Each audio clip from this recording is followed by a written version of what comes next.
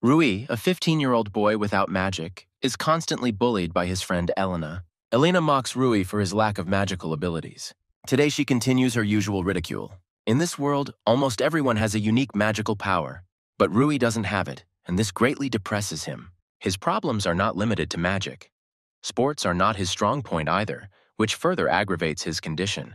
Unlike Rui, Elena mastered magic at the age of 3, and her skills are only growing. Her abilities become more powerful as she grows older. Rui is upset not only by Elena's magical superiority, but also by the fact that she will never understand his suffering. Elena trained Rui in magic, hoping that he would gain his powers. Rui didn't like that it was Elena who was training him, and this didn't make her happy. Having gained patience, Rui decides to practice magic himself. He tells Elena that he wants to study alone.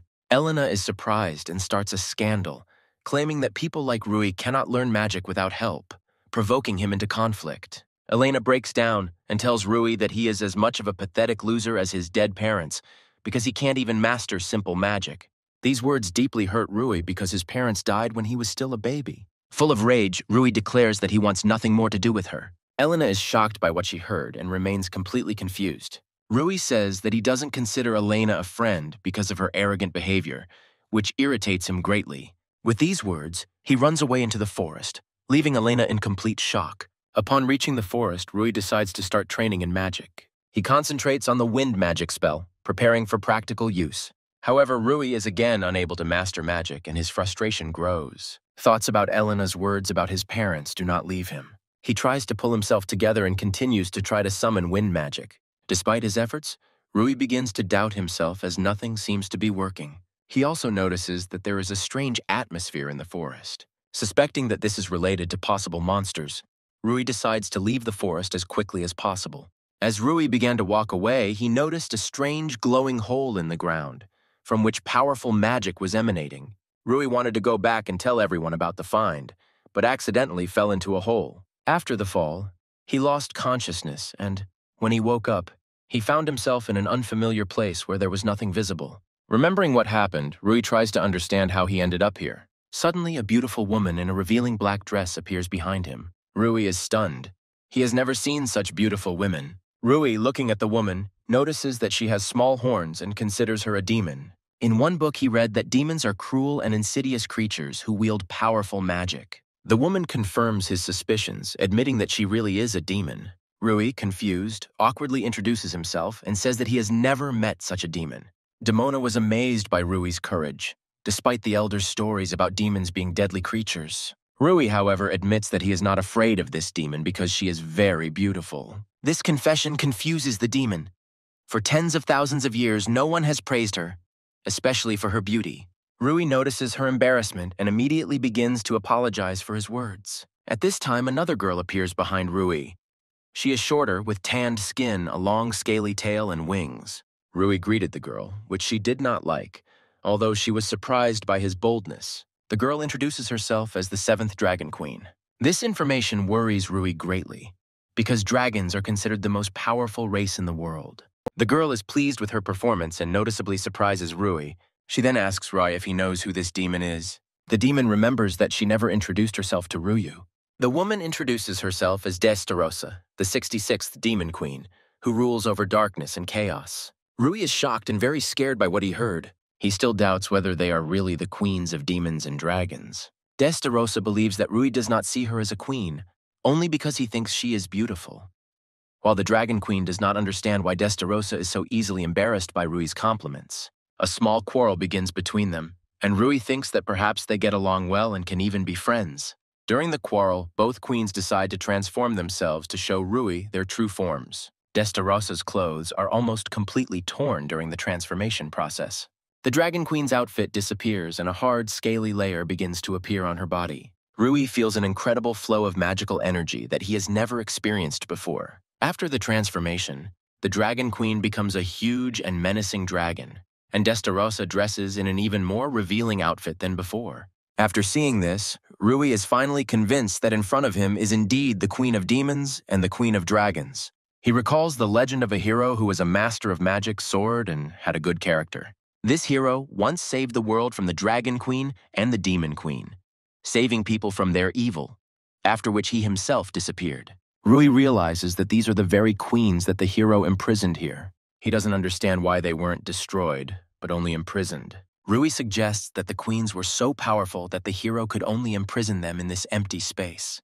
Rui decides to ask the queens how to get out of this place. Destarosa replies that it is impossible to leave this place. Rui despairs, realizing that he may have to spend the rest of his life here. The Dragon Queen adds that if they knew how to get out, they would already be out of this place. She decides to show Rui the seal that appeared on her when she arrived here. The Dragon Queen explains that the seal was placed by the hero who imprisoned them here. Destarosa added that because of the seal, their souls are connected to this place. Rui checked his body, but did not find the seal. Destarosa began to undress Rui to find the seal. But Rui did not have the seal, and the reason for this remained unknown.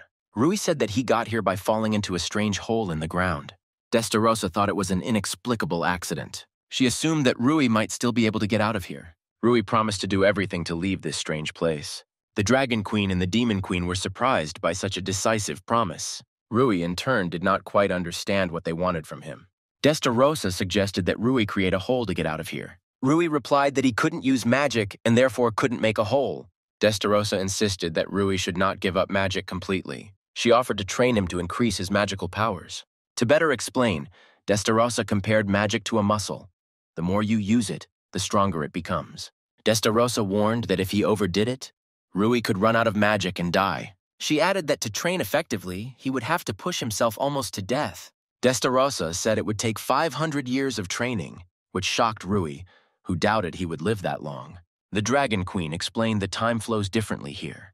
1 year here is equal to 1 day on Earth. So 500 years in this place is only 500 days on Earth. The Dragon Queen said that training would help Rui get out of here. Rui thought that they would not be helped for free, and then he was told that in exchange he would have to help them get out. He could not refuse this. The next day, Destarosa began training Rui, for which he was very grateful. She reminded him that it would take him 500 years to master the most powerful magical techniques. Rui wanted to check if time really flowed here, as the Dragon Queen said. Destarosa confirmed that time here really does flow, as the Dragon Queen said, and that she herself verified it with magic. Rui remembered the elder from his village who took care of him after his parents died. He was worried that the elder would be worried and promised to return after training. Rui promised Destarosa that he would try his best to get out of here as soon as possible. After this, Destarosa patted Rui on the head, praising his determination. Rui remembered his mother stroking his head before she died, which brought out a warm and pleasant feeling he hadn't felt in a long time. Destarosa apologized for the possibility of his death here, which drastically changed Rui's mood, making him more depressed. During long training with Destarosa, Rui's magical skills were worn out. He came to the Dragon Queen completely exhausted. The Dragon Queen noticed from his condition that Destarosa was indeed teaching Rui effectively. Rui hadn't even had time to catch his breath yet, but the Dragon Queen was already ready for training. She said that she would teach him not magic, but a special technique of Qigong. Qigong was special, revealing the hidden powers of any magician. People rarely use Qigong, but its power rivaled magic. The Queen promised that by mastering this technique, Rui would be able to defeat even a dragon. The study of Qigong includes 9 exercises divided into attacks and defenses. Anyone who masters all the exercises will be able to overcome any obstacles. Rui wondered why so few people use this powerful technology. The Queen explained that Qigong is extremely difficult to master. She added that magic has become more accessible and people prefer simple magic, while Qigong requires long years of training. Rui was not afraid of difficulties, because Qigong training seemed to him as difficult as magic. The Queen emphasized that mastering Qigong does not require talent, only diligence. Rui enthusiastically stated that he was ready to try and was eager to start training, but the Queen kept silent about the fact that he would have to memorize everything he learned. Then Destarosa appeared, announcing that the training program would change every week. The Queen wanted Rui to master Qigong faster than Destarosa could teach him magic. After 10 years in the endless hell, Rui's magical abilities have greatly increased. Destarosa was pleased with his progress, but knew that training needed to continue. She saw Rui transform into a real magician. She was surprised that during all this time, Rui never showed any signs of fatigue. At the end of one of his training sessions, Destarosa told him that he had had enough for today, but Rui insisted that he could continue even though his magical energy was almost completely depleted. Rui said he was trying too hard to just take a break. Destarosa thought his pursuit of perfection was too obsessive. She praised him for his diligence in all his training sessions. She added that despite his weak magical past, his efforts were bearing fruit. She then decided to transfer some of her magical power to Rui through a magical channel. She explained that the magical reserves of someone like him were very small, so she could only transfer a small amount of energy. She also warned that if Rui did not use this magic, his powers would weaken, and over time he would lose his ability to use magic, which scared him greatly.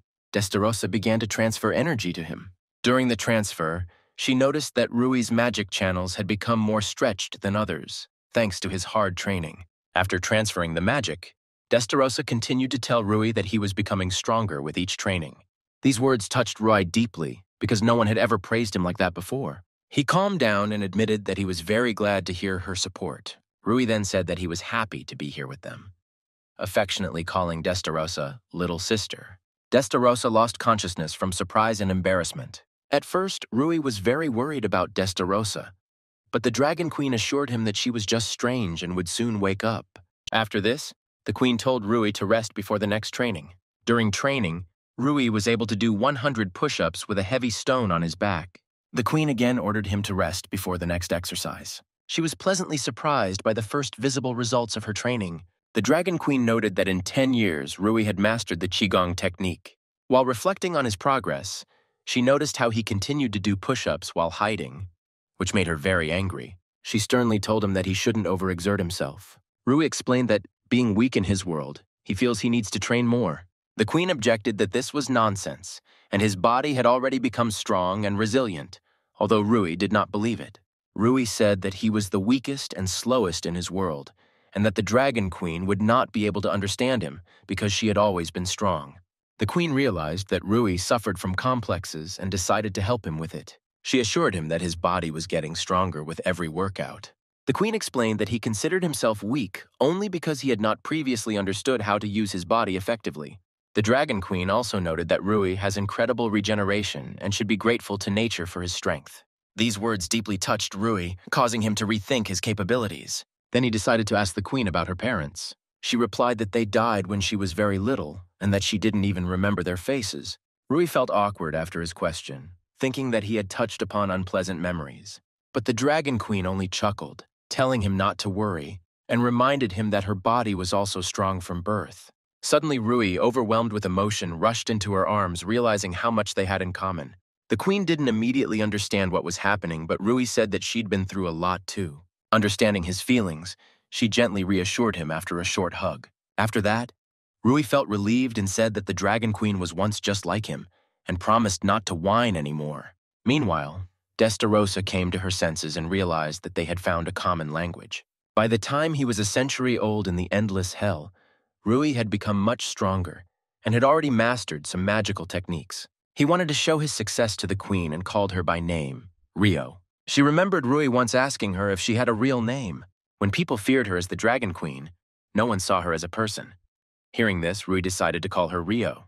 Rui brought her back to reality by asking her about his magic. Rio admitted that his magical abilities had increased significantly compared to before. She then praised him for having mastered half of all the offensive and defensive techniques of Qigong in 100 years. Rui confessed to Rio that every time she touched him, his heart began to beat faster. Rio was shocked, and Rui continued, adding that her skin was soft and she smelled delicious. He kept showering her with compliments, and Rio became more and more uncomfortable. She ended up beating him, calling him a pervert for saying such things. Rui, confused, did not understand what he had said wrong and began to think that he had clearly gone too far. Rio, still processing Rui's words and feeling how much he embarrassed her, couldn't get it out of her head. At this point, Destarosa appeared to discuss further training plans with Rio. Rui, feeling awkward, decided to leave them and continue training alone. Destarosa noticed how Rio and Rui had become really close during their training.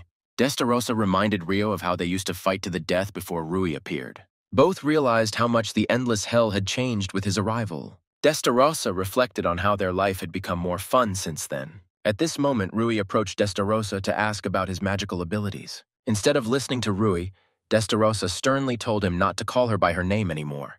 Rui tried to remember how to address her correctly. Remembering, he called her little sister, and Destarosa almost fainted from surprise. She then rushed towards Rui with a hug, completely at a loss. Rui and Destarosa began training, where he demonstrated his fire magic skills. Destarossa was very pleased with his progress after 100 years in endless hell. But despite his rapid growth, their separation was drawing ever closer. Rui ran up to her to see if she was satisfied with his abilities. However, as he got closer, he noticed that Destarossa had started to cry. Rui immediately became worried when he saw his little sister Destarossa start to cry. She, continuing to cry, hugged him tightly and said that her tears were precisely because of him. Destarossa, without holding back her emotions, promised herself that she would return Rui to his world, even if they never met again. During his 300 years in endless hell, Rui mastered the Dark Flame, one of the most powerful spells. Destarossa and Rio were pleased that he had mastered magic that was only available to high-ranking demons. Destarossa revealed that she periodically transferred some of her magical energy to Rui to help him develop his abilities more effectively. Destarossa was delighted at how quickly Rui had mastered complex spells. Rio added that Rui also made progress in her training, mastering all the Qigong techniques. After the training, both praised Rui for his perseverance and drive. When it became late, Rui suggested that everyone go to bed, and Destarossa and Rio agreed.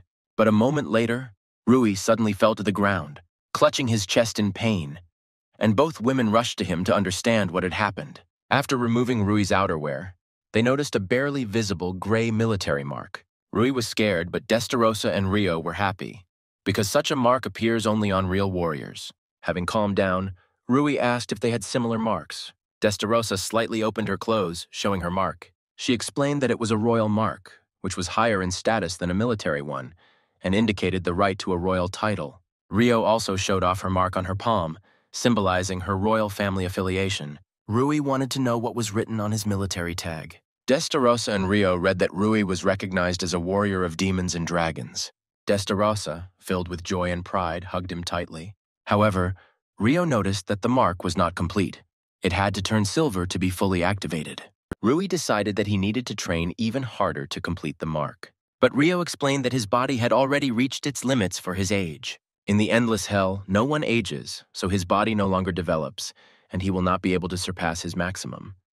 The only way out is to get out of here.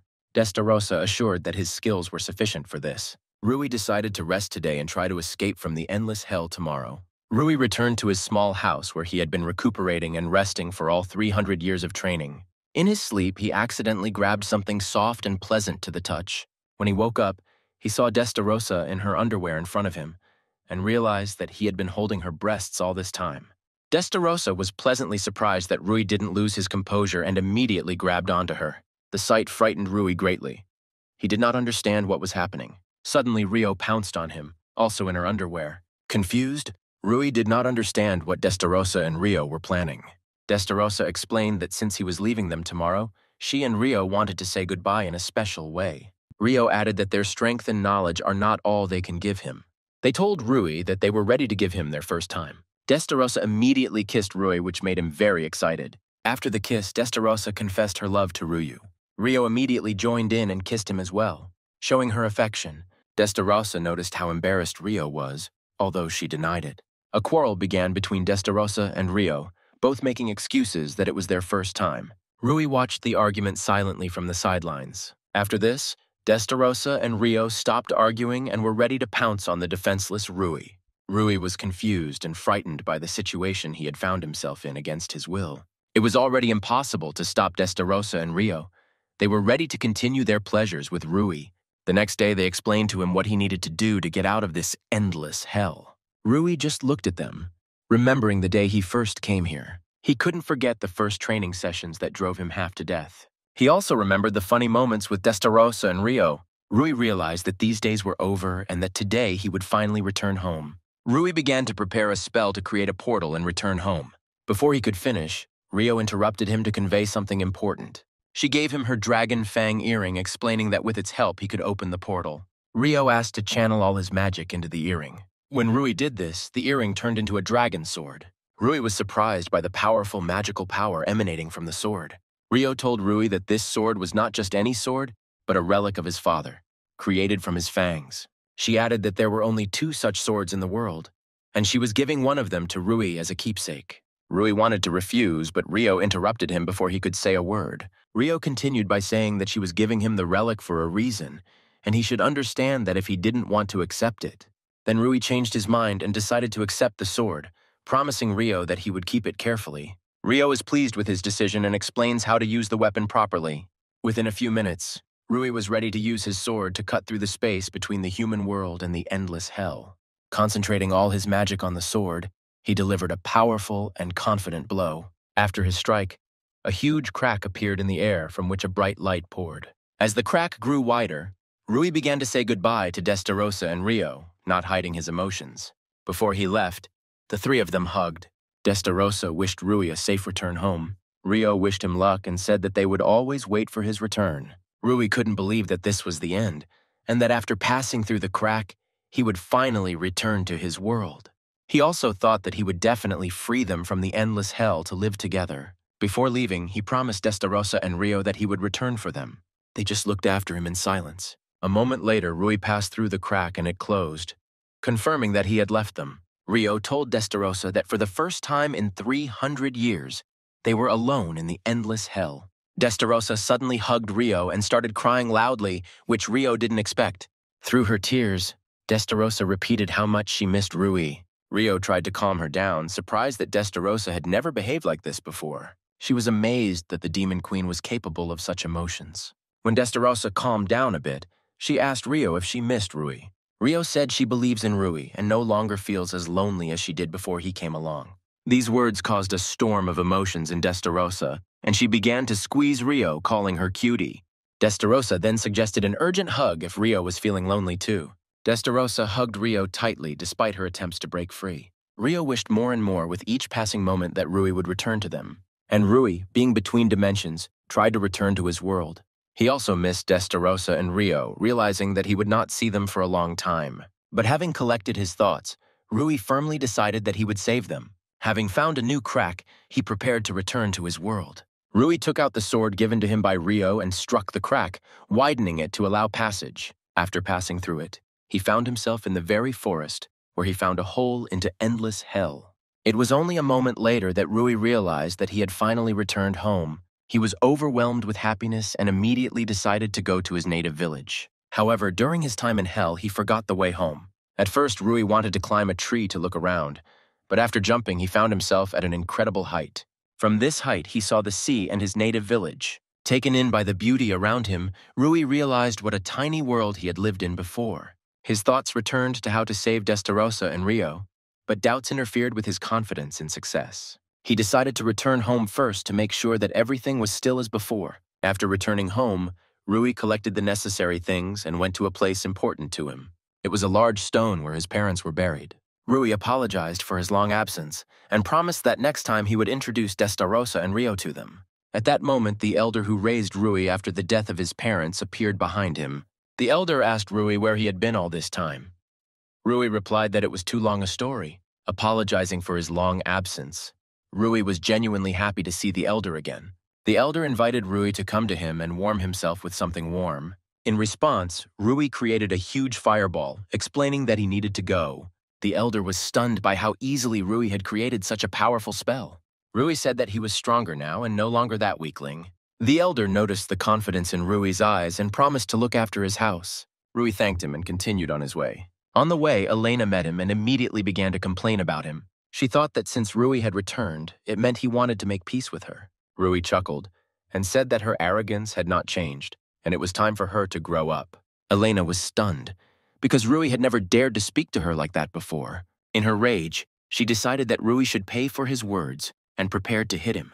But to her surprise, Rui easily repelled the attack without receiving a single scratch. Elena was shocked that he was able to stop one of her strongest moves. Rui told Elena that she doesn't notice how the people around her are getting stronger as long as her skills remain the same. This only made Elena even more angry, and she tried to hit him again. But Rui dodged all of her attacks, not even allowing her to touch him. Then he used a qigong technique and kicked her right in the face. Elena fell, but even lying on the ground, she continued to command, demanding that Rui lift her up. Rui said goodbye to Elena, telling her not to interfere with others on their way. Elena, shouting after him, assured him that one day they would still be together. Moving on, Rui remembered the conversation with Destarosa and Rio, where they discussed the plan to escape from the endless hell. Destarosa offered to learn more about the hero who had imprisoned them, since only he knew how to remove the seals. Rui assumed that the hero was long dead, but Rio noted that his family or relatives might know how to free them. Rui decided that when he returned home, the first thing he would do was look for the hero's grandchildren. On the way, he decided to find out about them in Escadria, the capital of the continent. But not knowing where the capital was, Rui decided to find it by following the sources of powerful magic. The technique of finding magic is usually used by demons, because people need enormous energy to master it. Rui focused all his power to find large concentrations of magic, assuming they were coming from the capital. His efforts were crowned with success. He discovered a powerful source of magic, deciding that the capital was there. Having learned the direction, Rui used Flying Leap, a Qigong technique that gives incredible speed. Rui made a light jump and instantly covered a large distance. After several such jumps, he decided to take a rest. Stopping, Rui noticed a large line leading to the entrance of the capital. He was a little worried as he had never been here before and didn't know what to expect. When it was his turn, the knight demanded a migration card from Rui. The knight, noticing the absence of a migration card, demanded that Rui leave the line. Rui was confused, because no one had warned him about the need for this map. He began to get nervous, trying to find a way out of the situation. The knight assumed that Rui was going to enroll in a magic academy, although he didn't quite understand what was going on. The knight hurried him, saying that the exam for the academy would begin very soon. The knight let Rui into the capital, wishing him luck in his exams. Rui was glad, but he didn't understand why the knight let him in anyway. When he first found himself in the capital, he was shocked by its beauty. Although he heard that there were many people here, there were far more than he expected. Approaching the sign, Rui decided to get acquainted with the local attractions. To the right, he noticed a shopping area where people had been selling a wide variety of goods since the morning. On the left was the very academy that the knight had spoken of. Rui had always dreamed of studying there, but it wasn't a priority right now. He decided to go to the bar first to find out something about the hero's relatives. But being a child, he would have been kicked out. Then Rui decided to go to the guild, where he could earn money by completing tasks and get a migration card to travel to other cities and countries. After some thought, Rui decided to join the guild and become an adventurer. But then an angry old woman appeared, deciding that Rui had gotten lost on his way to the academy. She grabbed him and forcibly led him towards the academy. On the way, the woman told us that the academy was created to counter the growing power of the empire. The old lady assured Rui that he would be able to pass the exam at the academy without any documents. A few minutes later, they reached the academy, where entrance exams were already underway. Rui realized that there was no way out and he would have to take the exam. But this didn't really upset him. Getting into the academy was his dream.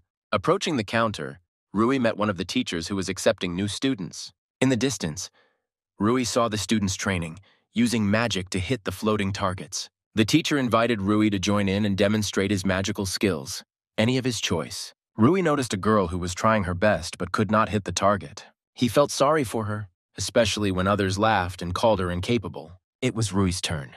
At first, he didn't plan to show his strength, but he changed his mind and decided to demonstrate what he learned from Destarosa and Rio. At this time, no one knew who Rui was or where he came from. The teacher gave the command, and Rui created a giant fireball that instantly destroyed all the targets. Everyone froze in shock, not understanding how he was able to use such powerful magic. After Rui's spell, a deep crack remained on the ground, and thick smoke rose from it. Everyone around was scared, but Rui was pleased with his success. He wanted to ask the teacher if he had managed, but he saw that he was lying unconscious. Rui turned to another teacher who, looking at him with fear, said that he could be accepted. Rui was then sent to the next exam. Rui felt awkward under the close gaze of those around him, who were discussing him with interest. Yuri, one of those who also entered the academy, approached Rui. Rui couldn't understand why a handsome guy like Yuri would be interested in a country boy like him. He greeted Yuri and expressed his joy at meeting him, to which he reciprocated. Yuri immediately suggested switching to informal you, because here everyone was equal. Rui was surprised by Yuri's bright smile, and he thought that all the girls would probably run after such a guy. Yuri noted that many unusual students entered the academy this year. He added that he expected her to be the best among the newcomers, although Rui did not understand who he was talking about. Rui then asked Yuri who he meant, explaining that he himself had recently arrived. Yuri thought for a moment, but soon they returned to their conversation. Rui wanted to know how strong she was, and Yuri replied that she was the granddaughter of a legendary hero. Rui was stunned to learn that the legendary hero's granddaughter was studying here, something he never expected. He asked Yuri what she looked like, which surprised him greatly. And just at that moment, the hero's granddaughter approached them. She immediately turned to Rui, asking if he was the newcomer everyone was talking about. When Rui confirmed, she disdainfully stated that he looked extremely pathetic. Yuri intervened, asking Charlotte not to insult Rui. He then introduced her as the granddaughter of the legendary hero, Charlotte Judelia. Rui immediately remembered how he admired her grandfather in the past. He also thought that the Demon Queen and the Dragon Queen, contrary to legend, were not so evil at all. Judelia interrupted his thoughts by declaring that she would not allow some boy to take her place at the academy. Yuri calmly informed Judelia that the exams were already completed and nothing could be changed. In response, Judelia put her hand in her chest and pulled out a white glove. She threw it towards Rui, challenging him to a duel. Everyone around froze in shock. The granddaughter of a legendary hero is challenging a simple village boy. Judelia set a condition. If she wins, Rui must refuse to enroll. If Rui defeats her, then Judelia will become his slave. Yuri desperately tried to dissuade Rui, considering this challenge thoughtless. Rui thought, he didn't need a slave, but the opportunity to learn something about the hero was enticing. Ignoring Yuri's entreaties, Rui picked up the gauntlet, accepting Judelia's duel. Within a few minutes, Rui and Judelia were ready to fight, and the rest of the students watched with interest. Regos, one of the teachers, was worried about the possible consequences, because if someone got hurt, they would be punished. Yuri calmed him down, assuring him that he would take full responsibility, since the teacher himself was also curious about what Rui was capable of. However, Yuri added that Regos should still judge the duel, which at first did not make the teacher very happy. Regos came out and announced the rules. The winner is the one who makes the opponent lose consciousness or surrender. He also added that he could stop a fight if he decided someone could no longer continue. The teacher reminded that murder was prohibited and gave the signal to begin the duel. Judelia thought that if Rui gave up quickly, the fight would soon be over. After the duel began, Judelia drew her sword, preparing to defeat Rui. Rui wanted to use his sword that Rio left behind, but remembered her instructions, to use it only when there was a real threat to life. He decided to duel with his bare hands, which surprised Judelia. Judelia, reminding herself of her legendary heritage, was ready to strike the first blow. She rushed at the unarmed Rui with fury. Rui extended his hand forward and used the Qigong technique Golden Cocoon, which completely absorbed Judelia's attack. She was shocked. Her sword, which cuts through steel, was unable to penetrate Rui's defense. After parrying the blow, Rui calmly stated that he was not the Demon King, not the Dragon King, not a hero, not even the grandson of a hero, but just a village boy. Judelia still couldn't believe that Rui had blocked her attack with his bare hands. The Golden Cocoon made one area of the wizard's body incredibly durable, unlike the steel cocoon, which protected the entire body but was less effective. At the same time, the Golden Cocoon did not restrict movement, which made it especially useful. Judelia attacked Rai again, but he easily repelled this attempt as well. She was confused. How could this country boy so easily block her masterful sword strikes? Judelia changed tactics, releasing multiple petal blades towards Rui. However, Rui easily dodged each of them, despite their speed and numbers. Then Judelia released even more blades, hoping that they would hit their target and disable him. The teacher considered this excessive and tried to stop the duel, but Yuri stopped him. Yuri pointed out how calmly and confidently Rui was acting, suggesting that he could easily handle this attack. Rui was surprised by the number of petals flying towards him and realized that he needed to use strong magic. Instead of dodging, he decided to run straight towards the attack. Flying high into the air, Rui used the wide flame technique, which instantly burned all the petals. Judelia was stunned. Rui easily repelled both her physical and magical attacks. At that moment, she was overwhelmed by memories of her childhood, when she had trained hard with her father. Her father told her about the hero's mark that no one could obtain. He assured Judelia that if she trained hard, she would be able to obtain it one day, which became a powerful motivation for her. Adults gathered around her, admiring her and predicting that she would become as great as her grandfather. Judelia promised to train without stopping and grow up to be a real hero who will protect peaceful people from any threats. Judelia, having collected her thoughts, was preparing to strike Rui again. She was determined not to let him take her place at the academy. But Rui used the Golden Cocoon Qigong technique again, easily repelling the attack. He remembered how Elena had mocked him, believing him to be incapable of magic. Then Rui realized that Judelia, like him, had gone through hardships, dedicating herself to training to become the best. Rui decided to use the Qigong technique Golden Sword Grasp, not only stopping Judelia's attack, but also grabbing her sword with his hand. Eudelia was horrified to see Rui easily stop her weapon with his bare hands. Grabbing the sword, Rui prepared for his next move, Meteor Fist, which greatly increased the power of his strikes. Eudelia thought that her last seconds had come and she would not be able to defeat Rui. However, Rui stopped his fist just inches from her face, sparing her. Rui tried to convince Eudelia that the duel was over in his favor, and there was no point in continuing the fight. Eudelia, frightened, burst into tears, not understanding how Rui had defeated her so easily. Rui was worried about her condition and did not know how to help her at that moment. Rui realized that no one was looking and created a dark space to hide them both. A black cube appeared in front of everyone, completely hiding Rui and Eudelia. He then checked Eudelia's condition and tried to calm her down. Eudelia soon noticed that everything around her had disappeared, and she and Rui were left alone in the darkness. Rui explained that he created this cube so that no one would see her in this state and to block out external noise and light. Rui immediately began to calm Eudelia, who was frightened. She was both frightened and surprised by such concern, which made her feel embarrassed. Eudelia asked Rui why he was helping her despite her rudeness. Rui simply replied that he always helps those in trouble. These words reminded Eudelia of her childhood, when she also dreamed of helping people in difficult situations. Eudelia realized how she had not understood such a simple truth before. She apologized to Rui for her behavior and admitted defeat. Furthermore, Eudelia admitted that Rui was superior to her not only in combat and magic, but also in her soul. Rui replied that she had also proven herself worthy, especially impressing him with her latest magic. Rui was about to take off the black cube, but Eudelia stopped him, suggesting that they switch to informal terms, since they were now friends. He didn't object, and they shook hands as the cube slowly disappeared. Viewers saw Rui and Eudelia emerge from the destroyed cube. Eudelia announced to everyone that she was surrendering and acknowledging Rui's victory. Everyone was shocked to hear this from the legendary hero's granddaughter, and she added that it was Rui who should study at the academy instead of her.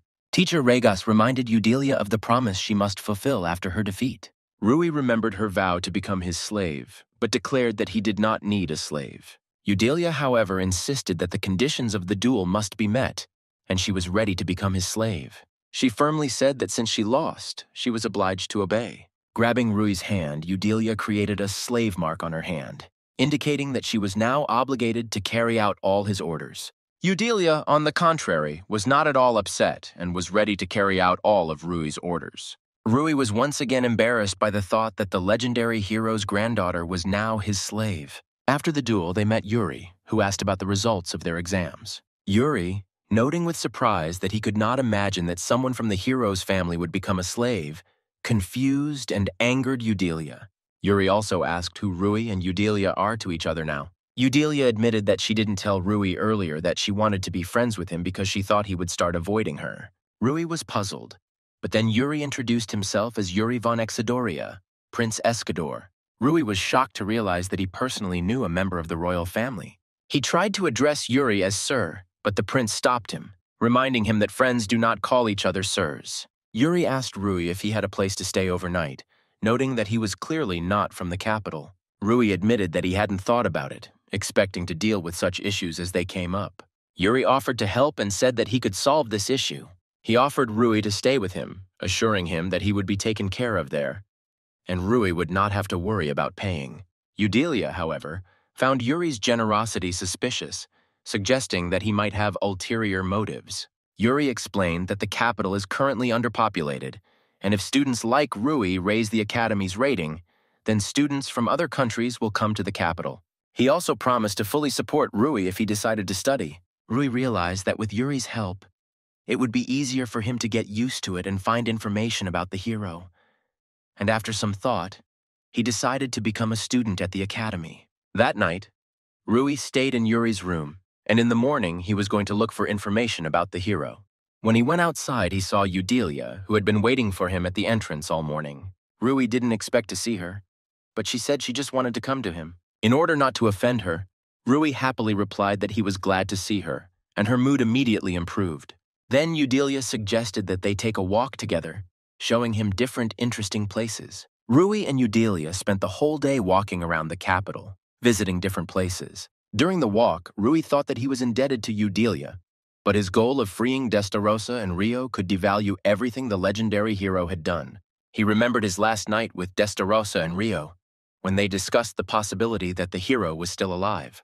Destarosa suggested that if the hero created a place where no one ages, perhaps he had found a way to become immortal. Then Rui said that if the hero locked up Destarosa and Rio, then he is not kind, and when Rui finds him, he will kill him. Rio said that it was impossible to kill the hero, because he was too strong for anyone to defeat him.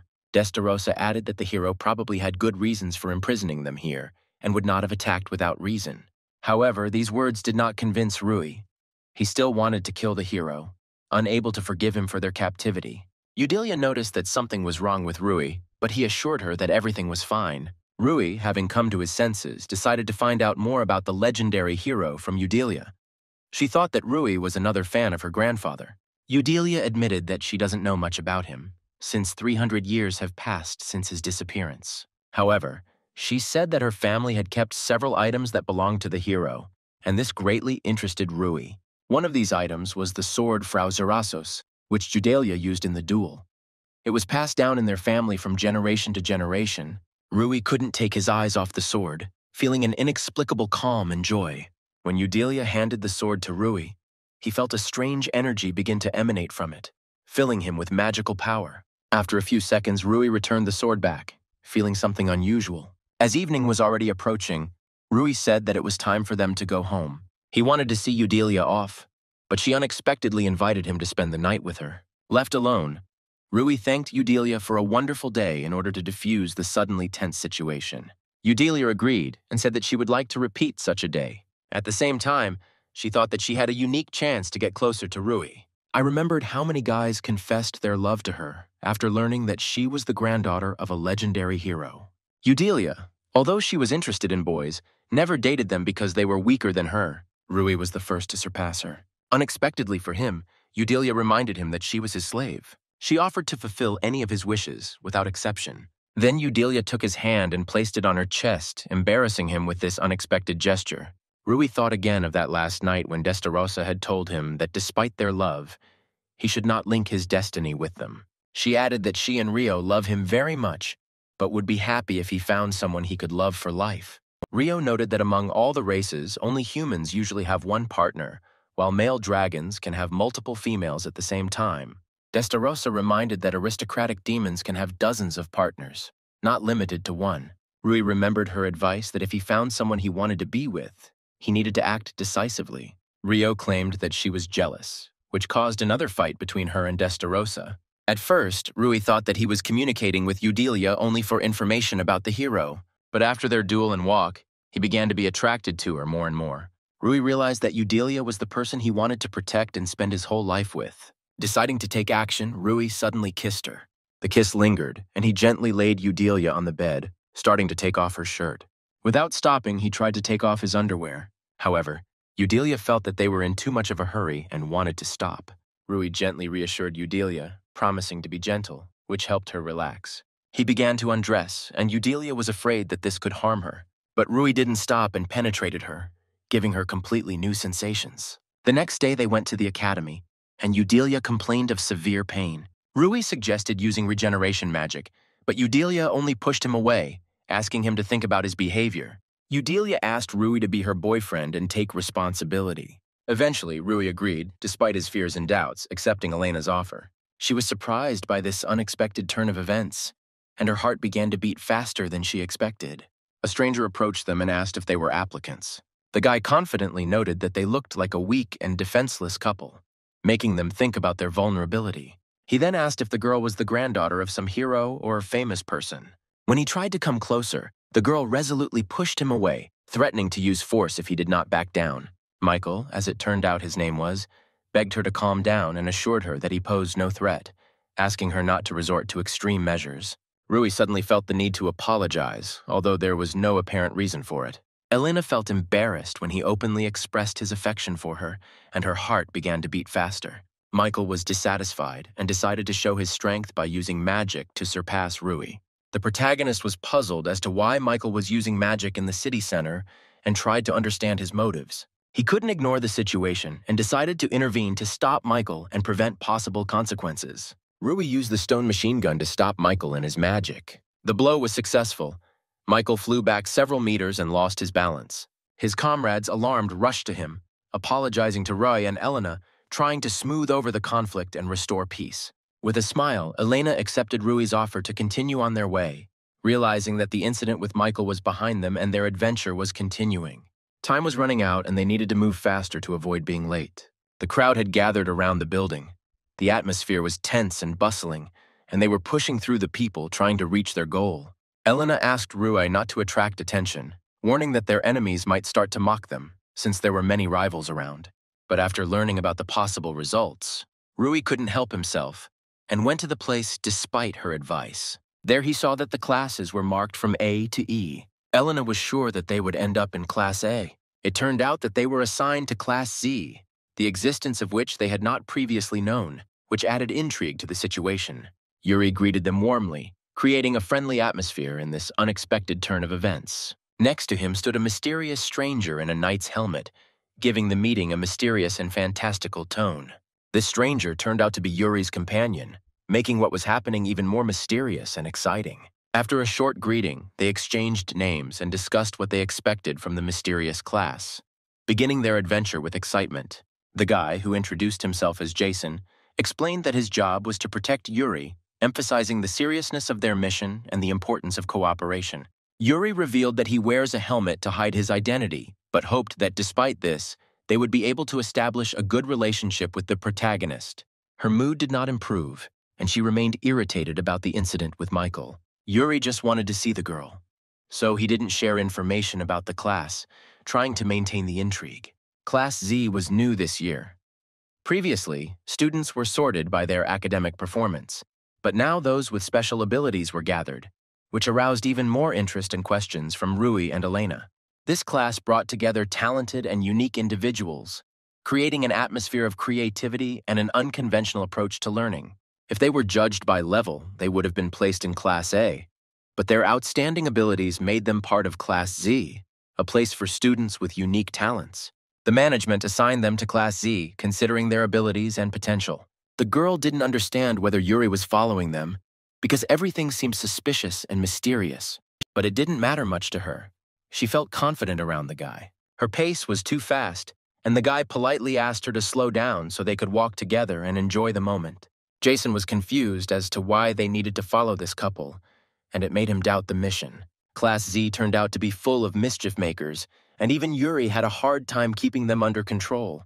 Jason believed that Rui had the skills and determination to meet the challenges and bring order to this classroom. Since Yuri relies on Rui so much, it means that he has invested a lot of hope in him, and now Rui must justify them. His curiosity grew, and he couldn't wait to unravel the mystery of Class Z and understand what made it so special. Having changed clothes, the boy and the girl decided to go on reconnaissance to find out more about the students and the characteristics of this mysterious group. At first glance, nothing seemed strange or unusual in the classroom. Rui hoped to find true friends and build warm relationships among the students, believing that this was possible despite their unique abilities and oddities. Having recognized Rui, the students began to wonder if he was the one who won the duel at the exam, which caused him slight surprise and joy. His achievements were known. After his confirmation, their reaction was strange, as if they wanted to know more and were especially interested in his story. Elena was prepared to fight, holding her sword at the ready if the situation escalated, expressing her determination to protect herself and Rui. To everyone's surprise, the boy simply shook Rui's hand, expressing recognition and admiration, praising his impressive duel. He continued to admire Rui, as if worshipping his skill as a duelist, calling him a magnificent and masterful fighter. Jack, who has skills in explosive magic, has attracted everyone's attention, becoming a popular figure in Class Z. Michael and Alex stood next to him, and the acquaintance with his classmates became warmer and more informative. Jack hoped that Rui would be able to find a common language with them, which was important both for him and for the entire Class Z. The warm welcome from the students dispelled Rui's fears, and he felt ready to meet new people and have adventures in this unusual class.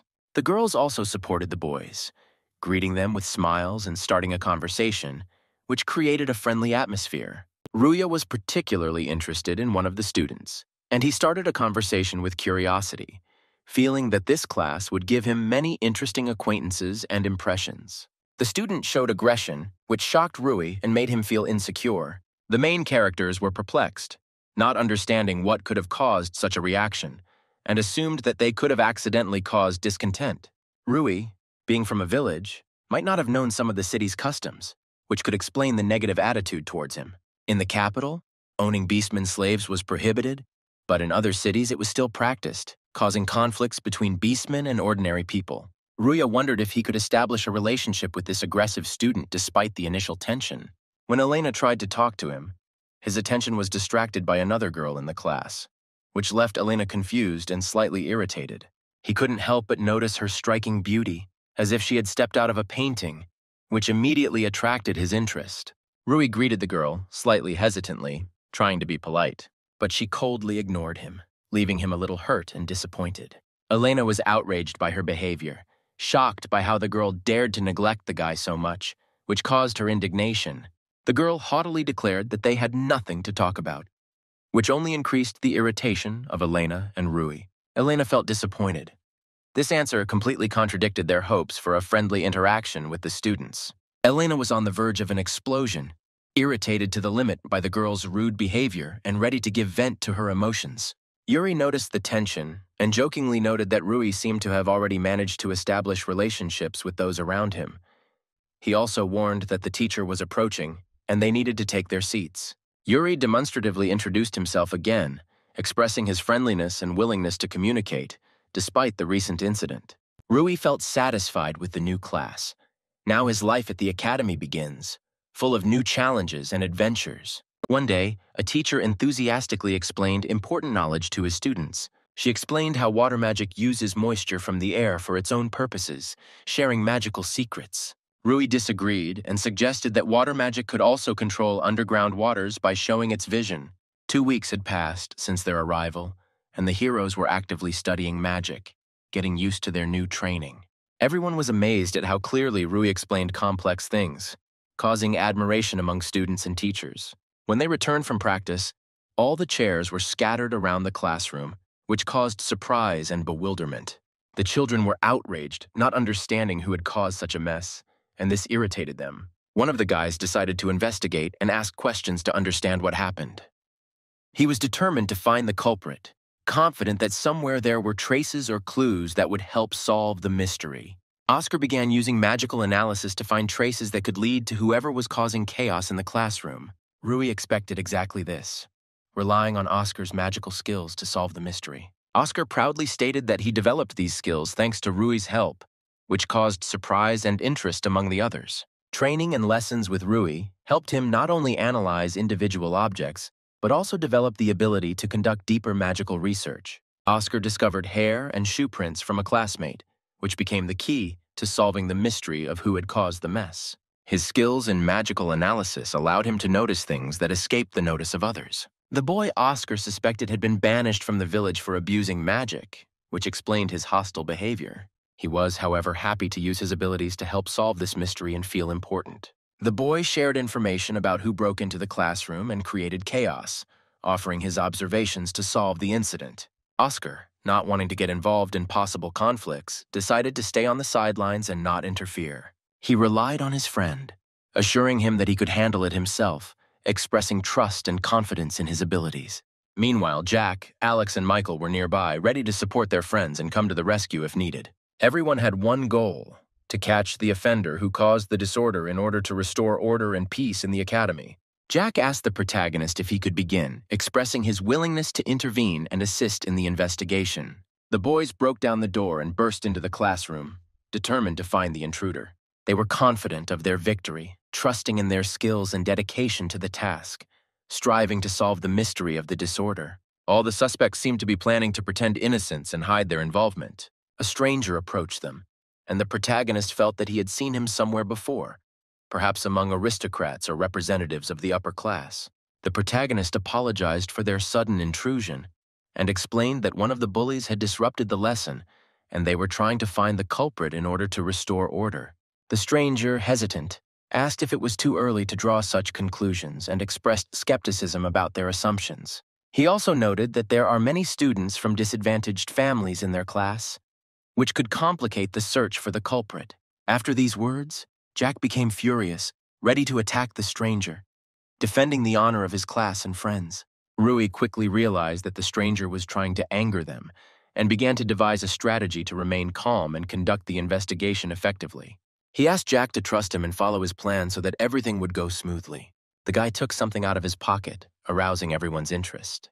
The main characters began to carefully study the hair that Oscar found in the classroom, hoping that it would lead them to the culprit and reveal important clues. The stranger curiously asked how Oscar was able to determine who the hair belonged to, showing interest in his magical methods. Oscar explained that they had done a genetic analysis and compared the data to known samples to determine the owner, then went over the process briefly so everyone could understand. He also added that he used his ability called reverse time to restore the genetic information and reveal the identity of the hair's owner. The stranger was stunned to learn that the ability time reversal had been used. Such a rare and powerful magic. The main characters used it to return hair to the owner's head, which amazed everyone with its power. It turned out that the hair belonged to a stranger, and he was involved in the incident with the thrown chairs. The stranger was perplexed, not understanding how this was possible, because time magic is not available to everyone, even among the most powerful magicians.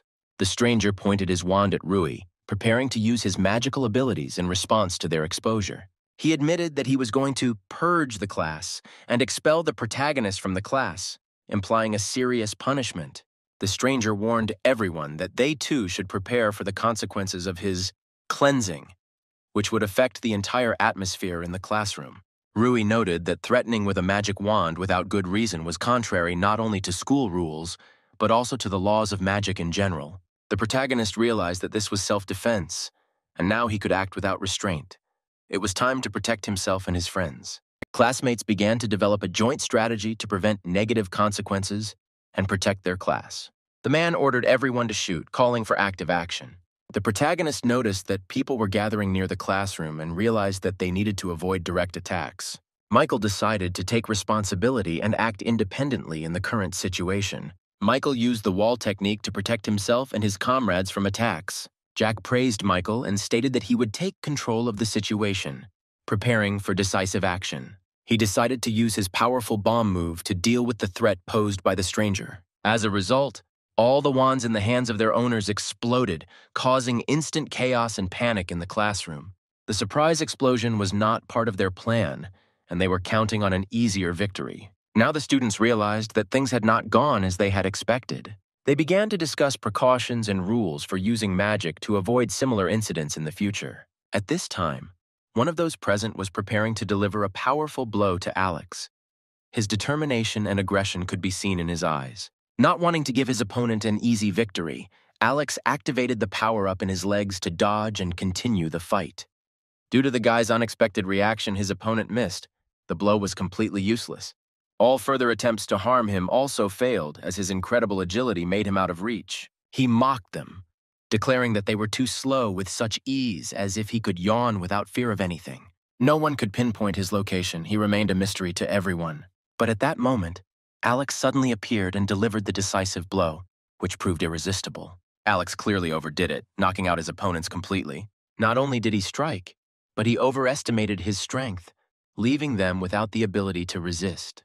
Grabbing one by the throat, Alex asked, "Who's the bad guy now?" Under pressure, he began to beg for mercy, promising to fulfill any demands. However, the condition was clear. He had to obey not only Alex, but also the others, following their orders. The protagonist was ready to deliver the decisive blow in the epic battle. The blow was so devastating that the enemy turned and fell, groaning in pain, and the others were stunned by its power. He smashed his body through the wall, leaving a huge hole in it, causing shock among all witnesses.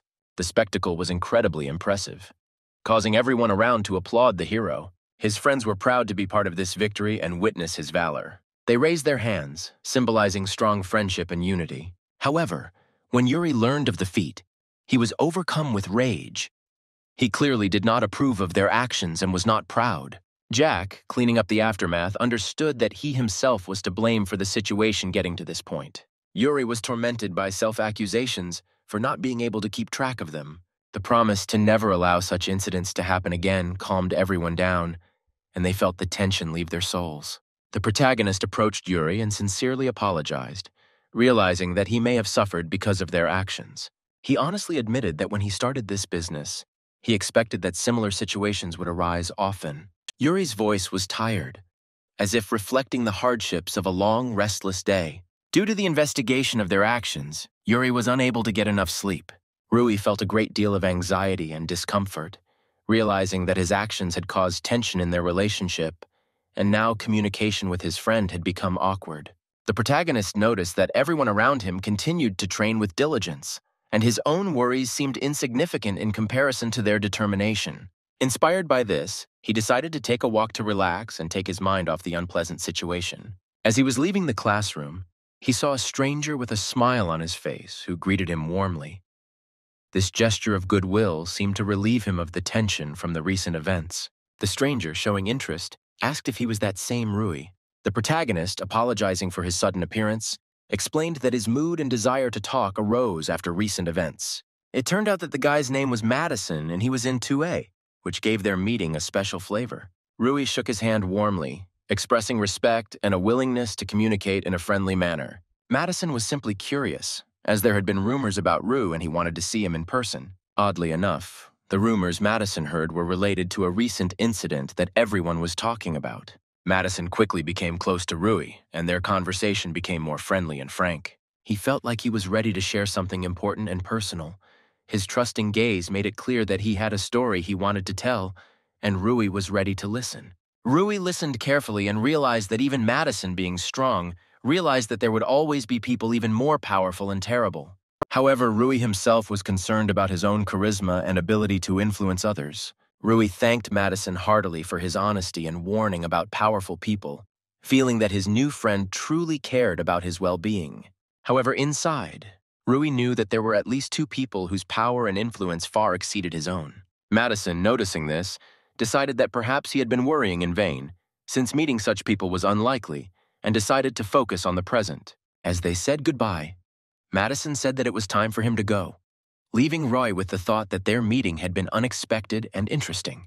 The protagonist realized that Madison was a mysterious person, and the short meeting left many questions in his soul. Unexpectedly, Madison said goodbye and quickly left, leaving Rui with a feeling of unsolved secrets. There were riddles in Rui's eyes that he had yet to solve. Returning home, he immediately collapsed on the bed, realizing how tired he was after a hard day. Rui was physically and emotionally exhausted from the long efforts to rebuild the damaged classroom, but he noted with pride that, despite the difficulties, he had completed the task, and his day ended with a feeling of satisfaction. Rui woke up and, looking around in confusion, could not understand whether it was morning or still twilight. A feeling of confusion came over him as he realized that he was in an unknown place, far from his usual surroundings, which made him feel uneasy and surprised. Despite the strangeness of the place, Rui was sure that his little sister and Rio would always come to the rescue. But suddenly, he was overcome with fear as he realized that he could not feel anything, and thoughts that this could be an endless hell began to overcome him. Suddenly, the girl came up from behind and gently asked him to calm down, as if sensing his anxiety. She confirmed his worst suspicions. It really was an endless hell. Inviting Rui to sit at the table, she suggested talking and trying to figure out this strange situation they found themselves in. Rui felt a slight tension and hesitation as he sat at the table in this mysterious setting. Before drinking the offered tea, he thought for a moment whether it was worth doing, because the situation was unclear. But having overcome his doubts, Rui was pleasantly surprised. The tea turned out to be exquisite, and its warmth instantly relaxed him. Holding the cup, he couldn't help but ask about the girl's identity and her connection to this strange place. She introduced herself as Chris and said that she had been assigned to run this endless hell, adding even more mystery to their meeting. The protagonist instantly got into a fighting stance, feeling a sudden surge of tension and danger. Chris again asked him to calm down, assuring him that she was not an enemy and that her intentions were good. Despite this, feelings of uncertainty and uneasiness did not leave him. Rui needed a clear explanation of his role and purpose in this strange place. It turned out that everything was simpler than he thought. Rui accidentally removed the seal from the endless hell. This happened because in the real world, he received an item from a hero who destroyed the magical protection that protected this hell. Rui was shocked by what he heard. The realization that he had accidentally released an endless hell was a real shock to him. Remembering the moment when he supported Charlotte's sword and felt a strange power, Rui realized that it was then that the seal was removed, opening the doors of endless hell. Rui learned that by collecting all of the hero's items, he would be able to completely remove the seal from the endless hell and return to the real world. He thought that a joint effort with Charlotte might be more effective and safer than searching alone for a hero he knew nothing about. He was puzzled as to why Chris, who ran this place, was willing to reveal the way to remove the seal. Chris admitted that the purpose of the endless hell had already been fulfilled, and she herself found it strange that it still existed, so she decided to help Rui to fix this situation. Rui was completely confused. The information about the purpose of the endless hell took him by surprise. He felt even more confused and insecure when he learned that the girl was not allowed to reveal the details of this goal, realizing that the situation was much more complicated than it seemed. Sincerely apologizing, the girl explained that she could not divulge the details, but was ready to help him find answers together. The girl explained that Rui was not physically here, so by collecting all of the hero's items and removing the seal, he would be able to return to the real world. It turned out that he was summoned to this world to gain experience and skills necessary to complete the task of collecting items and removing the seal from the endless hell. Now Rui began to understand his role in this world, ready to accept the challenge and help Chris, because he had the opportunity to develop the skills that would be needed to carry out this important mission. Focusing on the swords, Rui was surprised to see them materialize in front of him, ready to use. This feeling of control over the world was thrilling. Chris wasted no time in decisively announcing the start of training, and Rui was ready to learn how to use his new swords. Under the influence of unknown forces, he instantly dodged the blow, surprising both himself and Chris. She realized that Rui had unique abilities that were just beginning to manifest.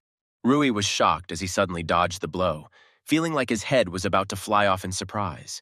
In the final stage of the training, Chris sternly warned that death in this world meant the end in reality, giving the situation additional weight. She reminded him that this was just training, and that Rui had an exam ahead that would test his abilities and readiness. Rui noticed that Chris, despite her appearance, was incredibly strong and masterful with a sword, earning him respect. Chris noticed that Rui had no training in swordsmanship, and decided that they had a lot of work to do to develop his skills and be successful. Although Rui didn't have much experience, he already had some techniques and was ready to use them. He used the glitter technique, creating a bright flash of light to blind the opponent and gain an advantage. However, Chris remained calm. Her face did not show any anxiety, which showed her confidence. Rui realized that he had to rely on intelligence and tactics to compensate for his lack of speed. Under the pressure of the fight, his nerves gave out, and he decided to activate the Super Boost to increase his abilities and improve his chances of winning. With his Super Boost activated, Rui put all his strength into a powerful strike, trying to turn the tide of the fight in his favor. His determination and strength impressed Chris, and the battle became much more intense, with both fighters fighting at the limit of their abilities. With the use of the magical body, Rui gained additional strength and agility, making his attacks even more powerful and dangerous. But Chris continued to resist. However, with this powerful strike, Rui was able to establish his superiority, highlighting his unique abilities, and even Chris, despite her strength, was forced to give in. Realizing that further fighting was futile, Chris asked to stop. Realizing that Rui was strong due to his ability to adapt to any situation, not limited to one form. Chris, despite being defeated, quickly reacted, using her shield to block Rui's powerful attack and defend herself. The protagonist continued to demonstrate his adaptability and magical powers, overcoming obstacles and impressing Chris with his incredible skills. She decided that she needed to know more about this mysterious guy. Gathering his last strength, Rui prepared for the decisive blow, realizing that it would determine the outcome of the battle. Suddenly, Rui felt a sharp pain in his head and began to lose consciousness, which caused alarm to both him and Chris. There were only moments left before his victory, but this unexpected fainting spell stopped him on his way to triumph, leaving him in bewilderment and pain. Chris had no intention of killing him, and his weak body acted as a defense when he was on the edge. A symbol of hope for Rui could be the cherry blossom, which represents renewal and a bright future after all the trials he has gone through. Chris understood that the fate of the world depended on Rui, and she believed that he would cope with the difficult task that lay before him. When Rui woke up, his body was aching in pain, probably due to the intense training and fighting in the endless hell. He noticed the lack of wounds on his body and began to realize that he may never have physically been in this place. Everything was happening in another dimension or state. The dimension slit was described as an advanced technology that mixed magic and qigong. This combination created a rift that could explain everything that happened in the endless hell. Fighting an opponent of equal strength, Rui realized that even without a weapon, he could use magic to compensate for the gaps in his sword technique, increasing his combat power. He had doubts that the girl could be better than him in a fight, which gave rise to insecurity. By focusing on training, he realized that this was the path to improving his skills. The inner fire and determination burned within him, and he was ready to work hard to become stronger and better. The next day, when Rui came to school, he was immediately greeted warmly and felt part of the community, preparing for new challenges. During breaks, not knowing what to do, the friends decided to spend time in friendly conversation, discussing past events and sharing plans for the future. Rui looked into the distance, and suddenly someone's presence caught his attention. It was Yuri's bodyguard, who, to his surprise, heard Rui's request for help, although his job usually consisted of ensuring the safety of his boss. With bitterness in his voice, Rui told how he was again driven out of the place where he had found temporary refuge. Seeking self-improvement, he asked his bodyguard to teach him the art of swordsmanship. To further his learning success, Rui also turned to Charlotte for help. During the chaotic duel, with Charlotte attacking and him defending, Rui realized that he needed to master both attack and defense to become a true swordmaster. With pride and determination in his eyes, Rui declared that he would pass on the legendary technique known as the King's Protecting Sword. Thus began an exchange of knowledge. Rui taught Charlotte magic, and she became his mentor in swordsmanship. This alliance promised not only to strengthen their skills, but also to strengthen their friendship and mutual respect. He silently observed the diligence of those around him. Their striving for perfection inspired him to develop himself. Rui happily immersed himself in this dynamic atmosphere, determined to become stronger by absorbing the influence of those around him and improving along with them. They decided to move towards their goals gradually, supporting each other along the way, making efforts to improve together. The main character supported his friend in every possible way, inspiring him to achieve his goals and staying close. After some time, Rui again found himself in an endless hell, continuing to train, striving for perfection. Now his look was more confident, and he approached training with more determination and self-confidence. His remarkable progress inspired not only himself but also those around him, including his girlfriend, whose faith in his abilities grew stronger and stronger. They continued to support him on his path to excellence. Rui had become so good that he was even able to injure a girl in a training fight, which was clear evidence of his growth and improvement in fighting skills. She noticed his hard work and realized that his determination and hard work had not gone unnoticed. Rui openly admitted that he has many teachers and is taught by masters with outstanding sword skills. Chris noticed that Rui was serious and completely focused on achieving his goals, realizing that it had become a real priority for him. Rui worriedly asked why his little sister and Rio weren't in the endless hell with him. Chris explained that they were on different floors of an endless hell, separated by this world, but still in contact. This information about the second floor made Rui very interested and eager to explore unknown areas to possibly meet his sister and Rio. However, Chris was forbidden to tell who was on the second floor, which added even more mystery and intrigue to their communication. The main character was a little upset to learn that he would not be able to get information about his sister and Rio, because his hope for a quick meeting was overshadowed by the ban. Chris suddenly admitted that Rui seemed to have met the hero's granddaughter in his world, which caused surprise and joy among everyone. It turned out to be Charlotte, and Rui confirmed that they were friends, which strengthened their bond and understanding. At first, Charlotte treated him with displeasure, but after their duel, their relationship changed. She began to see Rui as a true friend and ally. It turns out that Charlotte is actually very lonely and strives to become stronger, not only for herself, but for others as well. This fact adds depth to her character and motivation. Chris also believed in happiness, but it was important for her to share this joy with others, striving to become stronger and more useful. Rui admitted that their interaction helped him as much as it helped her. It became a mutual source of inspiration, as they supported each other in their search for strength and meaning in life. It had been 6 hours, and Rui was starting to become transparent, which meant that they were about to say goodbye. They left important lessons and inspiration for future achievements in their hearts. Before leaving, Chris stopped Rui to thank him and promised that she would continue to strive for excellence in his absence. She warned him about the Genesis sect, cautioning him of the possible dangers he might encounter along the way. Although Chris couldn't reveal the details, she assured Rui that as he uncovered the secrets of the endless hell, he would inevitably have to learn more about the Genesis sect. She stressed that he must be vigilant and careful, otherwise he risks being left with nothing when he reveals the secrets of the endless hell and this mysterious sect. Having received important information, Rui returned to his world, full of hope for future encounters and a deeper understanding of the secrets of the endless hell. It was clear from Chris's expression that she was genuinely worried about him, and their growing bond and friendship became noticeable. When the change came, they parted with regret, promising to meet again, each continuing their studies and adventures in their own worlds. Rui felt empty without her presence, as if something important and special had disappeared from his life. Since Charlotte was busy, he had to find another companion to relieve his boredom and loneliness by arranging a walk. Feeling hungry, Rui decided to go out to eat to satisfy his appetite and spend time usefully. But suddenly he heard a fight nearby, which made him wary and vigilant before moving on. The protagonist decided to intervene and sort out the problem, ready to help if necessary. An angry boy in class started an argument, and the situation seemed to be escalating. It was Wolf, whom the hero had already encountered, knowing about his hot temper. The hero approached Wolf, trying to understand the reason for the conflict.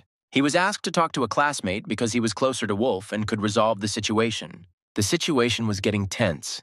Everyone felt the growing tension and anger. The man, dissatisfied with the aggression, said that he hated the human world, which angered the guy, causing an outburst of emotions. Rui intervened, showing interest in the conflict, and offered to sort out the situation. A classmate was accused of stealing goods, which caused the dispute. The guy asked to explain what happened in order to understand and help resolve the conflict. The man said he was certain the theft had occurred, claiming the thief had broken into his store and that the charges were true. After he left, it became clear that the store window had been smashed, adding to the mystery of what was happening. Having called the police, the man began searching himself and found the stolen goods at his classmates, which helped resolve the conflict. However, he doubted that the boy acted alone, suspecting that he had help. The man wondered if there were hidden details he had missed in this story. The boy often heard how beastmen were accused without reason, and he was afraid that he might be arrested without evidence. The main character decided to find the real thief himself in order to prove his innocence and restore justice in this confusing situation. However, these words failed to relieve the tension, and the situation remained difficult. Rui asked how fast his classmate ran, trying to find clues to determine his guilt or innocence. The main character decided to use magic to solve the mystery and find the true thief. He used a smokescreen to create chaos and buy time to act. They instantly disappeared from the man's sight, leaving him confused and panicked. They hurried to leave the danger zone, and Rui directed the boy to a safe place, warning him about the consequences of theft and conflict. The man was left in confusion, wondering where his classmates had disappeared to and tormented by unresolved questions.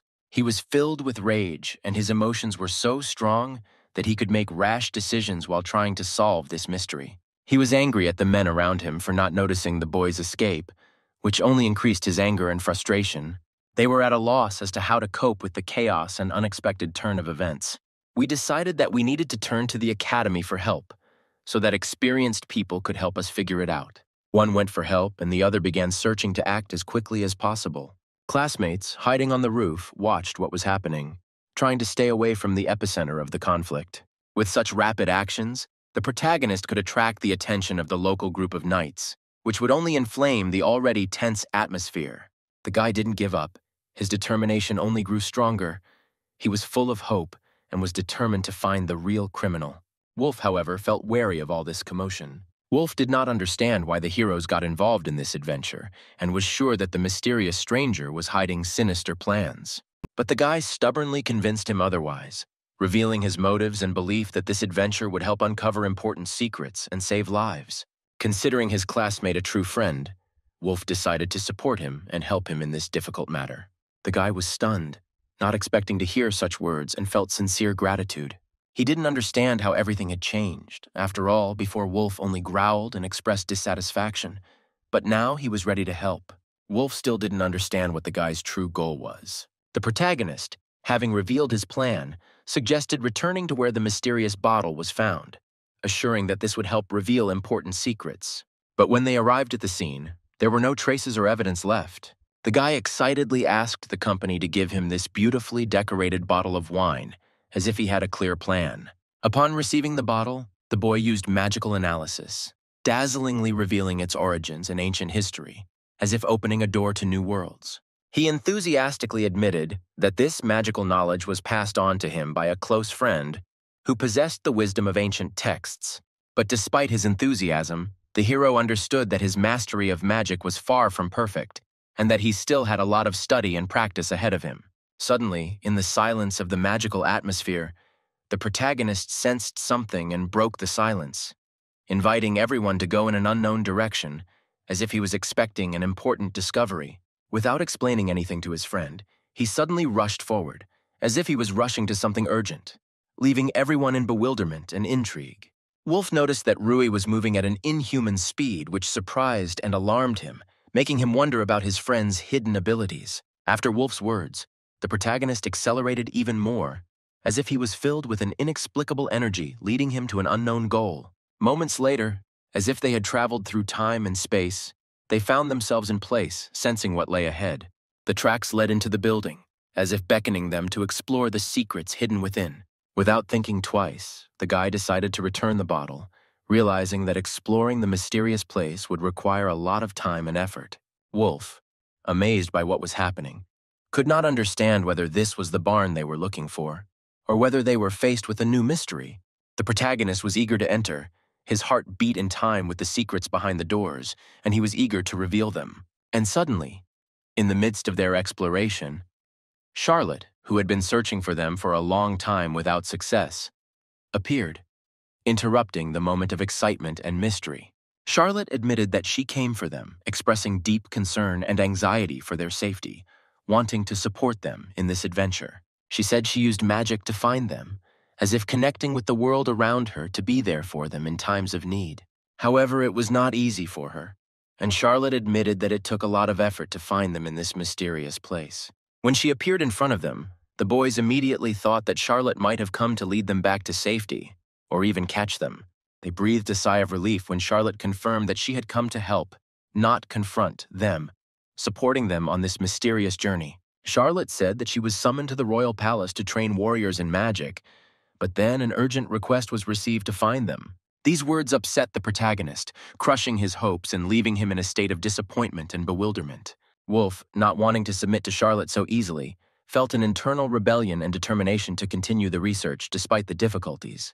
However, from her reaction it was clear that she was not trying to catch them, and perhaps even shared their desire to explore the mysterious place. Suddenly, Charlotte changed her mind and offered her full support, which brought relief and a sense of support to the heroes.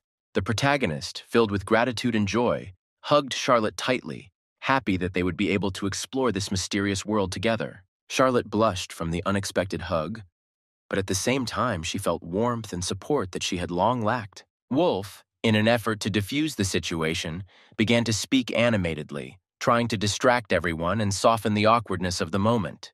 He couldn't understand why Charlotte decided to help, since she was the hero's granddaughter, and her reputation could suffer if she supported the Beastman. She explained that abandoning people in trouble is not a sign of valor, and her decision to help has nothing to do with how he looks to her. The guy was slightly stunned by her words, feeling his internal conflict subside, receiving unexpected support and understanding. Suddenly, for some unknown reason, Charlotte took up her sword, as if preparing for something unknown, increasing the atmosphere of mystery and uncertainty. Feeling the tension growing, they decided to act faster, realizing that new challenges and secrets lay ahead, and they had little time. When they opened the doors, they were stunned. A world of wonders and mysteries opened before them, ready to be explored. They found themselves in a room full of incredible wealth and elegance, as if they had entered a treasure trove they had never even dreamed of. The inside was much more spacious than Charlotte had expected, and she appreciated the hidden possibilities of this place. The guy noticed that everything here looked suspicious, and was sure that many of the items had been stolen or acquired dishonestly. Most likely, it was a secret warehouse of a thieves' group where the stolen treasures were stored, and they suddenly found themselves in the very center of criminal machinations. The protagonist believed that it was better to inform the knights or authorities about what he had found as quickly as possible in order to stop the criminals and restore order. But suddenly, guns were pointed at them, surrounded by an ominous aura, and the situation instantly became dangerous. Several dozen people surrounded them, creating an atmosphere of tension and hostility where every action could be decisive. A man approached them and asked if they were lost, adding a bit of clarity and relief, although they still didn't fully understand what was going on. His name was Gulam, and he turned out to be the gang leader in charge of the whole situation. They realized that they were dealing with the key figure in this incident. Gulam appeared to be an influential figure in the criminal world, which increased tensions and required caution in communication. However, the guy doubted that this man was really the leader of the thieves. His unusual appearance or behavior raised questions, adding mystery to what was happening. He made his money by stealing, but the protagonist was determined not to let him take advantage of the loot and believed that justice should prevail. He was ready to stop a thief and put a stop to his criminal activities, even if it meant facing a crime boss. The man suddenly showed that he seemed to have seen the hero somewhere, and his gaze became suspicious and puzzled. He soon mysteriously remarked that he was lucky to meet a hero, which surprised everyone. The man admitted that he didn't expect his target to find him, adding even more mystery to the situation. Charlotte drew her sword with determination and assumed a fighting stance, preparing to defend herself, her determination evident despite the tense situation. Wolf was angry that the man was stealing goods from souvenir shops, which could affect his reputation among locals, and loudly expressed his indignation. The man couldn't even remember which shop he stole the goods from. His inattention added to the mystery. He didn't deny that some of his men might have stolen something, but he didn't consider it a serious problem. The guy mockingly bragged about where all the goods were hidden, clearly provoking the others. After these words, it was clear he would not be forgiven. The guy would face inevitable reprisals. The man realized that for such an act, the guy had already received his share of troubles. In the end, he offered a humiliating apology, offering to become his master, laughing at the situation. Wolf was shocked and already on the verge of exploding. He said sarcastically that he just had a rich buyer for the guy. Then he added that people quickly break down and do not live long in such conditions. His nerves couldn't take it anymore and he was ready to destroy everyone around him. But the main character stopped him in time and thus prevented a fight. He was sure that they simply wanted to anger him, and he should not give in to this. Charlotte, he asked her to shut up because she herself was looking down on him. The guy asked them not to think about it because they don't think so. He's just talking nonsense. These words also slightly surprised Wolf, because he had apparently never heard anything like this before. After that, he really calmed down a little and came to his senses. The main character hoped that the guy had learned his lesson and understood everything. Wolf's gaze shifted to Rui's bloody fist. He admitted that he would pay the man back for insulting his friend. The man ordered his subordinates to deal with the guy because he sees him as a huge problem. Their eyes lit up with excitement for a fight. In addition, the man asked not to hit Ryu in the face, thereby mocking him. The man realized that if he sold him to perverts who loved pretty boys, they would pay a lot for it. It sounded disgusting. But after some time, the man's gaze changed very abruptly. He was scared. The subordinates' fingers were broken mercilessly. Every single one of them. The protagonist used the golden shell and finger takeoff techniques, causing the enemy to tremble with fear. The man was horrified, not understanding who he was facing. But the main character remained calm, noticing how the gun in the enemy's hands began to shake. The man tried his best to look calm, but his fear was obvious. And then he even ordered them to open fire. Well, the guy had an idea of what to use to protect them. He used a technique called the crane. Wolf had never seen such a technique before, and everyone present had already run out of ammunition. And now the friends had a chance, but they had to try not to damage what they had stolen. Rui dealt with his opponents with ease and did not see them as a danger. And Charlotte helped him at this time, as always. She asked to leave someone with her. Their team worked really well together, which brought results. Wolf was stunned by the sequence of attacks as they defended each other's blind spots. And after some time, everyone present was lying unconscious. The man had no choice but to shoot the standing guy. At this time, Wolf turned away and did not notice the bullet flying towards him. In a split second, she had to approach the guy. When he noticed everything, he became very scared and didn't know what to do. Rui noticed this too and realized that he needed to do something. The main character began to approach the guy in order to help him. And a split second later, screams were heard in the building and blood was flowing. Wolf was informed that he was eagerly awaited as the harbinger of an important event. He was clearly late. Time was slipping away and the meeting turned into a painful wait. Burning with curiosity, he could not understand the reason for such a mysterious invitation. He was brought out, hinting at something mysterious, like a curtain rising before a mysterious performance.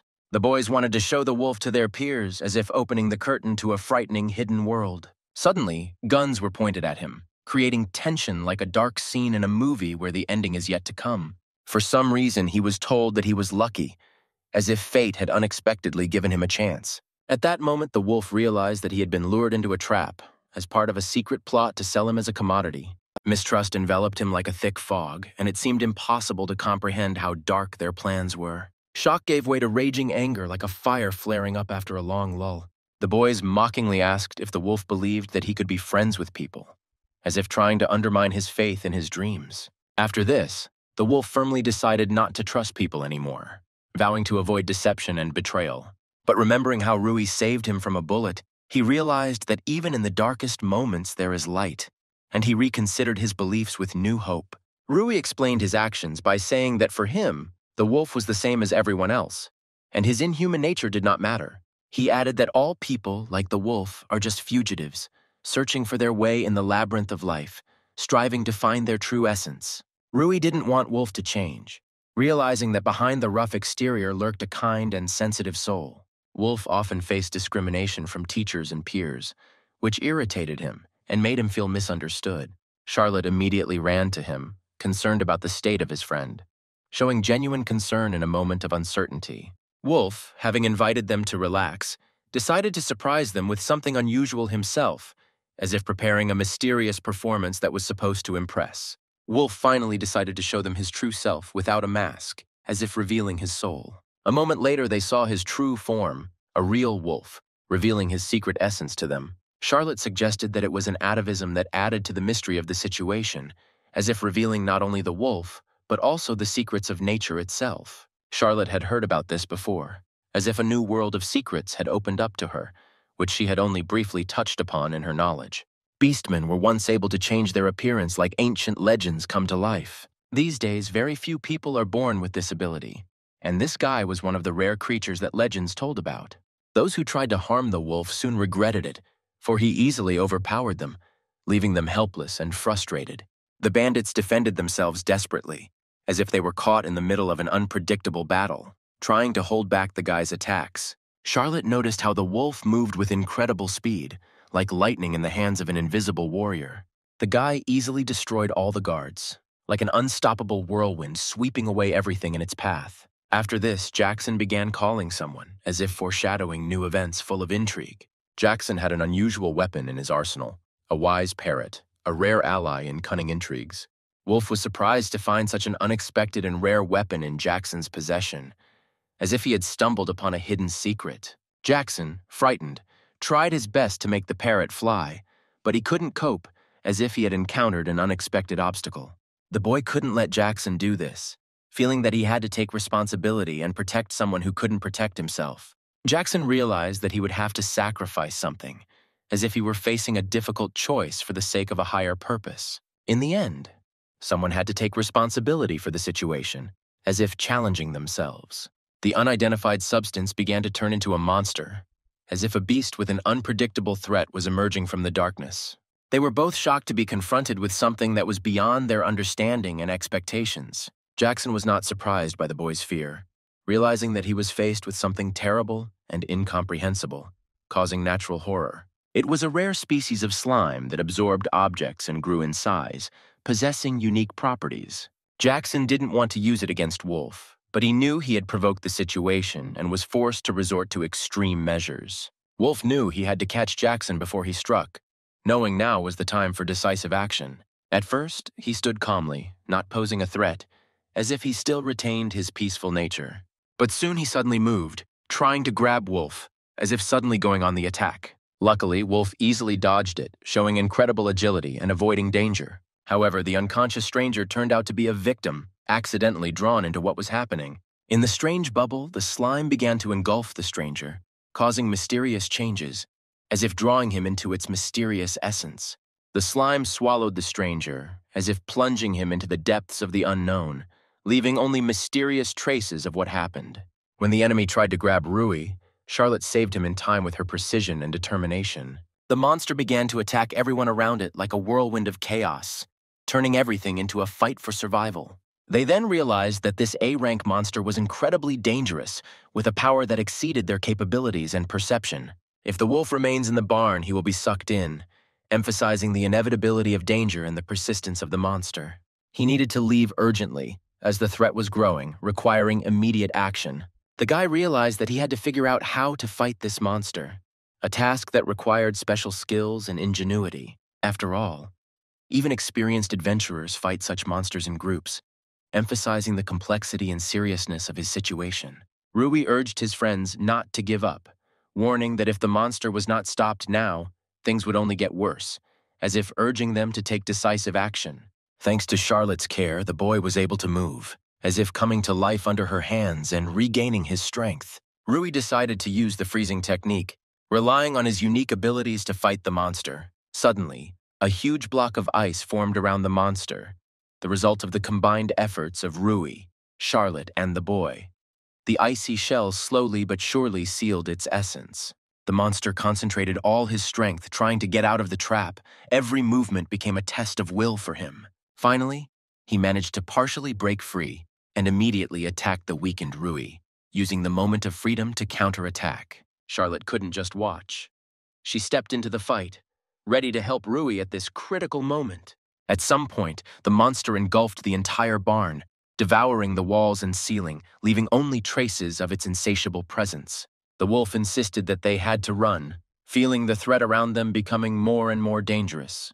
But the boy and Charlotte did not agree, and entered into battle with the monster, deciding not to give up in the face of this incredible challenge. Charlotte used the heroic heart of Sakura technique, as if summoning strength and determination comparable to the beauty of the spring blossoms. Charlotte was ready to attack with determination, as if she was on the verge of a powerful throw towards the monster. Shrouded in mystery, she conveyed her silent trust to Rui, creating an atmosphere of anticipation and mystery around her. Rui, weaving confidence and hidden anxiety into his words, tied their hearts with an invisible thread of devotion and hope. The monster, consumed by the ice spell, disappeared under the cover of ice, leaving a frozen mystery, giving the scene a dark yet mesmerizing beauty. There was a glimmer of disbelief in the wolf's eyes, as if he was still wandering in the shadows of doubt, not believing that this giant of time and fate was really standing before them. Leaving the ice titan behind, they rushed after Jackson as if every second could determine their fate. After the battle, Rui realized that his powers had not yet fully recovered, as if the fire within him needed more time to reignite. With Charlotte by their side, they acknowledged that Jackson was far away, lost in the shadows of the horizon, and finding him seemed an impossible mission in the vast expanses of the night. Wolf, confident in his abilities, assured that he would be able to track Jackson by scent, like a real hunter ready to catch a traitor. Smiling and displaying an unexpected sense of humor, he asked the boy if he was going to climb him, seemingly ignoring the shadow of uncertainty in the air. Winking, Wolf added that if the guy decided to do this, it would become a symbol of absolute trust, warming the cold of the night with rare friendship and mutual understanding. With sadness in his voice, Wolf admitted that he couldn't fully trust people, as if shadows of suspicion still flickered in his eyes, filling his soul. Realizing that he was different from others, Wolf realized that this feeling of uniqueness had always been with him, accompanying him as an integral part of his being. With a trepidation in his voice, avoiding seeming benevolence, he asked for help, demonstrating a mixture of vulnerability and strength that gave his request special depth. Determined, Charlotte took it upon herself to save those who had been swallowed by the slug, going to deal with Jackson as if she were part of their complex destiny, full of secrets and trials. With a burst of friendship, the boy climbed onto Wolf's shoulders, and they rushed forward like a whirlwind, united by strength and determination, breaking the silence of the night with the sounds of their decisive march. Using a bracelet found by Jackson in the ruins of the capital, they deciphered mysterious symbols that illuminated their path like a glowing thread leading through the dark labyrinths of the past. The bracelet was decorated with a large stone, and it was not just a treasure. By selling it together with the mysterious bird, they could get a considerable sum, as if exchanging a riddle for wealth in a game of fate. Jackson vowed not to forgive, determined to resurrect his gang and avenge all the suffering he had endured, as if the shadow of vendetta was haunting him.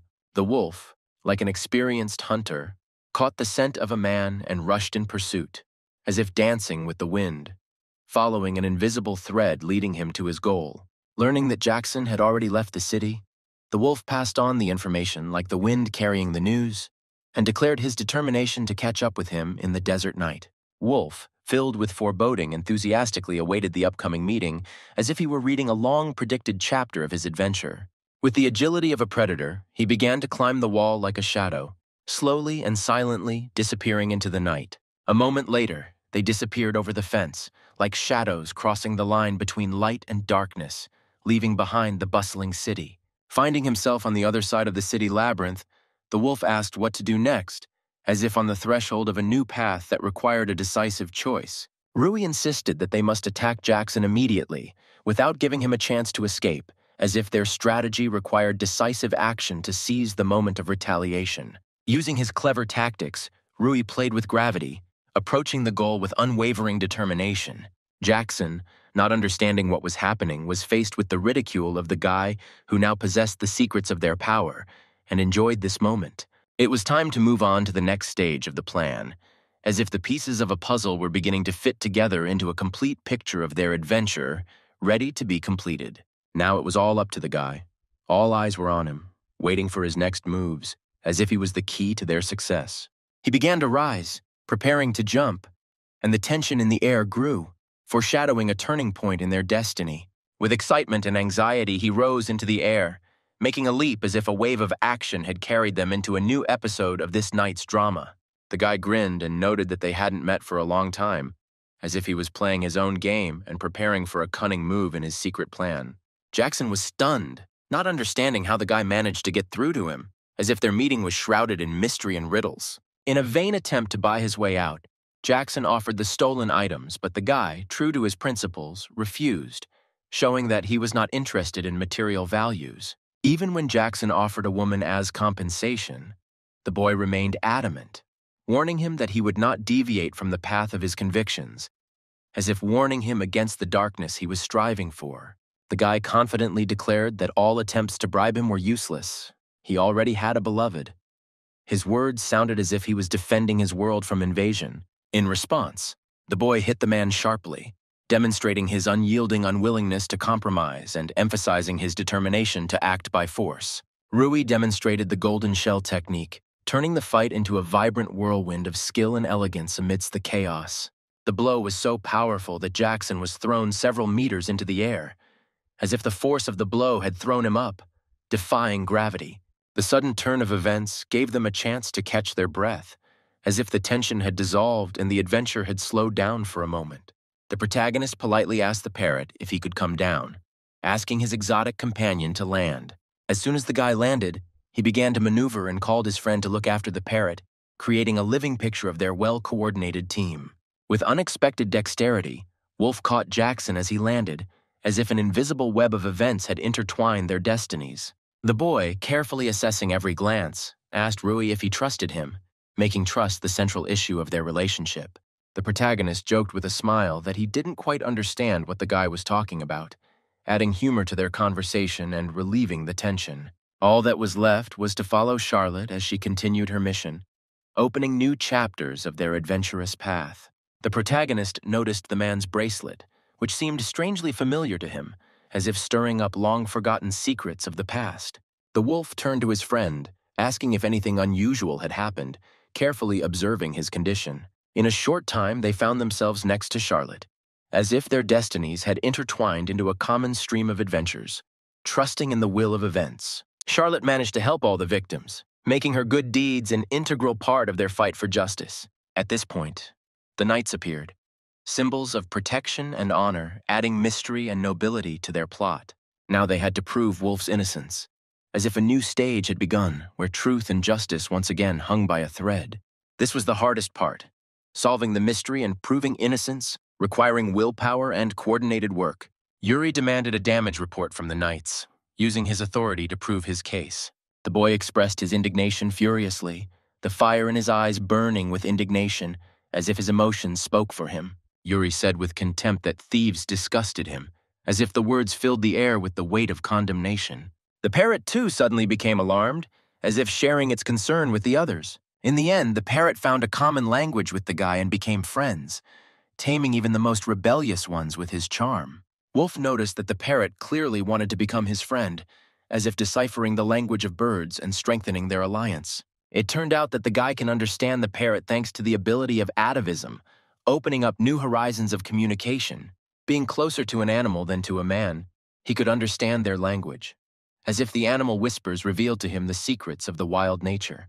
The guy asked the manager if he could have a parrot, moving from riddles to real action. The main character did not understand why he was so drawn to the parrot, as if the secret of this affection remained unsolved. Wolf felt that he knew the reason for this connection.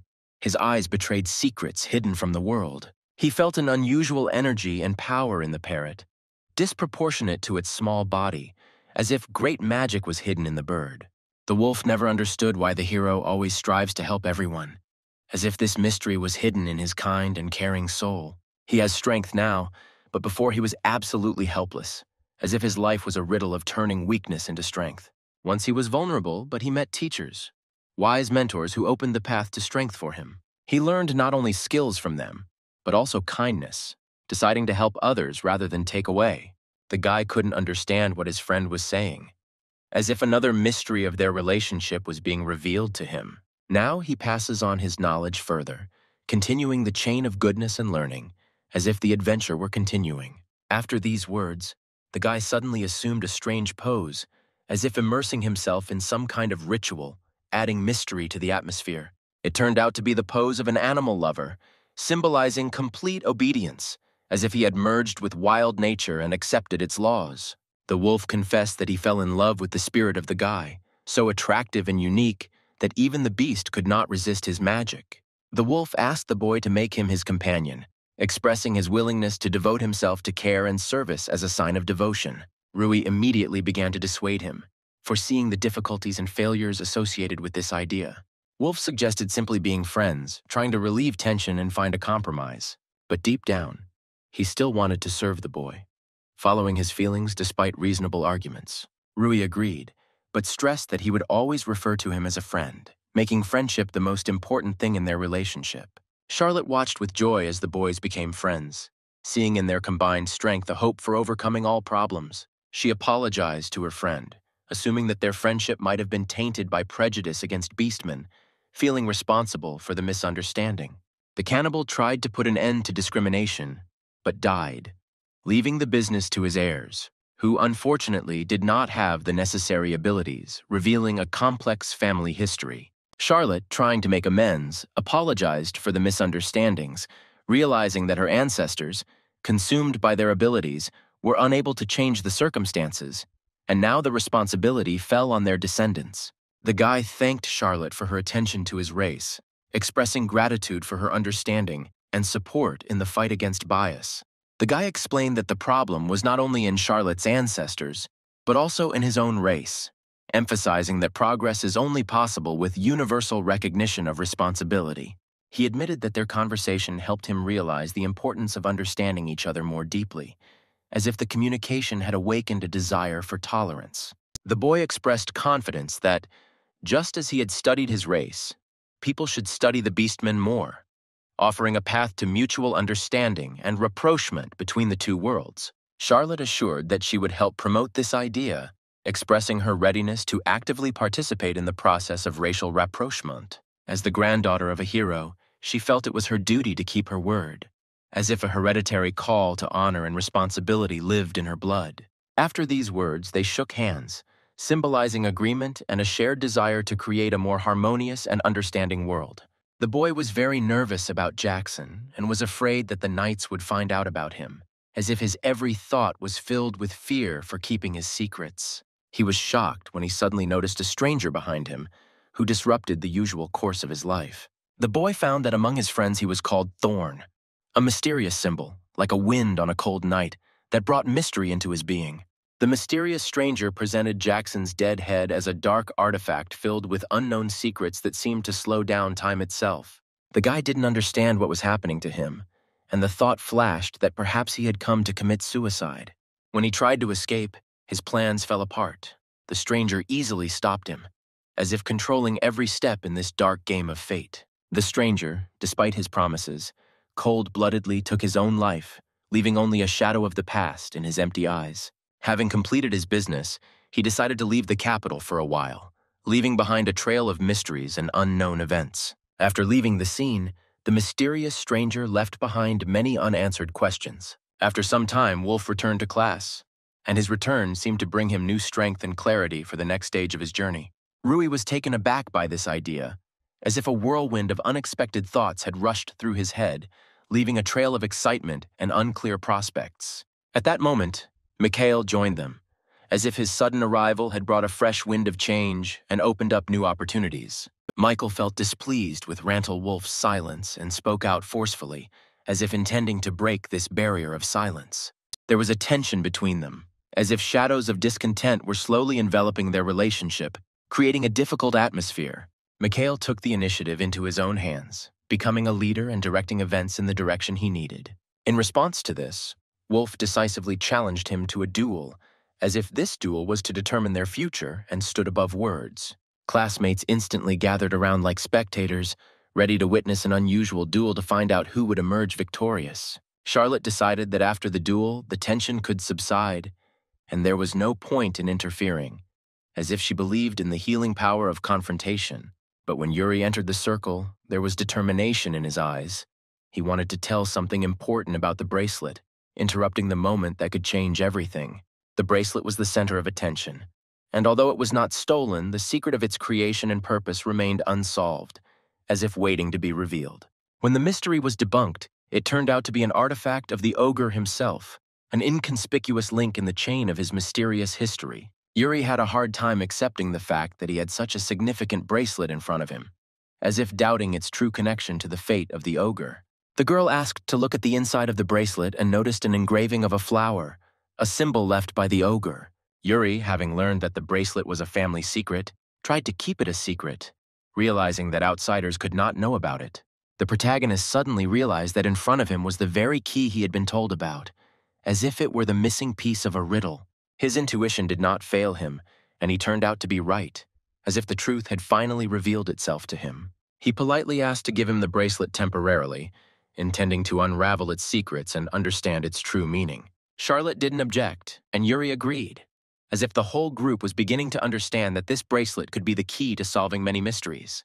The guy decided not to remove the seal from the bracelet, realizing that it was better not to touch this mysterious artifact for now. Charlotte, slightly blushing and with a hint of irritation, asked why he needed the bracelet, looking for answers to the questions that were troubling her. Without showing any resentment, Charlotte simply asked when he could reveal the truth, seeking clarity in this mysterious story. He politely agreed to Charlotte's proposal, making it clear that he would share the secret when the time was right. Yuri was also interested in why the guy needed this bracelet, as if it was another link in their common mystery. Late in the evening, the main character met his parrot, who, as always, brought a fresh dose of clues and fun to their mysterious world. Wolf insisted that the parrot was wise, adding intelligent thoughts to what was happening, which only increased the mystery of everything that was happening. The locals also fell in love with the parrot, which brought joy and positivity into their lives. The guy decided to start studying the bracelet, which seemed to open up a new path to solving mysteries. Putting on the bracelet, he found himself in a blinding light, as if a door had opened to a world of bright revelations and mysteries. He wondered what floor he was on now and prepared himself for a possible encounter with a hostile force, since each floor could hide its own secrets and dangers. But to his surprise, he found his sister Alice, as if this meeting was an unexpected gift in the chaos of the supernatural world. Excitement overwhelmed him at that moment, as if meeting his sister had restored his lost peace and harmony. Alice asked cautiously if it was really Rui in front of her, as if the improbability of his return made her doubt the reality of what was happening. He answered in the affirmative, and joy filled her heart, as if his presence had brought her immeasurable happiness. They both felt a deep joy, and emotions intertwined in their embrace, creating a magical moment in this complex and mysterious world. Alice was immensely happy that they were together again, as if the joy of reuniting with her brother filled her heart with boundless warmth. The sister's friend noticed that the main character was also touched. He was overwhelmed with emotions, as if tears of joy or melancholy were spilling over the edge. But he didn't understand what she was talking about, because she herself was also crying, as if their experiences made the meeting even more touching and mysterious. The brother and sister looked at each other for a long time after their separation, as if their gaze reflected the whole story, full of memories and feelings that came to life at that moment. Over a cup of tea, Rui shared his story, each tale adding new layers to their journey together. Alice hugged him tightly, literally squeezing him in her arms, as if through this touch she was conveying all her tenderness and love. Her friend, already laughing, unexpectedly took the guy away from Alice, adding lightness and playfulness to the meeting. Rui chuckled and thought that at this pace he might suffocate, because the atmosphere had become so cheerful and energetic that everything around seemed to sparkle with new colors. She coquettishly asked him if he thought she was better than Alice. Rui, a little embarrassed, asked if Alice was offended that he had found another girl. With a slight smile, Alice explained that her words were only a playful display of good intentions, a joke to tease her brother. Lucy, with a peaceful smile, assured that she was not angry over such trifles, adding that friendship was more important to her, and even gave Alice some wise advice. Lucy also noted that her joy would not have been exhausted if Alice had not avoided such actions, emphasizing her unique ability to express emotions. Upon meeting again, Rui offered to share knowledge, expressing a desire to learn something new from them, which created an exciting opportunity for sharing experiences. Alice, a little embarrassed, decided to impress Rui by starting to show him complex and incomprehensible techniques, opening up a world of unique techniques to him. Lucy was not far behind and was happy to share her amazing methods, filling their meeting with an atmosphere of inspiration and mutual exchange of knowledge. The three souls, reunited once again, were filled with joy, realizing the strength of their friendship as if sparks of satisfaction flickered in each heart. Rui, who was engrossed in learning and absorbing the knowledge from Alice and Lucy, gradually became transparent, as if his essence was dissolving in a stream of new ideas. The worried girls did not understand what was happening and begged Rui to reveal the secret of this mysterious transformation. Rui explained that his physical body remained in the real world, and here, in this dimension, there was only his soul, floating freely in a whirlpool of knowledge and experience. After 6 hours in the vast space of knowledge and trials, Rui returned back, overcoming the barriers between worlds to reunite his soul with his body in the real world. Alice, realizing the secret of Rui's travels, was surprised to comprehend the full depth of what was happening and realized how amazing this experience was. She hugged her brother tightly, as if trying to capture this moment in her heart before he plunged back into the whirlwind of his spiritual journeys. Rui was puzzled, not understanding why Alice had reacted so sharply, overcome with a mixture of love and hidden fear for her brother crossing the boundaries between worlds. It seemed to Alice that an eternity had passed since he left, as if time and their worlds moved differently, taking him on long adventures. They only asked him to remember that he had them, keeping the connection not only between dimensions, but also in the deepest corners of their hearts. As they parted, they said that they would always be there, supporting him in this world where reality and spiritual journeys are intertwined, ready to be his support.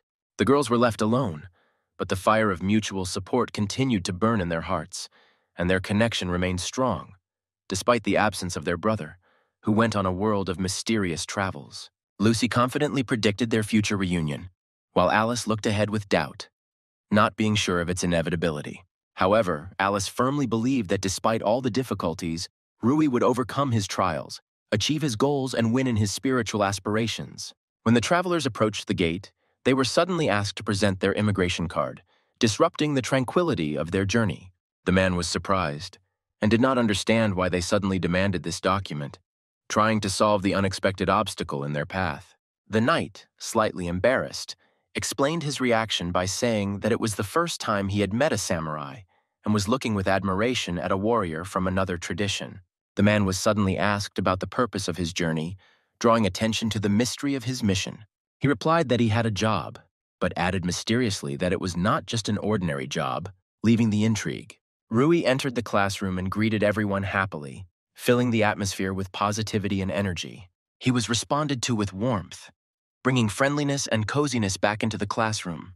Quietly, Rui wished Iris a good morning, enveloping her in his warm but hidden message. Rui was always intrigued by what Iris liked and was curious to unravel the mystery of her preferences and inner world. A classmate approached her with questions, creating an atmosphere of curiosity around her interests and mysterious personality. Iris asked coldly if the girl realized she was being ignored, creating a tense hostility and leaving questions in her interlocutor's heart. But she, on the contrary, was glad that Iris finally spoke, feeling a surge of positive emotions from their communication. Everyone in the class had already become friends, but she still felt the wall of loneliness that she so wanted to break down. Rui waited for any opportunity to get closer to her, his eyes shining with determination to overcome this barrier and establish a connection with her world. He was approached for help with her homework, which gave him a chance to get to know her better, opening the door to a potential friendship. However, their gazes suddenly met and looked into the distance, creating a moment of mysterious silence, like a secret that had yet to be revealed. Lying on his desk, Rui was dying of boredom, dreaming of adventures and unknown worlds that could liven up his day. Charlotte asked worriedly if he was okay, noticing his tiredness and lethargy. She noticed that he had not been getting enough sleep lately, expressing concern for his physical and emotional state. Meanwhile, Rui smiled as he remembered playing with his new friend, the parrot, and these bright moments brought him joy and peace. At that moment, Rui felt someone's gaze on him again, as mysterious as before, causing him strange feelings and awakening a hidden secret. He wondered if this could be an intent to kill him, sensing the signs of an invisible threat that could darken his world. Rui assured Charlotte that he was fine and that he was almost awake, trying to dispel the shadow of anxiety that had enveloped his sudden awakening. Charlotte accepted his words without arguing, showing understanding and leaving everything as it was. Meanwhile, the boy was excited as he sat in class, his emotions boiling, filling the air with an atmosphere of mystery and anticipation, as if something unusual was happening inside him. It is unknown where the threat comes from, but it is already close, as if fate is preparing an unexpected turn. While walking through the forest, the main character feels like he is being watched, as if an invisible eye is recording his every step. He decides to take a risk, creating a moment when his actions can change the course of events and fill the atmosphere with unpredictability. Ancient hieroglyphs seem to appear around him, and he becomes a participant in a mystery, the solution to which can change his fate. He drew a magic circle, embodying ancient knowledge and calling upon the mystical powers hidden in the mysterious geometry. This circle could create a barrier, which was exactly what Rui wanted, to separate his world from outside influences and keep his adventures a secret. When he felt success, it was as if a magic circle had worked, creating an invisible net that caught the mysterious pursuer. Rui began to build a cage around himself, as if creating a magical amulet that would protect him from threats and help him unravel the mysteries of his world. To his surprise, he saw Iris standing in a magical cage, as if her appearance was part of an unknown plan. He didn't understand where she came from or why she was in his cage, as if the answer to her presence was linked to his fate. The protagonist wondered if she would catch him, sensing the uncertainty that surrounded their meeting in the magical world. But he did not want to fight her and revealed his true intentions, seeking to unravel the secrets of their meeting together. Iris saw no point in answering, creating an atmosphere of confusion and mystery, as if her silence were part of a puzzle. She was eager to avenge her master, filling the air with tension and determination to change the course of events. She then began to attack her classmate, showing strength and ruthlessness as a true protector of her master in this magical battle. Rui, not wanting to give in, began to defend himself, showing endurance and determination to defend his essence in this unusual fight. The girl used the bloodshed technique, which absorbed magical power and ancient energy, as if her attack was aimed at releasing mysterious powers. It worked. The protagonist fell under the tree, submitting to the power of the bloodshed, as if his resistance had been broken. Now she had avenged her master. Her attack had brought victory, creating a moment of satisfaction and triumph after the intense magical battle. Rui, on the other hand, smiled and said his arm still hurt, adding irony and playfulness to the situation, as if, despite the defeat, he had not lost his sense of humor. Iris couldn't understand how the guy stood up again, creating an air of mystery, as if he possessed some unknown power. This time, she intended to finish him off using the blood scythe, releasing a new magic technique with deadly energy, showing her undeniable determination. Her gaze was confident and calm, as if her whole being was filled with determination, creating the image of a fearless warrior in this magical confrontation. In an instant, she began to attack, channeling her determination into magical movements as if time had slowed down, leaving only the tense air around them. Rui easily dodged the attacks, dancing among the glowing shards like a virtuoso, creating a whirlwind of emotion and brilliance that would remain etched in the memory for a long time. Noticing his deft movements, Mrs. Iris caught something unique. It is not surprising that she wanted to study the guy in more detail because his grace was so attractive. Rui easily dodged the attack like the wind, noticing the curious look of Lady Iris. He politely asked who was behind her charm and strength, revealing the secret that had attracted his attention. Rage flared in her when she realized that the boy did not recognize her, and a fire of rejection lit up her eyes. It was later revealed that her lover, who became the object of Rui's attention, was not just a woman, but a demon queen, the embodiment of mysterious power and indomitable beauty in the world of magic. Hearing that her lover was the demon queen, Rui was momentarily shocked, trembling in surprise at the secret being revealed. He realized that his seemingly ordinary sister had suddenly become a demon queen, and this discovery only added to his emotional turmoil. Iris, meeting Rui's gaze, suddenly declared that she felt energy from him comparable to the power of a queen, which again excited the imagination and added mystery to their meeting. Yes, there was truth in her words. After living 300 years with Alice, a piece of her power and soul penetrated into Rui, preserving something mysterious in him. Finding that his magical power surpassed that of a human, Rui realized that something incomprehensible, something belonging to a higher reality, flowed through his veins. She promised to give him only a small part of her power, keeping this event a secret from ordinary people. With a smile, Iris warned that Rui had the ability to deceive others, emphasizing that his art of stealth and disguise would impress everyone who met him. She emphasized that despite his ability to deceive as the ruler and queen of demons, she does not fall for tricks, remaining inaccessible to manipulation. By discovering that her magical eye could see magical energy, its shape and color, Iris added a new dimension to their exploration of the mysterious aspects of surrounding magic. There was more to Rui's gaze than just the Demon King's magical energy. She saw in it an unknown power that could influence the deepest realities and secret currents of the universe. For the first time, she didn't realize that on the day of exams, when magic was at the forefront, she felt something outstanding and mysterious in Rui. Watching him closely, she noticed how skillfully he wielded black magic, revealing the dark aspects of his inner world and adding mystery to his personality. Feeling her gaze, Rui realized the moment he had used black magic, and this realization brought about a mixed feeling of discovery and self-knowledge within him. Overwhelmed by the flood of new information and discoveries, he experienced a slight shock, realizing that his world was full of mysteries and secrets that were difficult to unravel. He was at a loss as to who Iris was, who turned out to be a demon queen with many mysterious abilities, and each answer only added to the questions. Determined to reveal her secret, Iris was ready to meet him and tell him who she really was, opening up new pages of their interaction. Iris confessed that she was a subject of the great demon queen and a vampire, revealing her true nature hidden from many vampires. Rui was shocked by this news, his emotions fluctuating between surprise, respect, and slight anxiety at the mystery surrounding the mysterious vampire. He dared to find out if Iris was the vampire he had always been looking for in his soul and the world of secrets. Iris told him that due to the small number of their kind, they were on the verge of extinction, convincing him that before him was not only a mysterious vampire, but also a defender of his people, fighting for survival. Having figured out the plan of fate, Iris said that their family was saved from extermination by Rui's sister, who remained loyal to her people, which added even more mystery and nobility to her. As the protagonist studied these details, he became increasingly shocked, realizing the depth of the secrets and connections that created a web of mysterious relationships and debts.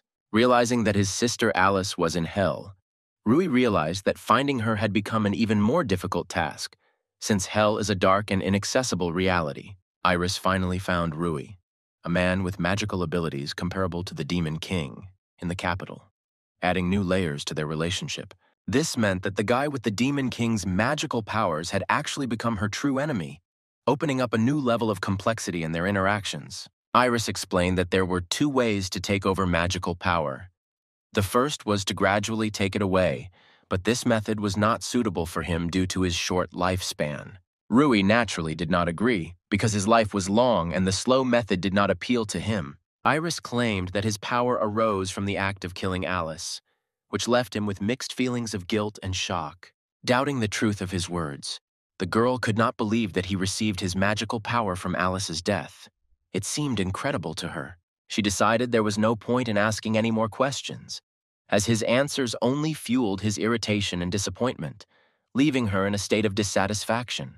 A desire to tear him to pieces filled her, and sparks of indignation flashed in her eyes, suppressed by rage at the supposed betrayal and secrets that kindled a dark flame within her. Iris, using the supreme crucifix blood spear, the embodiment of her power, prepared for revenge, emphasizing her determination and skill in battle.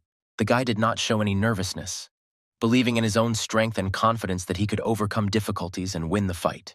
To protect himself, he activated the Satanic Ray, an embodiment of the dark forces, ready to stand by his side in the fight against Iris. In the blink of an eye, the bloody spear disappeared, highlighting the fickleness of magic and the unpredictability of the outcome of this battle. The girl refused to believe in his real power, since the idea of it was distorted in her confused mind, unable to comprehend such magical greatness. From that moment on, she fell to her knees, faced with invincibility and shock, opening a new chapter in understanding magic and power. Iris, overcoming her bewilderment, was unable to unravel the mystery of his true essence and power, remaining in ignorance. The protagonist began to explain that he was the same as her, seeking to save his queen, clarifying his true motives and the paradoxes of their meeting. Both of them, having finished the storm of clashes and conversations, sat down on a snag in the forest, surrounded by silence, which slowly restored balance in their relationship. The girl could not accept the truth that her queen was alive. This realization required internal acceptance and understanding. Ready to answer for her actions, she was ready to accept any punishment, offering her loyalty and repentance to the queen. Instead of punishment, he offered to work together to save his sister, showing willingness to cooperate and leniency. To console her, he promised that the question of punishment would be decided after their joint attempt to save his sister, striving for a balance between justice and mercy. Realizing that revealing the lives of both kings could lead to war, they realized the need for caution and tact to avoid conflict in a world where politics could plunge everything into chaos. At this point, the protagonist realized that revealing this information would make it more difficult to seek help, raising questions about travel and loyalty in the face of conflict. However, this did not mean that everyone around would become enemies. There were those who could understand the difficult circumstances and remain neutral. As it turns out, other vampires were watching them from afar, adding intrigue and uncertainty to their story. A man named Bruno appeared before the couple, suddenly intervening in their destinies and bringing new elements to the already confusing scenario. Bruno revealed that even after 300 years, the Demon King remains their only master, suggesting that breaking the bonds of the past is not easy. The man wasted no time and immediately asked the boy to make them his subjects, putting them through difficult choices and trials. Bruno admitted that up until that moment, they had no idea of their path, but after 300 years, they finally met the bridge to the Demon King, creating a new turn in their lives. He revealed to them that Rui was their last hope, the key to solving the mysteries and surviving the game of power and magic. To everyone's surprise, the guy easily agreed to the offer, as if he had become confident that this path would lead to new discoveries and opportunities. Iris, feeling responsible for the noise of her companions, apologized to the guy, trying to keep calm and resolve the misunderstanding due to their appearance. She explained that her partners were simply deliriously happy to lose control and influence those around them. The protagonist was also glad that he had more friends, and in this whirlwind of events he found some joy and support in his journey. The girl sincerely admitted that she hopes for further cooperation with the guy, expressing her readiness to develop their relationship. After all the incidents, the guy decided to rest a little, giving himself time to think about what happened and look at the future from a new perspective. Rui, remembering the delicious smell from his room in his dream, woke up with a sense of mystery that had once again approached him. When he realized that there was someone else in the room, he was slightly shocked, not expecting such a turn of events, which added mystery to his adventure. In front of him stood a girl preparing food, creating an atmosphere of warmth and comfort, which caused him amazement and an incredible feeling of surprise. On the threshold of a spring morning, when the sun's rays gently embraced the earth, Iris greeted the mysterious guy, and their gaze was so deep that words seemed superfluous in their invisible conversation. With a tender look, Iris told the guy about her culinary plans, promising him breakfast, a magical symphony of tastes, and asked him to wait, leading him into a world of expectation. The protagonist was curious about what Iris was doing in his room, creating a mysterious atmosphere filled with rumors of secrets and magic that he did not yet know about. Rui was left waiting for an explanation of how the sorceress Iris had entered his world like a mysterious star that had fallen from the sky to light the way to unexpected spells. Iris explained with a slight smile that she was destined to be his assistant, as if fate had long ago decided that their paths would intertwine, creating a unique saga in their shared life. Iris handed him her creation on a plate, warmly confessing that she had put not only her skill, but also all her love into this breakfast. When he looked at the table, Iris's breakfast really did look delicious. Bright colors, delicious aromas, and a variety of dishes created the atmosphere of a magical morning feast. The protagonist, enjoying a magnificent breakfast, sincerely thanked Iris for the banquet, where every taste sounded like a note of a melody, juicy and memorable. When he finally decided to try something with his own hands, he realized how deliciously he could cook, weaving a piece of his inner warmth into each culinary masterpiece. In the atmosphere of the class, the girl decided to introduce herself again, revealing her story in new shades and causing a mysterious stir among her classmates. This time, she called herself Ruyu, resurrected and whole, as if corrected by the magic of time and fate, ready to weave new stories with the class. Everyone in the class was shocked by this news. Amazement flashed in their eyes, as if a new chapter had opened in the mysterious journey with Ruyu. Among the surprised glances, Charlotte stood out for her displeasure, as if there was disharmony in her heart from the unexpected turn of events. Her appearance and facial expression clearly showed that she was deeply unhappy with the situation, as if her internal rebellion was being broadcast to the entire class. Charlotte, with an insistent look, demanded an immediate explanation from her boyfriend, as if demanding clarity in the foggy web of mysterious events in the classroom. In the whirlwind of excitement and uncertainty, Iris intervened, for some unknown reason deciding to hug the boy, thereby relieving the tension that had gripped the class. Rui tried to reconcile Charlotte and Iris, protecting them from unnecessary disagreements and tensions that could spoil the atmosphere. After a while, they calmed down, found a common language, and sat in the classroom, like the only harmony after a storm of uncertainty. The boy decided that what lay ahead was already important, and he peered into the next chapter as if it were a riddle ready to unfold before him.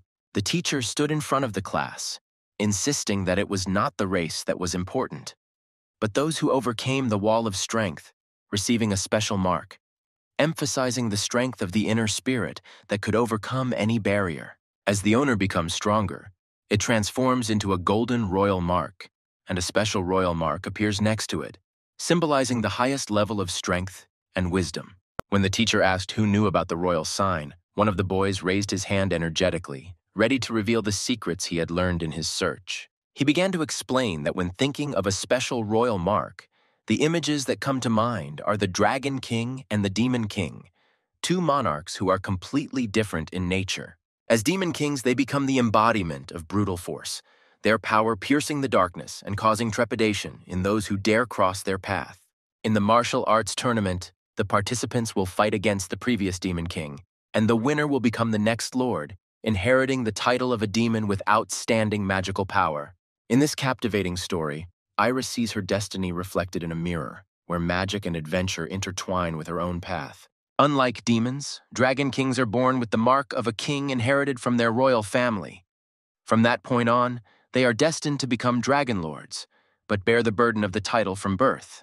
The teacher announced that the next step would be practice, emphasizing that their mentor would be a different teacher, making a mysterious change in the class schedule. Everyone was shocked by the news of a new teacher with a general assessment. His sudden appearance caused surprise and excitement in the class. Rui realized that he now had ample opportunity to gain new knowledge and experience. Learning under the guidance of a teacher with an overall assessment promised to be exciting and useful. The teacher asked if they were Legacy students, hinting at a connection to the mysterious and influential educational institution. The man introduced himself as a traveling swordsman named Kojiro and announced that he would be teaching them for a time, bringing a dose of mystery and adventure to the class. Charlotte, full of curiosity, wondered about the power of this man, as if his strength contained secrets that could captivate the imagination. Kojiro offered to let them fight him if they wanted to know his power, challenging them to a duel to reveal his true skill. The entire class was eager to meet the great master in battle, as if the flames of passion and excitement were blazing in their hearts, creating an atmosphere of anticipation. The wolf, burning with the thirst for battle, declared with determination that he wanted to fight first, preparing to show his skills to the great master. Kojiro allowed Wolf and Michael to attack him together, giving them a chance to test their strength in alliance against the sword master. Drawing his sword, he seemed to be revealing a secret, preparing for the upcoming fight. He decided to undermine their confidence by asking if they were afraid of losing together, challenging their resolve. The man did not take them seriously, and this only fueled their discontent, pushing them to a more decisive proof of their strength. Kojiro saw a strong spirit in them and wondered what could happen in this struggle, recognizing in their determination the potential for something great. He announced his readiness for battle, and there was a glimmer of determination and experience in his eyes, ready to test his strength. Pushing off the floor, he rose into the air, his movements revealing the grace of a seasoned warrior ready for battle. Before the wolf could react, the swordmaster approached him like a shadow, creating the feeling that the fight had already begun before the first blow. Wolf's strike seemed slow compared to Kojiro's, as if time had slowed down, highlighting the gap in skill and experience. Michael could not afford to lose. His determination was burning with the desire to overcome the challenge and prove his strength. He used a technique called bomb, suddenly opening up his arsenal of techniques for battle. By this point, the man realized that the situation had become dangerous, and the internal fire of their passions was fueling the fight to the limit of tension. Their rage grew as they realized that even a few blows had missed their mark, and the anger and disappointment fueled the flames of determination within them. He prepares for a new attack, approaching the moment of truth, ready to face unknown challenges. Wolf advised him to bite his tongue, emphasizing the importance of silence so as not to reveal his plans. Kojiro easily dodged the attack, his movements displaying grace and skill, showing that such attacks were merely a light test. He easily threw the wolf back several meters, demonstrating superiority and control in the fight. Mikhail could not give in. It would hurt his dignity. He stood resolutely, ready to accept the challenge and continue the fight. He was ready to use his strongest magic, calling upon his inner strength for a decisive attack. Michael was surprised that the man didn't try to defend himself, but decided that this would only encourage him to attack harder. The guy activated his bomb at maximum range, creating a vortex of energy capable of engulfing everyone around him. But Kojiro continued to stand motionless, his composure and fortitude a strong shield against the approaching magical whirlwind. A smile appeared on his face, and he was ready to strike, wisdom and confidence shining in his eyes. At that moment, he realized his plan, as if everything around him exploded with a powerful blow, leaving only an echo. Mikhail could not believe what was happening. The world around him distortedly reflected the improbability of what had happened. The man asked if they could continue, as if the inner determination and passion for battle had reached a new level, pushing them to move on. But Mikhail lost his strength and desire to continue. He realized that he had lost and gave up, recognizing the power of an experienced opponent. Everyone present was shocked by how easily he defeated them. His skill exceeded their expectations and caused uncontrollable admiration. Rui was confident that he would become better after this fight. He saw every defeat as an opportunity to grow and improve.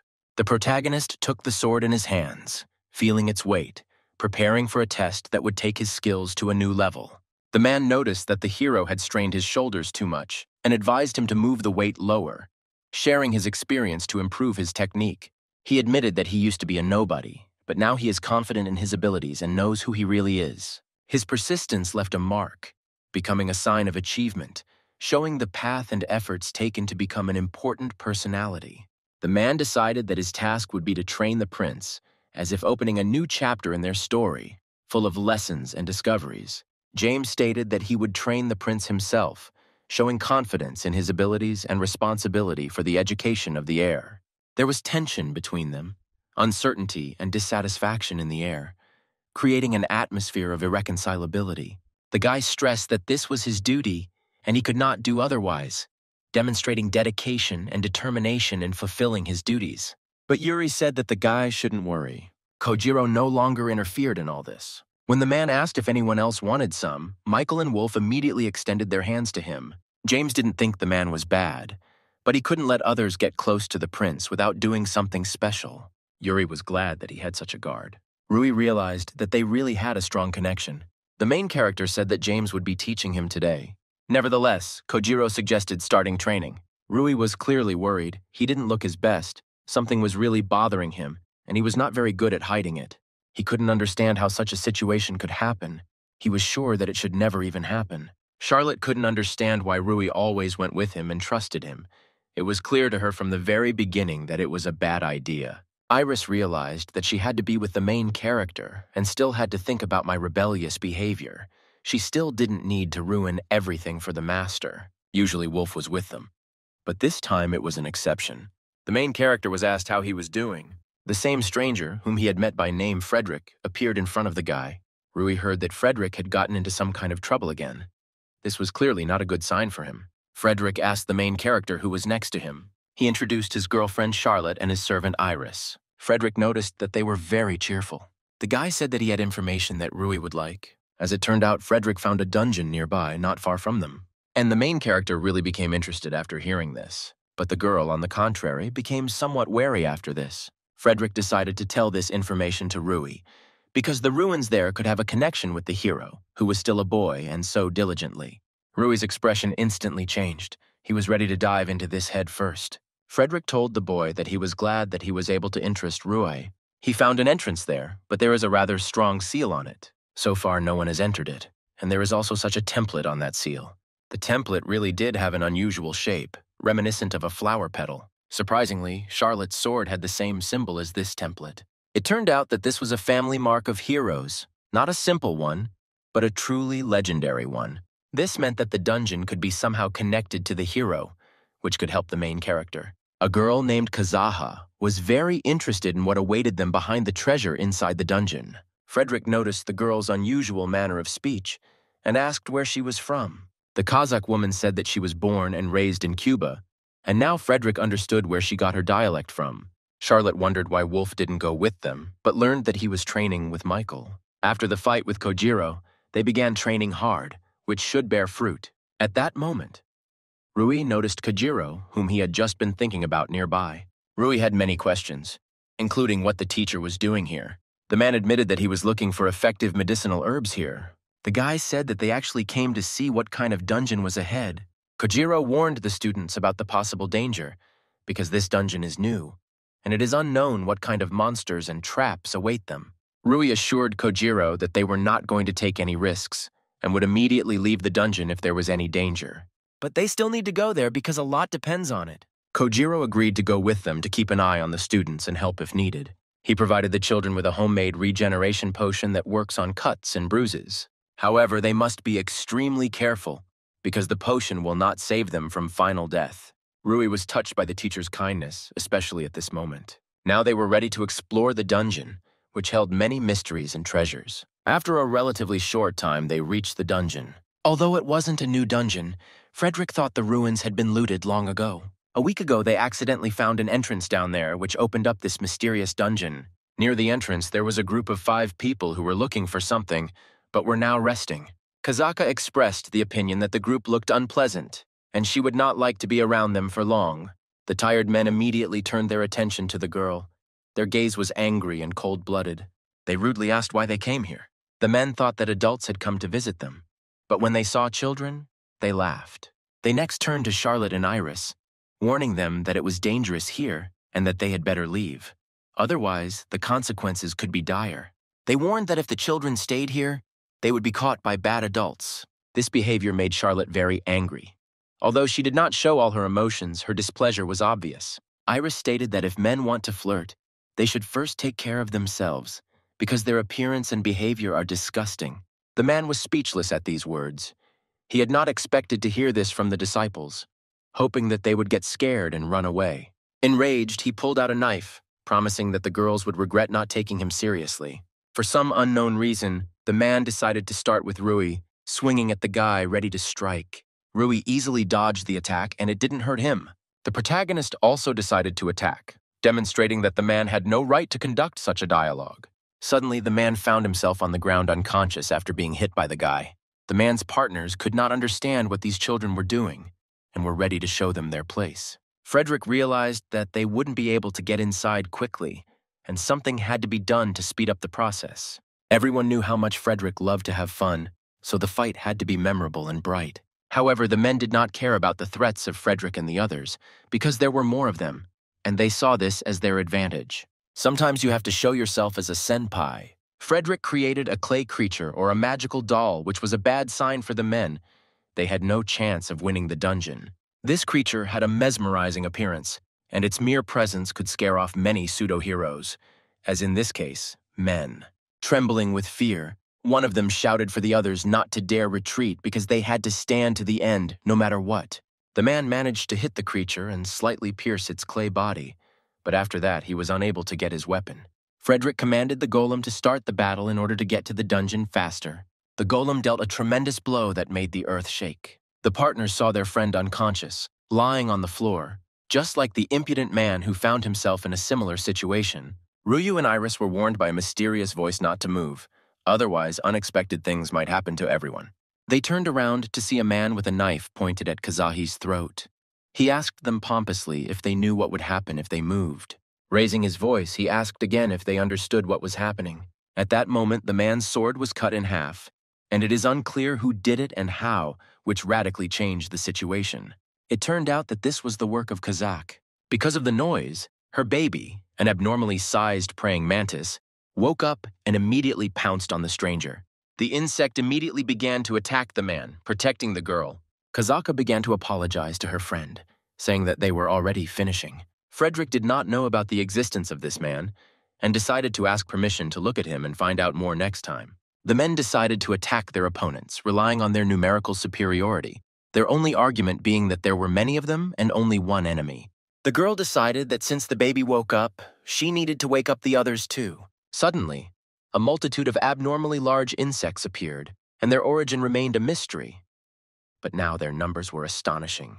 The man was instantly frightened, and it seemed natural, given the strangeness of what was happening. Stunned by the inexplicable, he felt instant fear. With gratitude in her heart, Kazaka warmly expressed her gratitude to her friends for the help they had provided, filling her words with sincerity and warmth for their contribution to her life. Charlotte and Iris, upon noticing the main character, immediately began asking if everything was okay with him, showing concern and interest in his well-being. The guy, rejoicing in his victory over his enemies, realized that it was important that they did not remember them, and now he needed to erase his trace from their memory. Suddenly, the main character began to use an unknown technique, shrouding his actions in an aura of mystery, causing interest and surprise among those around him. As it turned out, it was the knowledge he had received from his teachers, and he was now applying it with confidence and skill. By running electricity through his head, the hero discovered that he could manipulate memories, removing parts of the past and leaving traces of uncertainty. When the man woke up, he was surprised to find that he did not recognize any of them, and a blank page opened in his memory, as if the pages of his memories had been erased. After some time, they found themselves in a jungle that seemed truly mysterious, as if nature itself was keeping its secrets here. Just a few seconds later, the mysterious seal that Frederick had spoken of appeared before them, as if the prophetic moment of their adventures had come true. This seal turned out to be extremely strong, which only made their task more difficult and added new puzzles. Frederick asked if Charlotte could do him a small favor, hoping for her friendly help in this mysterious journey. It is unclear why the protagonist suddenly grabbed Charlotte's hand, as if trying to warn her of something or dissuade her from an invisible danger. Rui asked Charlotte not to overexert herself if she was doing this for him, and resolutely began to investigate whether there was any way to remove the mysterious seal. The girl was outraged by the guy's reaction, expressing dissatisfaction and misunderstanding in response to Rui's sudden appeal.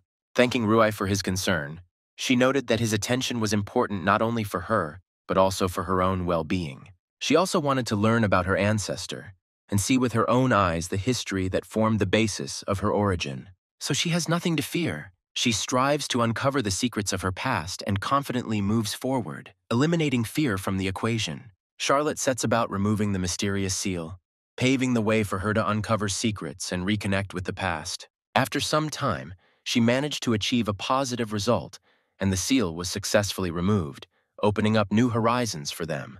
At this time, Frederick smiled widely, believing in Charlotte and supporting her until the very end. Although there was nothing special inside, It was thanks to the hero's granddaughter that he succeeded in removing the seal. Otherwise, all efforts could have been in vain. The protagonist's gaze was carried away into the past, and for some unknown reason he was called out, ordered to stand, creating a mysterious moment in his story. Turning around, he noticed 3 strangers standing in front of him, suddenly filling the air with tension and mystery. There were now many more people in the jungle than expected, creating a situation no one had foreseen. The boy asked permission to join them in the dungeon, expressing a desire to go through the unexpected trials and secrets hidden in these mysterious places together. Rui asked who they were, as he couldn't allow them to join without understanding their identities and purposes in this mysterious place. In an apology, the boy explained that he did not mean to scare them and introduced himself as Max, the leader of a group called the Jackal, justifying his sudden appearance.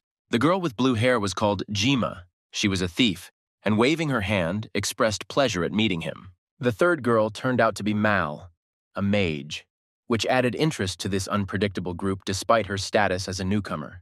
Max reassured them, telling them not to be afraid because they were only at the very bottom of their group, urging them not to judge by first impressions. Realizing that they couldn't do it alone, they decided to ask Rui if they could help them on their difficult journey, revealing their own purpose and motivation. It turned out that they had been quietly watching their fight, and emerging from the shadows, Max apologized for not intervening and helping them at that moment. Charlotte asked if there were any advantages to them joining and helping them, finding out what benefits they could get from this union.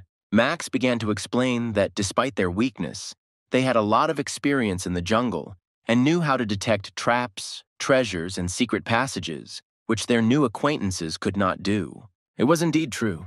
They had no idea how to handle traps, find treasures, or discover hidden passages in the jungle. The company decided to discuss all aspects of the situation and make a collective decision on how to move forward with this group and what steps to take in their journey together. Max suggested that if they couldn't come to a decision, they should look at the magical items they had, hoping that it might shed light on the next steps.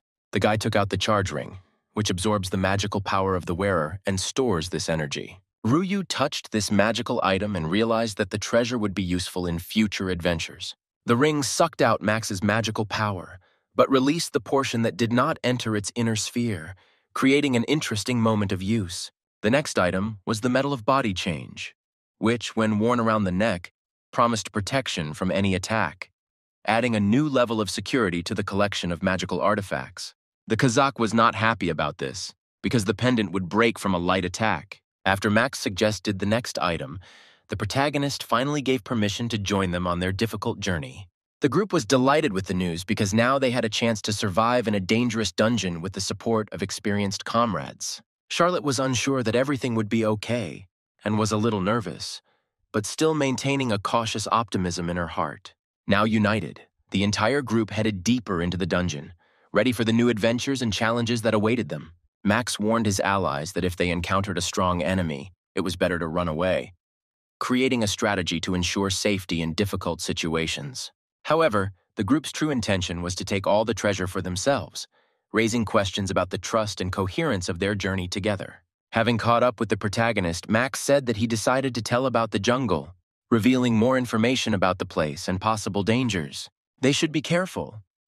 There may be traps in such a corridor, for example, copies appearing from the floor or arrows.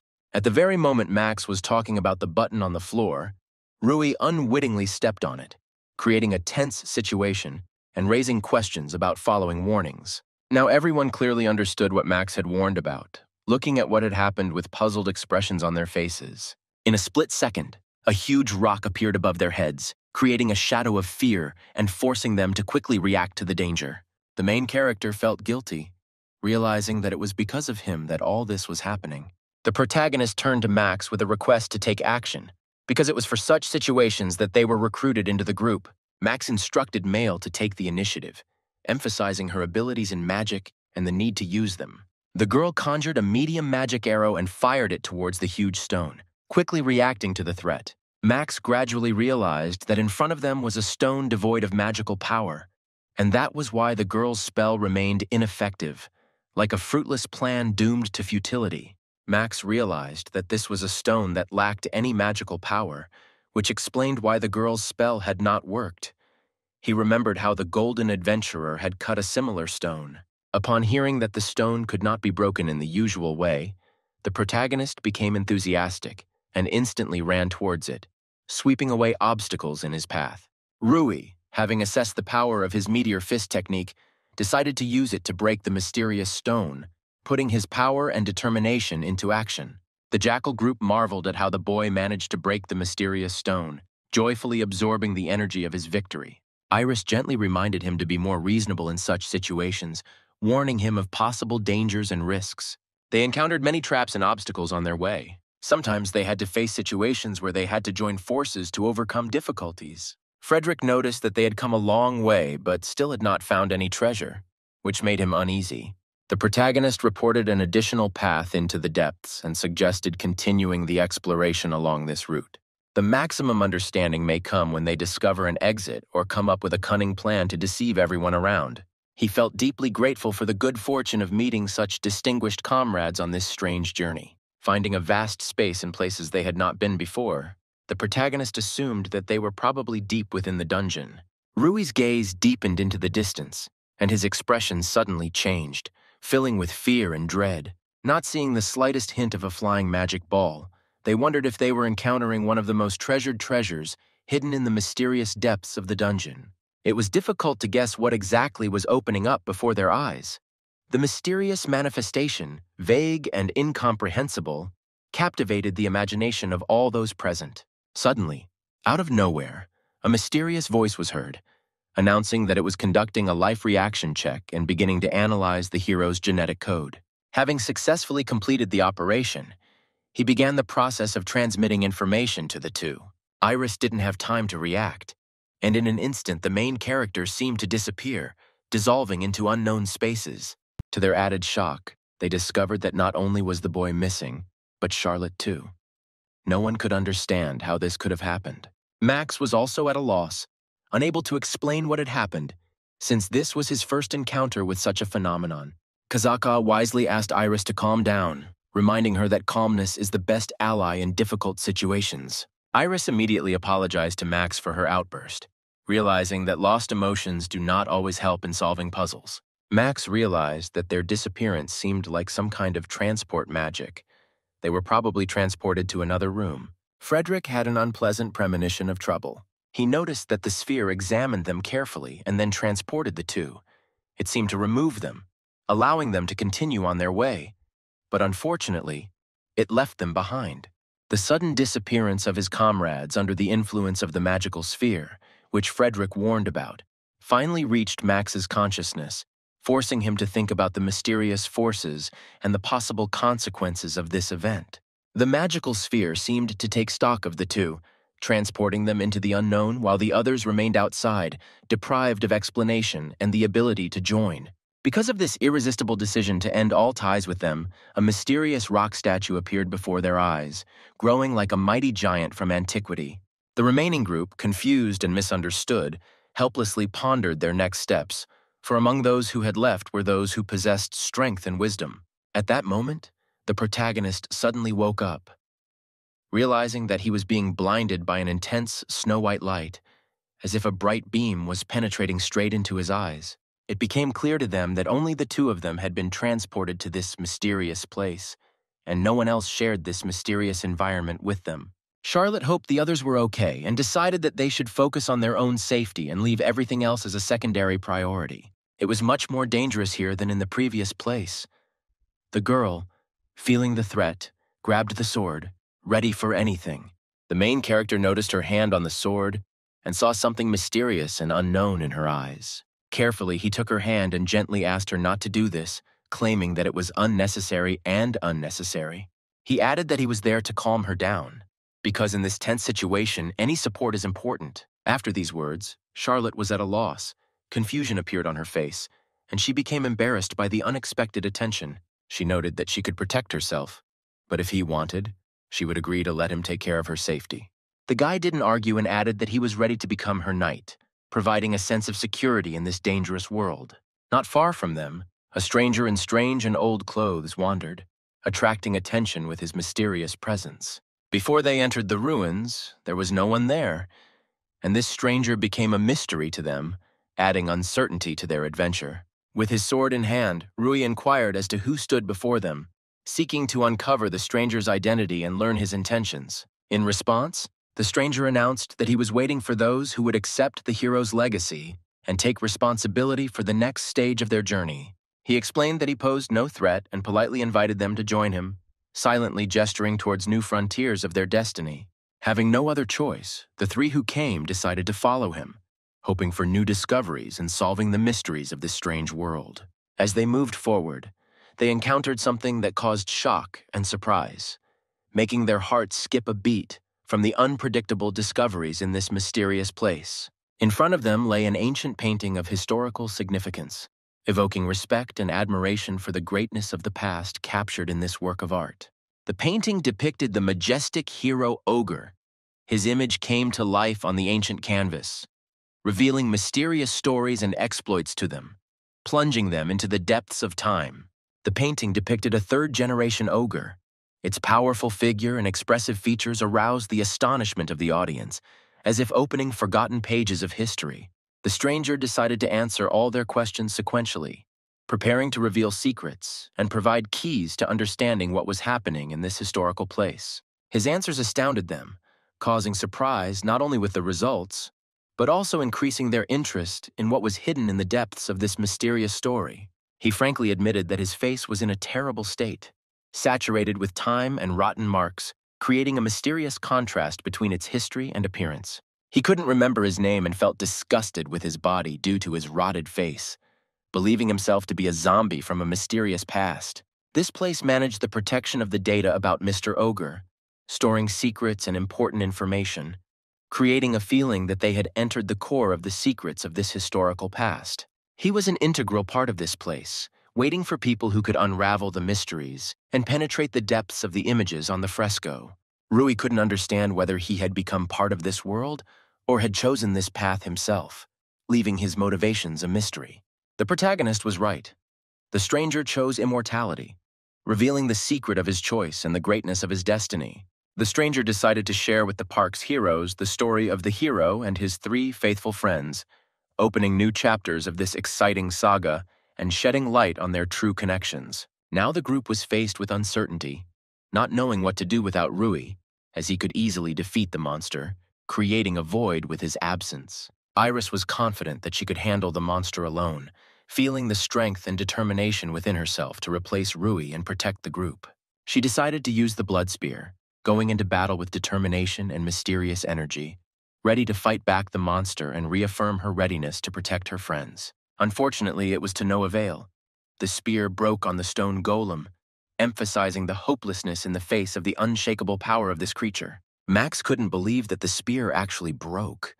It was the first time he saw a stone golem, an embodiment of sealing magic, which amazed him in front of such a strong opponent. Realizing that magic was powerless against the stone golem, Iris decided to retreat with the group, faced with a hopeless situation. Despite the difficulty, she decided to take a risk and try to hit the enemy, hoping to somehow damage him and cause a response from the golem. She put all her strength into this blow, focusing on the instant attack, hoping to leave a mark on the stone enemy's impenetrable armor. As expected, it did little to help, and Iris realized that her attempt to break through the golem's defenses had been in vain. A second later, she had to start running away from the monster, realizing that the situation required not only strength, but also agility to survive. Luckily, Kazaka intervened in time and saved the girl, urging her to avoid such dangers, showing concern for her well-being. Kazaha realized that they had angered the golem and realized that they had to retreat. To win, they would need to recruit more allies and join forces. Iris couldn't understand why she was saved because in this dangerous situation, her life could have simply been sacrificed. Kazaka only laughed at the girl's reaction, realizing that the secrets of this world can be unpredictable and cause different feelings. She revealed that Iris knew perfectly well why she had saved her, adding to the mystery of the situation, which had more to it than met the eye. Iris couldn't understand what Kazuha was talking about.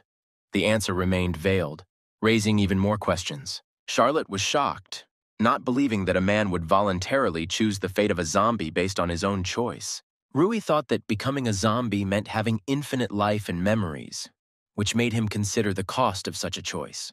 But many break down psychologically, faced with a deteriorating body that turns into a disgusting state. This indicated that the man had spent 300 years alone, experiencing a long and lonely journey in his unusual destiny. He asked not to express sadness because their coming here had already become a reward for him, bringing joy and satisfaction.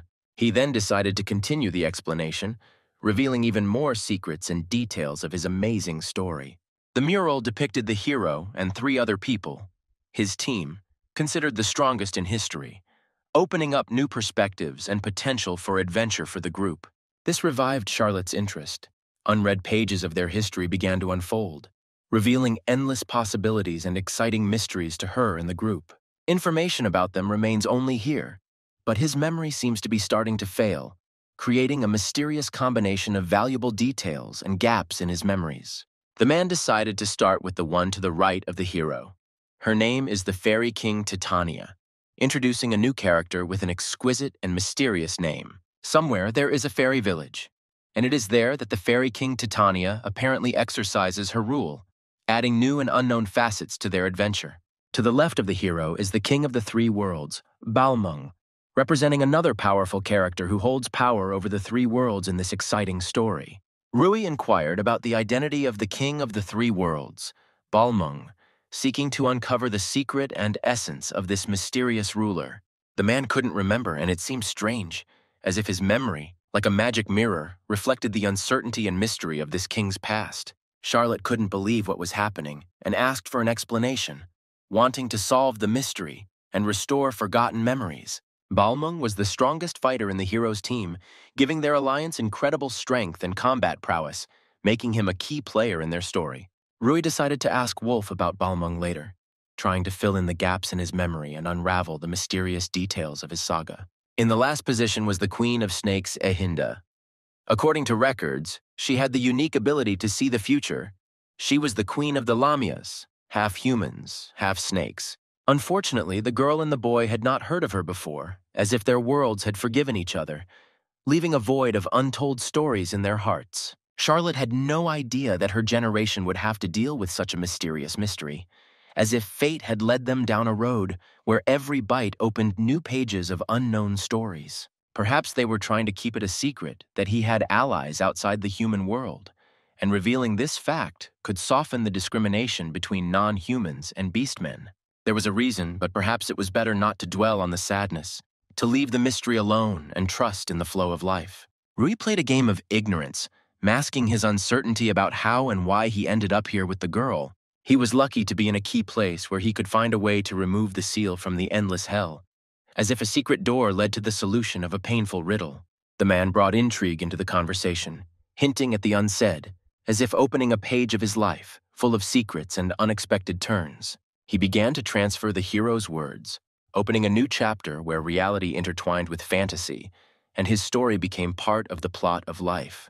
If someone was in trouble and needed support, a man should turn to his partners for help, as the last thread of salvation in the labyrinth of incredible events. Rui was faced with misunderstandings, unable to figure out which partners the hero was talking about, as if trying to unravel a tangle of secrets veiled by mysterious threads of the past. The man finally revealed his hand, revealing that their friends were being attacked by a golem as a sudden darkness fell upon their world, causing commotion and anxiety. When he returned, both of them had questions. There was a mystery in the air that needed to be solved, and their eyes met, searching for answers. The man had been waiting for this moment for a long time, but when it came, he suddenly felt lonely, as if the mysterious secret carried not only answers, but also sadness. He hugged Charlotte and expressed his gratitude to her, realizing that at that moment words were unnecessary, and that his feelings found a response in the silence of the embrace. As she parted, she said that he too was a hero, even greater than she, emphasizing that he had left an indelible mark on their adventure together. The man said his last goodbyes, noting that the girl had the blood of a hero in her veins, that courage and determination were mixed in her veins, supporting them in this world of secrets and dangers. And then he seemed to crumble, disappearing into space like a shadow, taking with him the mystery and the heroic metamorphosis. Having made up her mind, she decided to inherit his aspiration, and a spark of determination was awakened in her heart, ready to sparkle in the name of continuing the extraordinary path. This meeting and everything that happened became an integral part of her memory, clearly intended for long-term storage in the corners of her memories. Kazakh began to explain why he decided to save the girl, his words revealing the depths of her kindness and determination, deserving admiration. Iris still couldn't understand the meaning of the words that she herself knew why Kazakh had made such a decision, as if the secret of her motives was hidden in the impenetrable depths of her inner world. Max suddenly interrupted their conversation, warning them that it was time to run, emphasizing that important steps required immediate action. At that moment, a golem attacked them, threatening to destroy everyone. An event suddenly took a dangerous turn. Max realized that his attack power was equal to that of an A rank. His inner potential was revealed, raising his abilities to a new, exciting level. The girls were ready to escape, with the means to make a quick and effective exit, as if they had mastered the tools of their freedom in this tense moment. However, despite their attempts, these methods did not work, as if mysterious forces were opposing their plans for freedom. Mila suggested standing silently in the corner of the room so as not to attract attention, otherwise they risked interfering with their escape. Max glanced resolutely at the girls, assessing the situation out of the corner of his eye. His vigilance focused on the safety of the entire group. His face was worried, indicating that he was lost in an unknown situation. The excitement in his eyes reflected uncertainty and lack of a plan. Iris realized that it was time to take matters into her own hands. Otherwise, they were in danger of being killed, and the responsibility for the survival of the entire group fell on her shoulders. She approached her opponent with determination, preparing to attack, her eyes sparkling with determination to change the course of events in her favor. However, the golem's reaction was astonishingly fast. He easily identified her. His attention was so keen that it left no chance for evasion. Iris prepared herself for death without even trying to defend herself. Acceptance of the inevitable was born in her heart, and she faced the threat with wise calm. But, like the mysterious hand of fate, the golem suddenly froze, and the expected moment disappeared into impenetrable mystery, as if the plans had been disrupted by the magic of unknown forces. The golem, as if immersed in the world of a mystical slug, was covered in a sticky mass that changed its appearance. The breath of a mysterious nature penetrated its stone body, turning it into an enigmatic creation. Max, with alarm in his voice, rushed towards them and asked in a trembling voice whether they carried misfortunes within themselves, as if his caring look could change fate or give comfort. Iris, wide-eyed, refused to believe that a golem had stood in their way, facing an undeniable force that had become an unsolved mystery. The sticky bomb, a mysterious tool of adventurers, possessed a special magic. Its effect lasted only a few minutes, like a brief burst of magic that could change the course of adventures in the blink of an eye.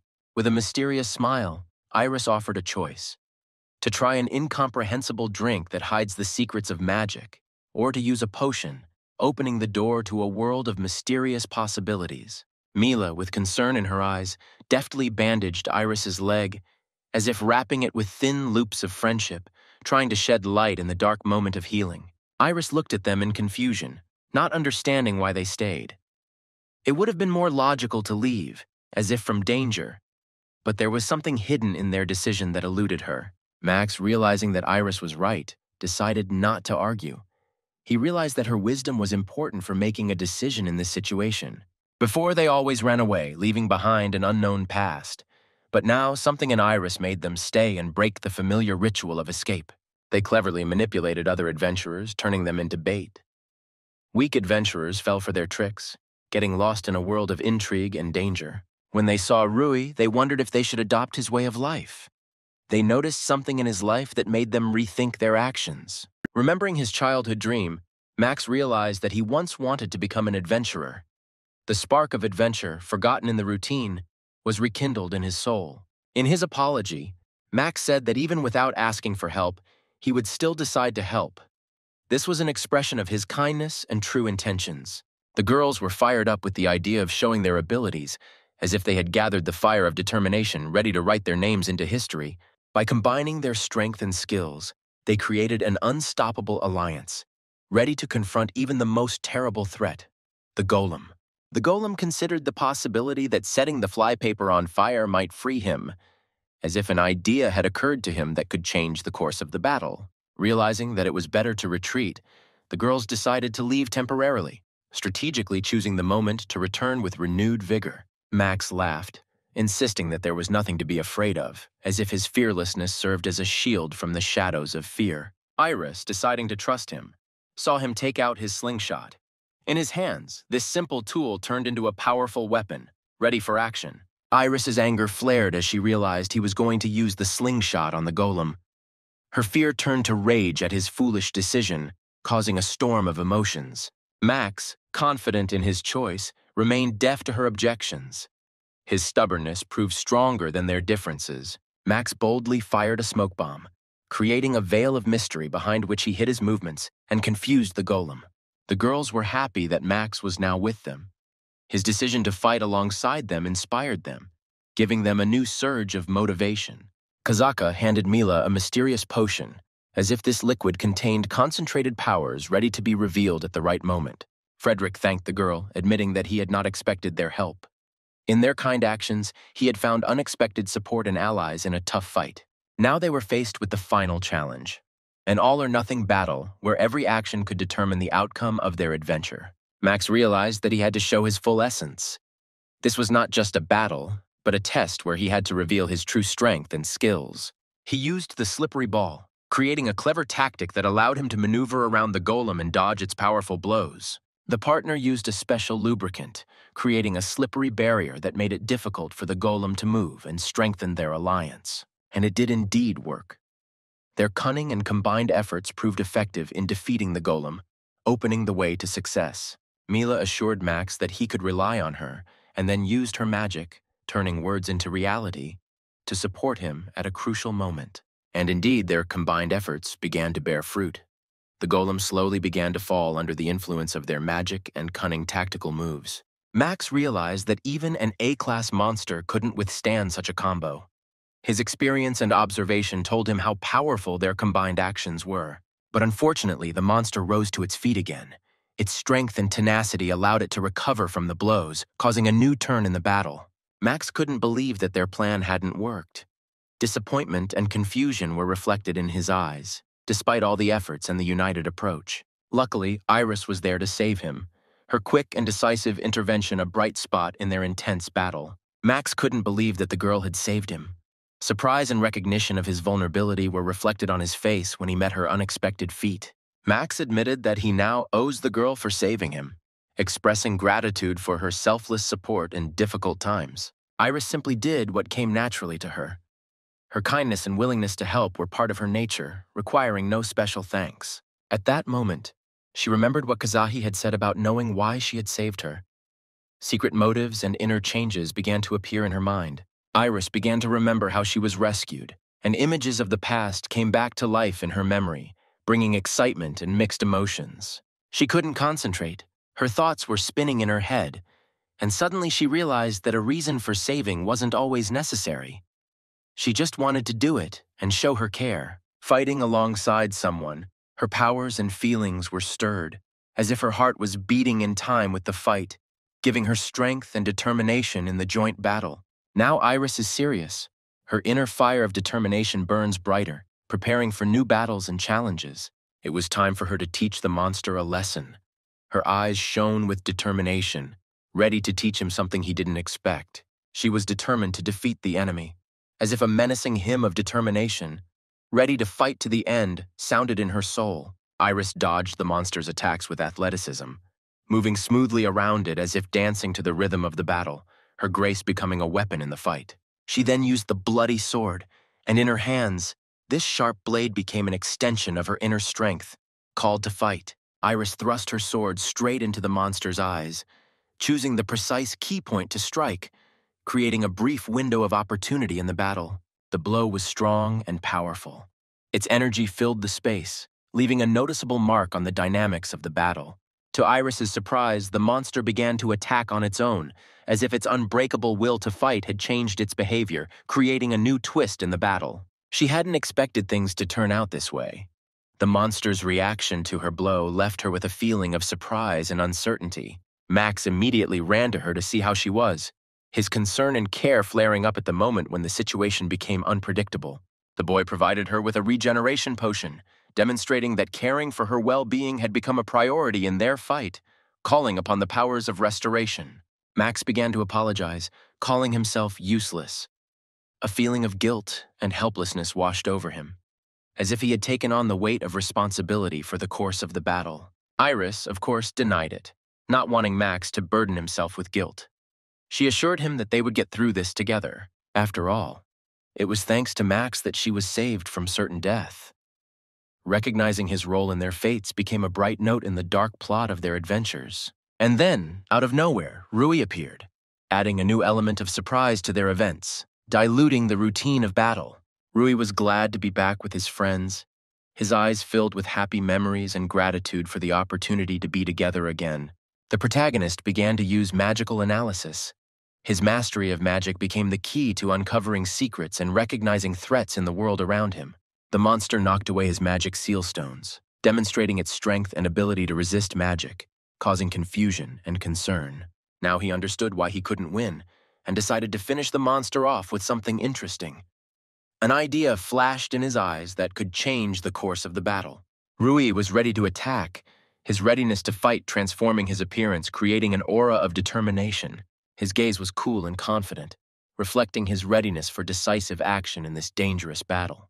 The guy used the space slice technique, demonstrating his skill in creating a time hole and opening up new possibilities in battle. And strangely enough, it worked. The monster fell, and surprise and relief mixed on the faces of the heroes, who realized that they were on the verge of victory. Now, thanks to him, they were safe.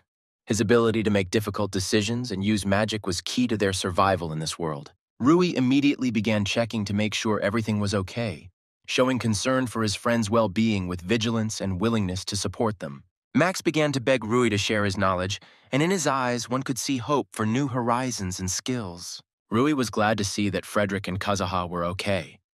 Relief washed over him, reassuring him of his friend's well-being. Kazuha noted that if Rui was going to praise her, it would be better to do it with Iris.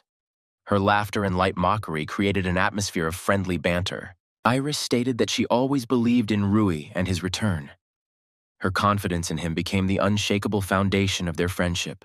He also believed in Iris and thanked her for protecting everyone, and at that moment their mutual trust became even stronger. At that moment, Charlotte returned, and her appearance added mystery to their adventures, becoming an unexpected turn of events. She praised Rui for taking down the monster, her words giving him a new sense of respect and recognition for his skills. Charlotte noticed that the guy always seemed to attract some weirdos like Max, adding a playful touch to their unpredictable friend. Kazuha noticed that something was starting to happen, and she was shaking with anxiety and a premonition of new events hanging over the group. Max screamed as the dungeon began to fall away. His cry pierced the air, heralding a new danger and calling for action. Between the shadow of hope and the emptiness of fear, the bottomless labyrinth of their fate seethes with uncertainty. If they do not get out, their dreams will be buried under a pile of unknown circumstances. Beyond the ordinary, where exits usually open, the prospects have now disappeared, obscured by the darkness of the unpredictable, leaving only the heavy silence of the unknown. And suddenly, like a flash in the dark sky, the main character suddenly remembered something that turned out to be the key to the solution, opening the way out of the dark hopelessness. When recalled, the information turned out to be the key to a closed castle, a dungeon where the hero's secrets were kept, and those who penetrated were awaited by a testing golem, the guardian of mysteries. Suddenly realizing that this was not just a guard, but a double trap, the hero realized that his path would be lined with collapsing secrets, skillfully created in this dungeon. Max was questioned about whether he had accidentally ended up with some object, and there was a hint of suspicion in the question, as if the key to the mystery might end up in his hands. Max had the item, but he knew that using it required the consent of his partners. Even in the dark labyrinth, the powers of united minds were important. Max revealed the secret. It was a magical stone of movement.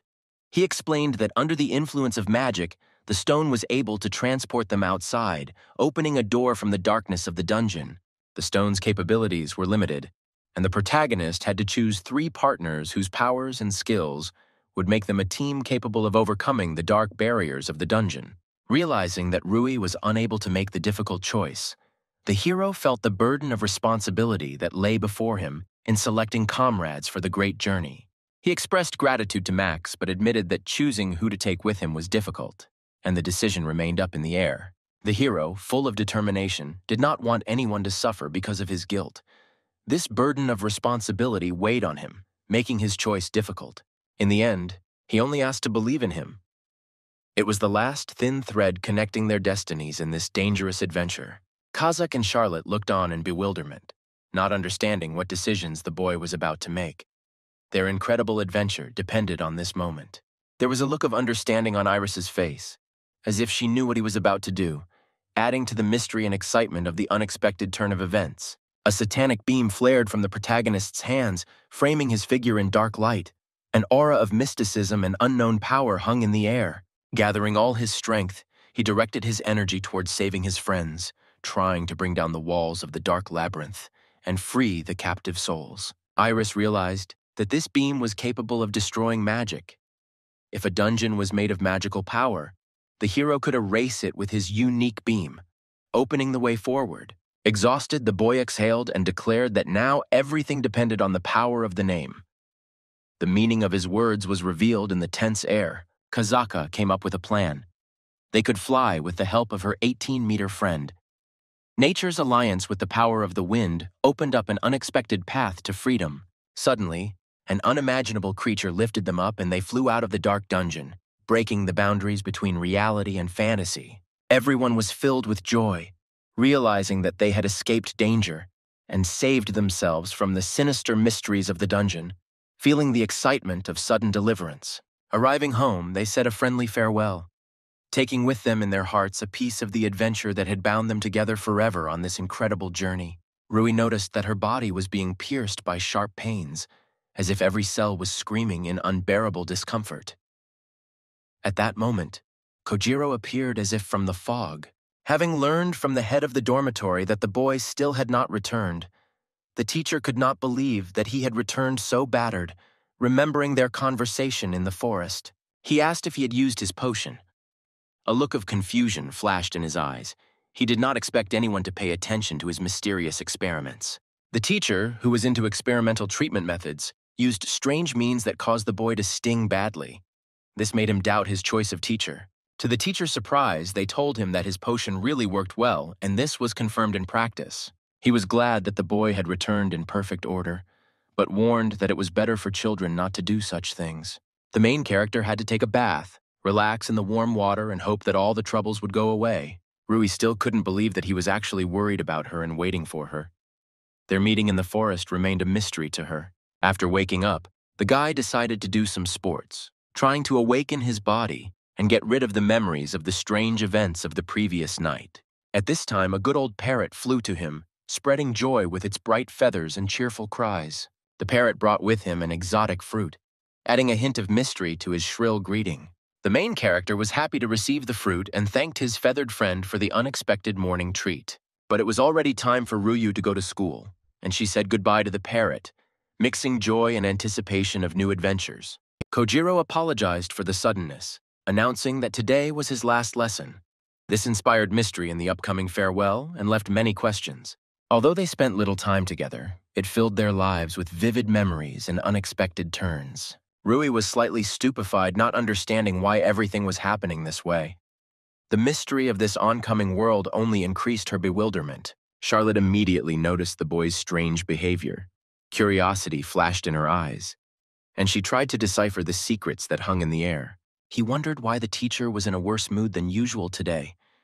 He thought about the possible reasons, feeling something mysterious. The man was doing his job, but in the eyes of the students there was a shadow of an unknown mystery, making his actions more mysterious. He said that when attacking, one should squeeze the sword, emphasizing the importance of reaction. And despite this, his stance improved, surprising everyone around him. The guy was happy to hear this, and said that his stance needed to be improved. He decided to go and practice to perfect his skills. Next in line was Prince Yuri, and everyone waited with curiosity to see what lessons of skill and secrets the mysterious teacher would reveal. Prince Yuri decided that he, too, could use some training in the use of weapons. He watched the training process with fascination, ready to dive into a world of secrets and skills. He brought a staff to training, wanting to learn not only swordsmanship, but also other types of weapons, adding variety and uniqueness to his training. The teacher announced that he was about to attack, and Yuri needed to try to defend himself, creating a tense atmosphere of anticipation and challenge. Yuri was serious about training, seeing in every movement of the teacher an opportunity to reach a new level of mastery and improve his skills. The teacher noted that Yuri had a good stance and a confident look, emphasizing his readiness for challenges and thirst to master new techniques. It is unclear what the teacher was sorry about, because in his eyes one could see pride in Yuri's level of preparation and the desire to improve. However, the teacher decided to start sparring with the student, creating an atmosphere of competition and an opportunity for Yuri to demonstrate his skills in combat. Yuri was slightly worried, but prepared for the sparring, feeling inner strength and determination to cope with the challenges thrown down by the teacher. Kojiro, in turn, was calm and confident. The teacher, rushing forward at the speed of light, threw out his first attack, like a master of instantaneous embodiment of power, creating a whirlwind of power. Yuri stood like an unwavering guard, ready to meet, light and confident, like the wind. A feeling of joy and pride flared up inside him that he could protect himself. The teacher's gaze suddenly changed, as if a light had cut through the darkness, revealing his hidden intentions. The teacher was consumed by rage like fire, but upon realizing it, he quickly apologized to Yuri, like the wind calming a storm. Without warning, he struck a fatal blow, filled with mysterious strength and determination. Yuri collapsed to the floor, as if under the weight of an invisible defeat, and silence reigned. Everyone around was gripped by fear. Their hearts began to beat faster in front of the unexpected threat, as if a shadow of doubt had enveloped everyone. The teacher raised his sword to Yuri's head, and the silence in the hall became unbearably tense, as if the drama had reached its climax. Kojiro said goodbye to Yuri, and there was an inexpressible heaviness in his farewell, as if deep, unspeakable feelings were hidden behind the words. But then Rui stood up for Yuri, determined and unwavering, not allowing the teacher to kill his friend so easily. Their meeting turned into a tense struggle between friendship and fate. Yuri couldn't understand what all this meant, as if he had a puzzle with missing pieces in front of him, causing anxiety and doubt. At that moment, his guard appeared, amazed at what was happening, as if he could not believe his eyes. Rage instantly engulfed him like a storm, igniting a flame in his soul. The guard swore to kill his opponent, his words sounding like a thunderclap promising an inevitable clash. The protagonist urged the boy not to give in to anger. His words sounded like a soft whisper in the storm, warning against recklessness. After Rui said something quietly, the boy instantly calmed down, as if these words had dispelled his inner torment. She suddenly declared that she trusted the protagonist, and this unexpected turn gave her confidence, creating a sense of harmony. At parting, the main character asked her to protect everyone. His request sounded like the last hope in the game of fate, revealing its cards. The protagonist assumed a fighting stance, his every movement embodying his determination to protect those he loved. A moment later, Iris appeared behind the boy, her appearance like a ray of light cutting through the darkness, bringing hope. But she didn't see the teacher's weak points. The difference in their strength was huge, like an insurmountable gap between them. Wolf was furious. He felt helpless, as if a dark veil had enveloped him, preventing him from finding a way out. Charlotte gently asked the guy to calm down. Her words, like a gentle caress, dispelled the clouds of anger in his soul. Although the situation was unfair, no one could change anything. All that was left was to watch and learn, as if there was some important wisdom hidden in it. Charlotte silently begged the boy to be okay, her quiet thoughts penetrating his heart, calling for calm. Rui finally asked the man why he did this, his eyes full of willingness to understand and solve this riddle. The boy admitted that although he had little time with the teacher, he became important to him, as if he had already realized the value of this connection. Kojiro noted mysteriously that everything was more complicated than it seemed, as if her words were hiding a mystery surrounding what was happening. The teacher asked the boy to leave for the sake of his health, adding that he did not want to harm anyone except the prince, as if he was striving for peace. The teacher's blow looked fatal, but he had to make sure the boy was no longer breathing, leaving a shadow of uncertainty in the air. The protagonist couldn't let the teacher leave after he injured his friend, because he had no reason to attack. Rui was partly right. It was difficult to understand why the teacher needed to kill. His actions remained shrouded in mystery. But the teacher had his own reason, as if a fire was burning inside him, fueling his motivation, although its essence still remained hidden. If the protagonist gets in his way, the teacher will pass by with force, as if the determination to break through an invisible wall was pushing him to use all his power. The teacher was serious and wanted to finish off the guy. Well, now Kojiro simply had no choice, and he had to get rid of Rui. A split second later, he disappeared from the guy's field of vision, and in an instant he appeared right in front of him. This maneuver looked impressive. Well, it goes without saying that Rui had good reflexes and was able to dodge it. He began to repel all enemy attacks and did it skillfully and professionally. The teacher said that the guy was not bad since he could parry his blow, and all this was thanks to his teachers in the form of his friends and sister, and Rio. The guy decided to strike his blow, but it was not successful. But the teacher's blow had its results, and Rui even moved a couple of meters. The guy even had to use magic to keep from falling to the floor. He realized that he wouldn't be able to hit the teacher at close range and that he needed to move away. Then I decided to use a technique called Big Flame. The ball of fire was getting closer and closer to the teacher. It was indeed well-trained magic, but did the protagonist really think he could take on the teacher with it? Kojiro prepared to defend himself from such an attack. He had to put in a lot of effort to do so. He then used magic and was still able to repel the attack. It is clear that the main character did not expect this and was surprised. But the teacher said that there was no time to be surprised. Doing what the enemy doesn't like is the basis of battle. If you convert everything into numbers, there is no particular difference between him and the teacher. But he didn't know that the guy was a difficult child. He was confident that if he continued like this, he would definitely be able to defeat the guy. Here, the teacher realized that the boy was becoming stronger during the battle. In addition, he can memorize its movement at incredible speed. Rui learned by memorizing from his sister and Rio. Then the guy finally got to his feet and was ready to continue the fight. He wanted to move away and switch to magical attacks, but he doesn't have enough speed to move. The shuffling of his feet made it difficult to predict the teacher's next move. He just needed to find his weak spot and hit him there. Unfortunately, the teacher was able to pierce the guy with his sword, which was very bad for the guy. The teacher had already said goodbye to the boy. The man felt some hot air around him. He couldn't understand what it was or who it was. As it turned out, this was the guy's plan, and now was his final act. The guy decided to use a space cut, as in the case of the stone monster. It was a good move, but only if the guy could hit the teacher. Kojiro, in turn, used a technique called the swallow's tail. After such a blow, the guy could no longer stand on his feet and fell, coughing up his own blood. The teacher was confused by the fact that he did not lose consciousness. He could not believe that he survived his swallowtail. Kojiro decided to check the prince's breathing and just leave. He demonstratively said in front of the other students that he did not like to kill without a good reason. If they leave, he will not harm them and will leave them alive. Charlotte wondered if the man wanted them to calmly watch as he killed their friend. Kojiro realized that he simply had no choice. At the end, he only said that it would be very painful for them. Rui was still able to somehow come to his senses and tried to persuade the man to stop. Whether these were memories or whether he was actually transported to an endless hell.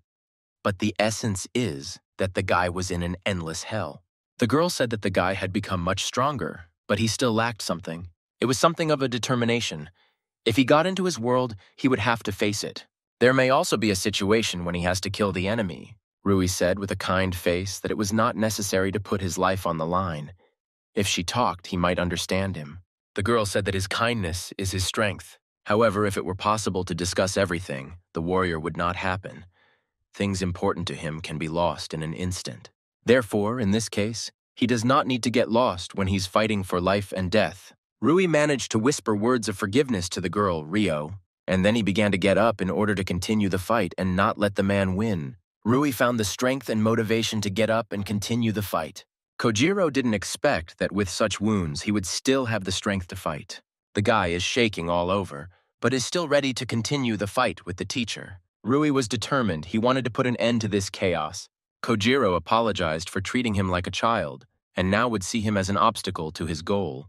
The teacher was ready to deal another blow to Rui. But to everyone's surprise, the guy was able to easily repel this attack with his bare hands, without using a weapon. Kojiro couldn't understand how Rui managed to do it so easily. He was confused because his movements were very careful. Then the main character began to launch his attack. Kojiro will notice that Rui's number of strikes has changed, meaning that he has become stronger. The protagonist realized that he needed to use a third attack move called Serenui. This blow was really strong and unexpected for the teacher. The man instantly fell to his knees after such a blow, and the boy immediately began to thank him, because thanks to him, he learned the horror of war and true determination, and with the help of this power, he will overcome the teacher. Kojiro didn't expect such a surge of strength from the guy. He wasn't ready for it. In such a short amount of time, he became stronger. He became too strong. Kojiro could not believe that willpower could change people so much. The man noticed changes in the guy's face. For some unknown reason, the main character's eyes changed color and became red. Rui realized that this was not just like that, and they gave him strength.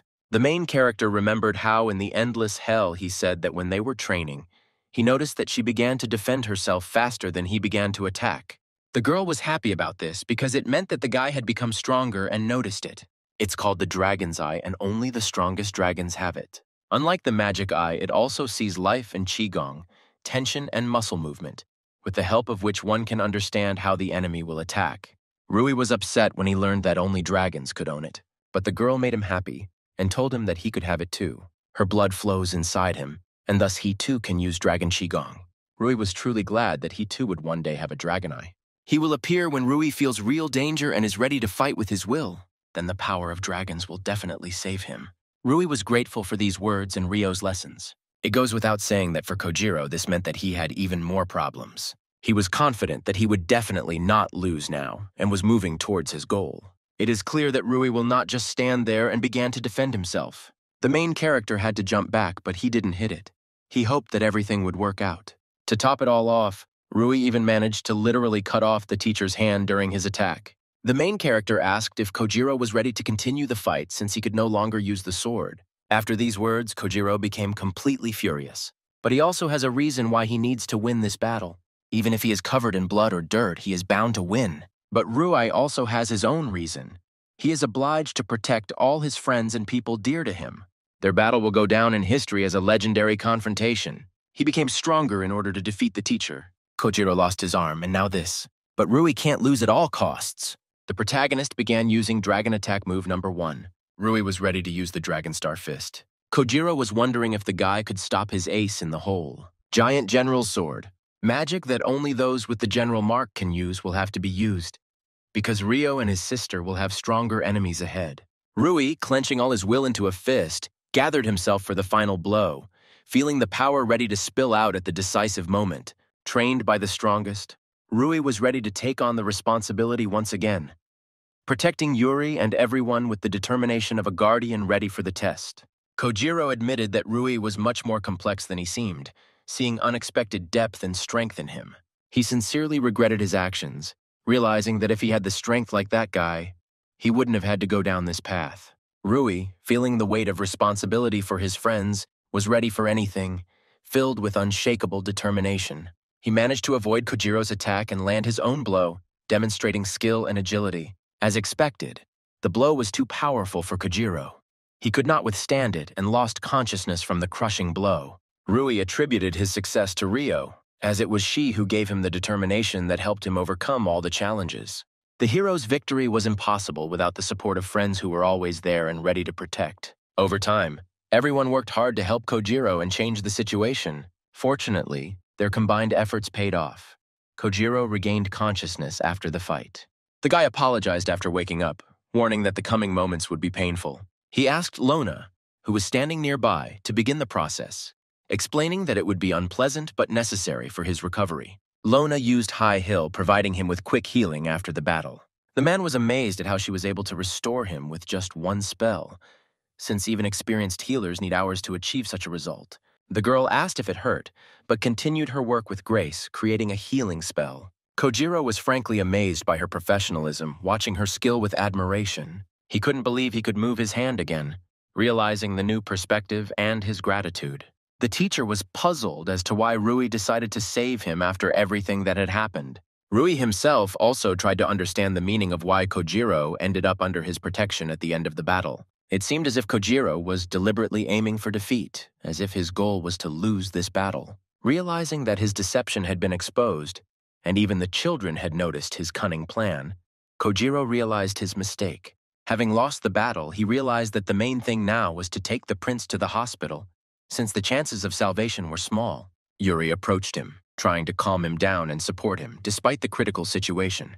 However, The protagonist secretly gave Kojiro a magical artifact, revealing a secret that could change the course of events. Thanks to the substitution medal received from the adventurer in the dungeon, Kojiro was able to escape mortal danger. However, the powerful blow was so strong that he temporarily lost consciousness from overexertion.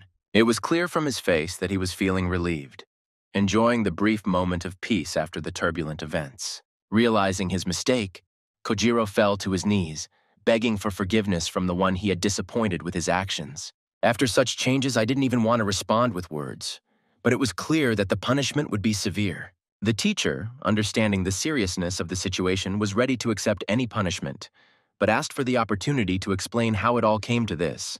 Lona's gaze changed dramatically, as if she was preparing for an important decision. A second later, the man collapsed to the floor, overcome by a wave of pain that robbed him of his strength. Lona didn't understand what was happening.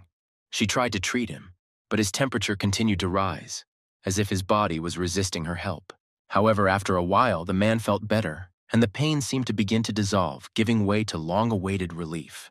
There was nothing that could be done. The temperature did not go down, as if it had become an unruly element, not responding to any attempts at treatment. It turned out that the man had the mark of a slave, as if invisible chains of submission connected his past to the present. Rui noticed that the mark was unusual. The seal was made with an error, and a sudden realization revealed a hidden secret to him. The man praised the boy, noting that he had understood correctly. The mark was prohibited by royal decree, being an illegal symbol of slavery, as if he had deciphered a secret message. It was only a matter of time before he died from failing to kill the prince, but he begged to be heard, as if his last prayer was hanging in the air, awaiting justice. He said that he has a 7-year-old daughter, who fell ill with an unknown disease a year ago, as if the shadow of a mysterious illness had enveloped their lives, leaving behind only secrets and pain. His daughter's symptoms were the same as his late wife's, as if the curse of the past had come alive again, repeating itself with terrifying accuracy. Doctors were unable to help her, and she grew weaker every day. While he was away, 2 men offered her a magical object to ease her suffering, but in return, he had to do their bidding. He realized the gravity of his sins and no longer cared about his fate, as if regret had become a constant burden, inseparable from his life. His daughter, Fuyu, was sinless, and he begged him to save her as the last innocent soul trapped by fate. The protagonist asked if everyone had heard the man, emphasizing that they had an obligation to save his daughter, filling the air with his determination. Meanwhile, the 2 strangers sat in the man's house, discussing the source of income they had found, as if invisible threads of fate were linking their decisions into an unpredictable whirlpool.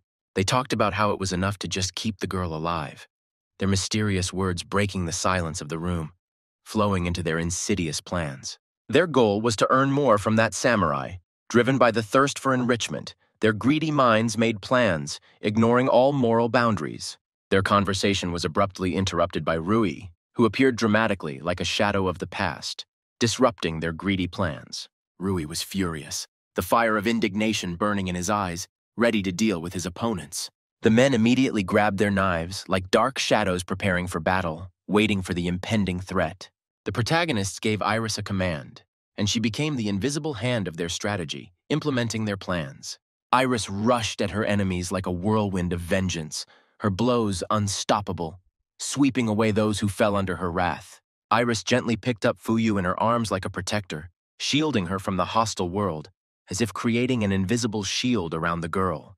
The men realized that their secrets, which they thought were hidden safely, had been revealed, as if the invisible hand of fate had suddenly illuminated their mysteries. Wolf calmly stated that he had easily found them by scent, his keen sense of smell being the key to detecting hidden threats. Rui added that he was the first to analyze everything. His sharp mind penetrated the essence of the mysteries, revealing their secrets. The man acknowledged the strength of the heroes and offered to measure themselves against him, as if a challenge had been thrown down, and the tension of the fight hung in the air. The boy had no intention of forgiving them for defiling the man's efforts and strength, as if his pride were a blade cutting through the air. As expected, he struck, and the moment of truth arrived. The air filled with the sounds of the collision. With such force, the blow broke through the wall, leaving behind a destroyed hole. Kojiro's prediction came true. A huge heat flared up in the girl, as if a flame had flared up in her heart, illuminating everything around with its bright warmth. This was something beyond the ordinary disease, and even healers were powerless against this mysterious illness that required non-standard treatment. A clever method was needed that could overcome the disease, which seemed to have declared war on the girl, locking her in her own body. Rui decided that the first step would be to let Lone assess the girl's condition and then head to the palace, leaving a trace of the secret decision. Meanwhile, the girl and the boy peacefully awaited the arrival of their friends, feeling the tension give way to pleasant anticipation. The girl was clearly nervous. Her facial expressions expressed irritation, as if a secret dissonance of expectations and mysteries was occurring inside her. The guy gently asked her to calm down, reminding her to breathe deeper, as if his words were a quiet touch to her seething emotions. The girl expressed her gratitude to Ben, and as if by magic, the children felt better, as if his presence brought peace and healing energy. Ben, feeling the change in the atmosphere, blushed slightly from the unexpected gratitude and attention. Ben was overjoyed to see how his help brought the girl peace and quiet. He happily announced that their friends had finally arrived, as if their appearance had removed the shadow of tension. As the boy had predicted, his friends had indeed arrived, confirming his intuition and ending the agonizing wait. Lona decided to start with a simple treatment, hoping to ease the girl's condition with her healing touch. Fuya, having come to her senses, was perplexed, not understanding where she was and what had happened. Lona asked carefully if the girl wanted to talk, as if extending a warm hand into the uncharted waters of communication. Ben noticed that the girl had an unhealthy complexion. Her pallor seemed to reflect her inner state, causing concern. If this continued, she would not last long, and Ben felt an urgent need to find a way to restore her health. The protagonist thought about it, because it looked more like a curse than a disease, and simply bringing down the temperature was not enough to solve the problem. Doctors and healers must have noticed something deeper than the obvious symptoms, because it is important to pay attention to the hidden, mysterious aspects of the condition. Ben asked the protagonist if anything had caught his attention, as if expecting key information that could reveal the secrets of the disease. It turned out that the girl had an above-average level of magical power, as if the mysterious signs hinted at the potential for solving the mystery. Rui, realizing this, realized that if he started training her, she could become an outstanding mage, as if a new potential was beginning to flicker in her future. Ben made a fascinating discovery. Her mother also possessed a significant amount of magical energy, as if magic was woven into their family ties. This level of magical power spoke volumes. Before them was revealed the potential of great possibilities and hidden forces ready to awaken and blossom. Ben noticed an unexplained fever, fatigue, and swelling of the joints, noting that these symptoms resembled her mother's condition, as if they were connected by an unknown force. Rui agreed that the symptoms were the same, confirming that the mysterious influence affected not only the girl, but also her mother. It was like magic poisoning. An excess of magical power, normally a sign of health, could become dangerous. Her mother had a constitution that was incapable of controlling such powerful magic. Her body was suffering from accumulated magical energy, and even if it was released, it would start to accumulate again. This was not a simple problem. Kazaka announced that she had an idea, like a ray of light in the darkness, ready to point the way to a solution.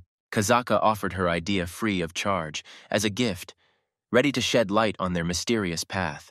She begged them to try her method on the girl, staking their hopes for a cure and their shared success. Rui gestured for Lona to come over, looking forward to the moment when a new chapter of their strange healing journey would begin. The guy asked Lona to put the offered artifact on the girl and use it when she feels tired to help with healing. Lona announced that she had a gift, asking if the girl could accept it, as if a mysterious offer hung in the air. Fuya tried to express her gratitude, but suddenly lost consciousness as if the emotional tension had overtaken her, leaving everyone in confusion and anxiety. The girl immediately began to heal Fuyu, as if healing magic had responded to the sudden fainting. Her face immediately took on a healthy hue, as if healing magic had penetrated every cell, restoring her vitality. Ben was confused, not understanding if this was an effect of the bracelet, as if its secret power remained hidden, raising questions. This charge bracelet was a magical artifact created to accumulate magical energy and then release it. However, for Fuya, the bracelet seemed to constantly absorb her power, as if the magical exchange had become an unexpected test on her path. Instead of gratitude, the Kazakh asked for money, explaining that she had bought the bracelet at a discount from Max, but had wasted the money. Wolf noticed how the girl blushed, embarrassed, and her cheeks betrayed it, as if embarrassment had opened up on her face. After some time, Rui decided to visit Kojiro, as if time was pushing them to cross paths again. The teacher thanked him for his visit, saying that the academy was closed for the holidays and he had some free time. Rui noted that Kojiro looked great, as if he was surrounded by positive energy and a sense of satisfaction. The protagonist erased the slave mark, thus marking the beginning of a new stage in their relationship. As if the act of liberation opened a new chapter, Kojiro realized that his actions were the reason they were sent on vacation and brought trouble to Lagos, as if a shadow of regret had fallen on his shoulders. Although the man faced severe punishment, Yuri took him under his wing, as if the past was now in the hands of someone who could change the course of events. For now, Kojiro has not been removed from his position as homeroom teacher, and the school has given him temporary shelter, allowing him time to heal. Suddenly, there was an almost deathly silence all around, as if time had frozen, leaving only an echo of the events that had taken place. Recently, a jailer told a man that the guy not only saved his daughter from robbers, but also healed her, bringing her back to life.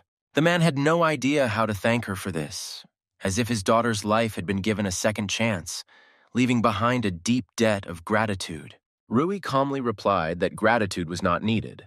For her, the act of healing was a natural manifestation of her gift, an integral part of who she was. The man acted naturally, showing concern, and asked Rui to leave for the sake of his daughter. He firmly decided that he would never forget his debt and would definitely return it one day, swearing by his commander's mark, as if this promise remained sealed in his heart. At that time, Iris looked worried, as if a shadow of vague anxiety had hung over her, overshadowing her usual mood. Although it was still early, the guy felt extremely tired and decided to take a nap, as if rest had become his main need. His attempts to sleep were interrupted by Iris, who suddenly entered the room, as if fate itself had brought her there at that moment. She immediately apologized for her late appearance, explaining that her friend, who was gathering information, had come for an unexpected visit. She brought an interim report on the hero's ruins, as if the fragments of the past and future began to form a single picture. When Iris tried to sit on his lap, he gently pointed out that it was inappropriate, as if the atmosphere called for a more formal tone. Iris felt she had made a mistake, and her gaze reflected the realization, creating unnecessary tension in the air. Iris moved even closer to the guy, as if trying to smooth over the awkwardness and return the communication to a closer, more trusting level. She asked if everything was happening too fast, as if trying to balance the fine line between the speed of events and her comfort. The protagonist realized that the situation had become too close. There were only two people in the room, and they were next to the bed, which made it difficult for him to concentrate. The girl caught his concern, her attentive gaze reflecting alarm, as if she felt his confusion. Iris was irritated that the guy didn't listen to her, as if there was an invisible wall of misunderstanding between them. Realizing his mistake, he was willing to listen more attentively, as if this realization had opened up a new path to deeper communication. The girl decided to share important information, realizing that she needed to act right now, because the tense circumstances required clarity and complete mutual understanding. Iris, noticing that the guy wasn't listening to her, decided to come closer, trying to attract his attention. He immediately understood that this was not possible, as if reality had reminded them of the inadmissibility of further physical steps. Nevertheless, the moment of closeness left a mark on his perception, as if an involuntary attraction had nevertheless made itself felt. Iris asked thoughtfully if their relationship was based on a master-servant model, at first showing respect, as if trying to understand the subtle dynamics of their connection. Iris, as the companion of the great demon king, felt satisfaction in helping him, seeing him not just as a servant, but as an equal companion in great deeds. Spending time together, admiring his strength and kindness, she felt warmth in her soul, as if the memories of shared moments warmed her inner world. However, soon she felt a distance between them for the first time, and jealousy towards the hero's granddaughter arose in her, as if the new element of their interaction brought with it unexpected complications. Realizing that it might be inappropriate, she decided to take this step anyway, feeling how the desire to cross the border of her feelings became irresistible. She asked the guy if he could return her feelings, if he didn't mind.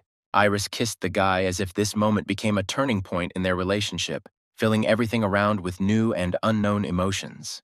To his surprise, He didn't resist, as if he had decided to completely surrender to this moment, forgetting all doubts and questions. He realized that this kiss was unusually pleasant, as if he had found in it something that he had been missing for a long time. The girl smiled and said that she was also pleased. Her words filled the air with warmth, smoothing out the tension and eliminating the remnants of their misunderstanding. Rui reciprocated, flattered that such a girl had feelings for him, as if this confession brought them even closer together. Iris asked if she could come down, as if her question was an attempt to return to more familiar topics and activities. Rui informed her that this was not necessary, giving her freedom of choice and creating an atmosphere of mutual respect and understanding.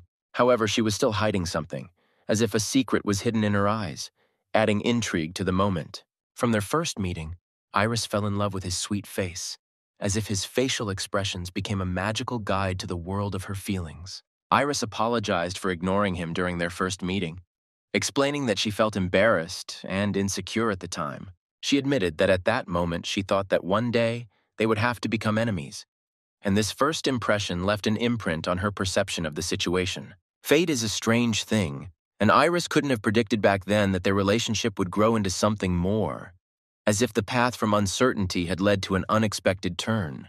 She couldn't take her eyes off his sweet face, finding something in his features that made her heart beat faster. For a long time she had wanted to make him blush, seeing in this embarrassment a special charm and tenderness that she liked. The guy quietly asked to be more gentle. His words were soft and tremulous, intensifying the moment of their closeness. Iris apologized for not fulfilling the request for tenderness, but without giving in, passionately kissed the guy, revealing her reciprocity and passion.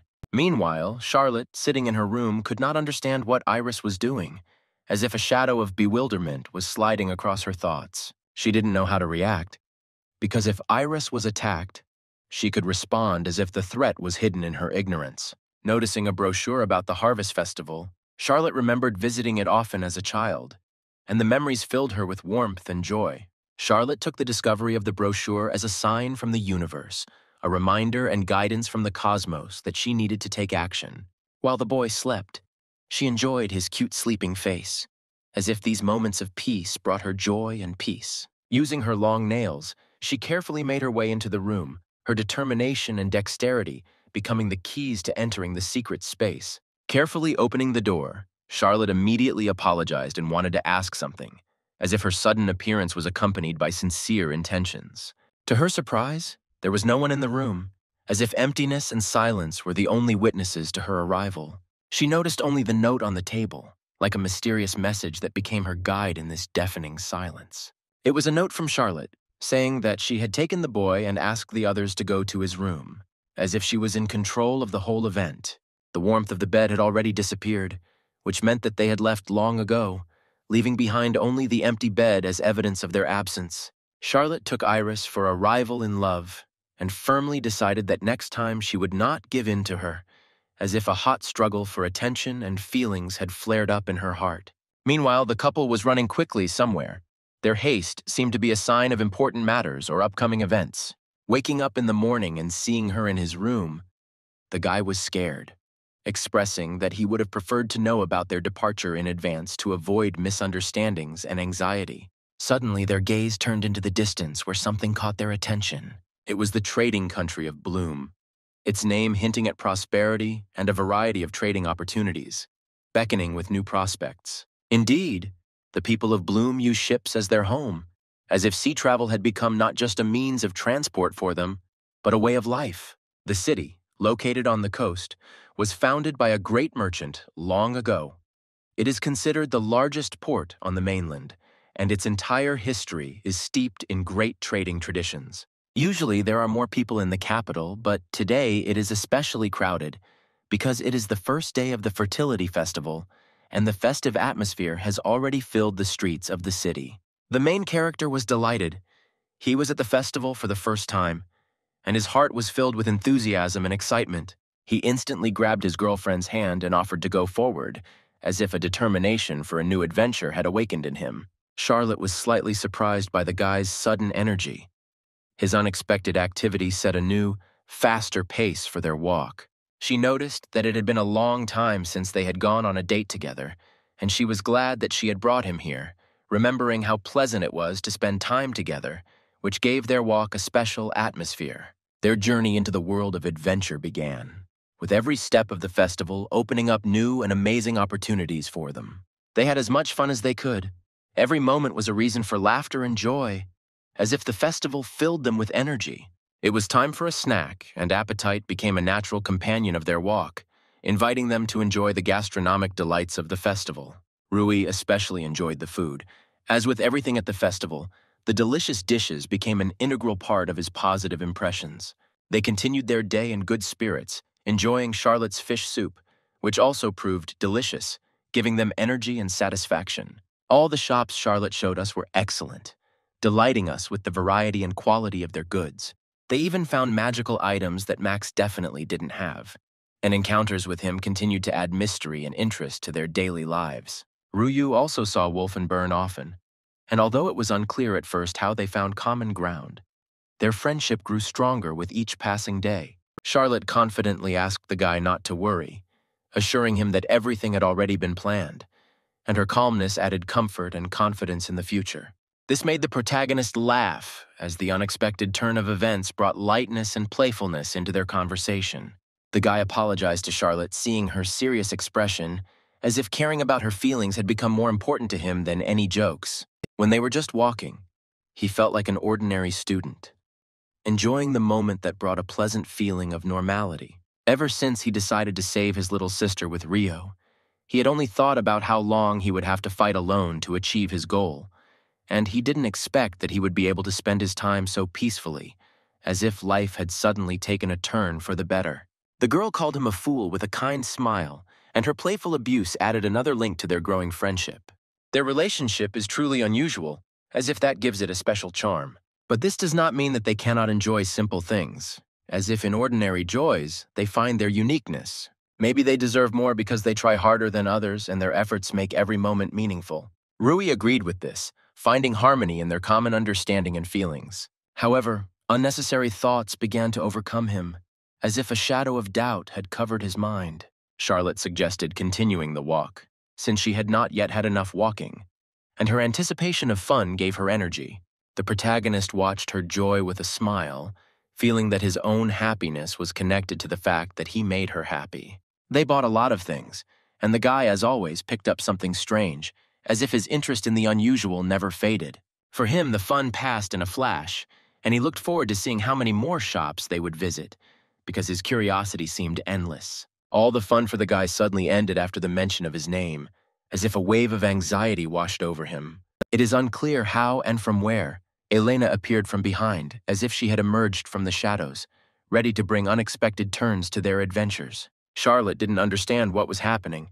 Elena's appearance shrouded the situation in mystery and secret.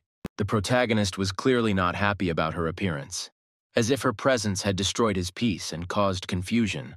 He immediately asked how she ended up there, trying to unravel the mystery of her sudden appearance. Elena was finally convinced that this was the very guy she had been looking for a long time, as if she had solved a riddle that had been tormenting her. She didn't expect him to leave the village and become an adventurer, as if her idea of his future had changed.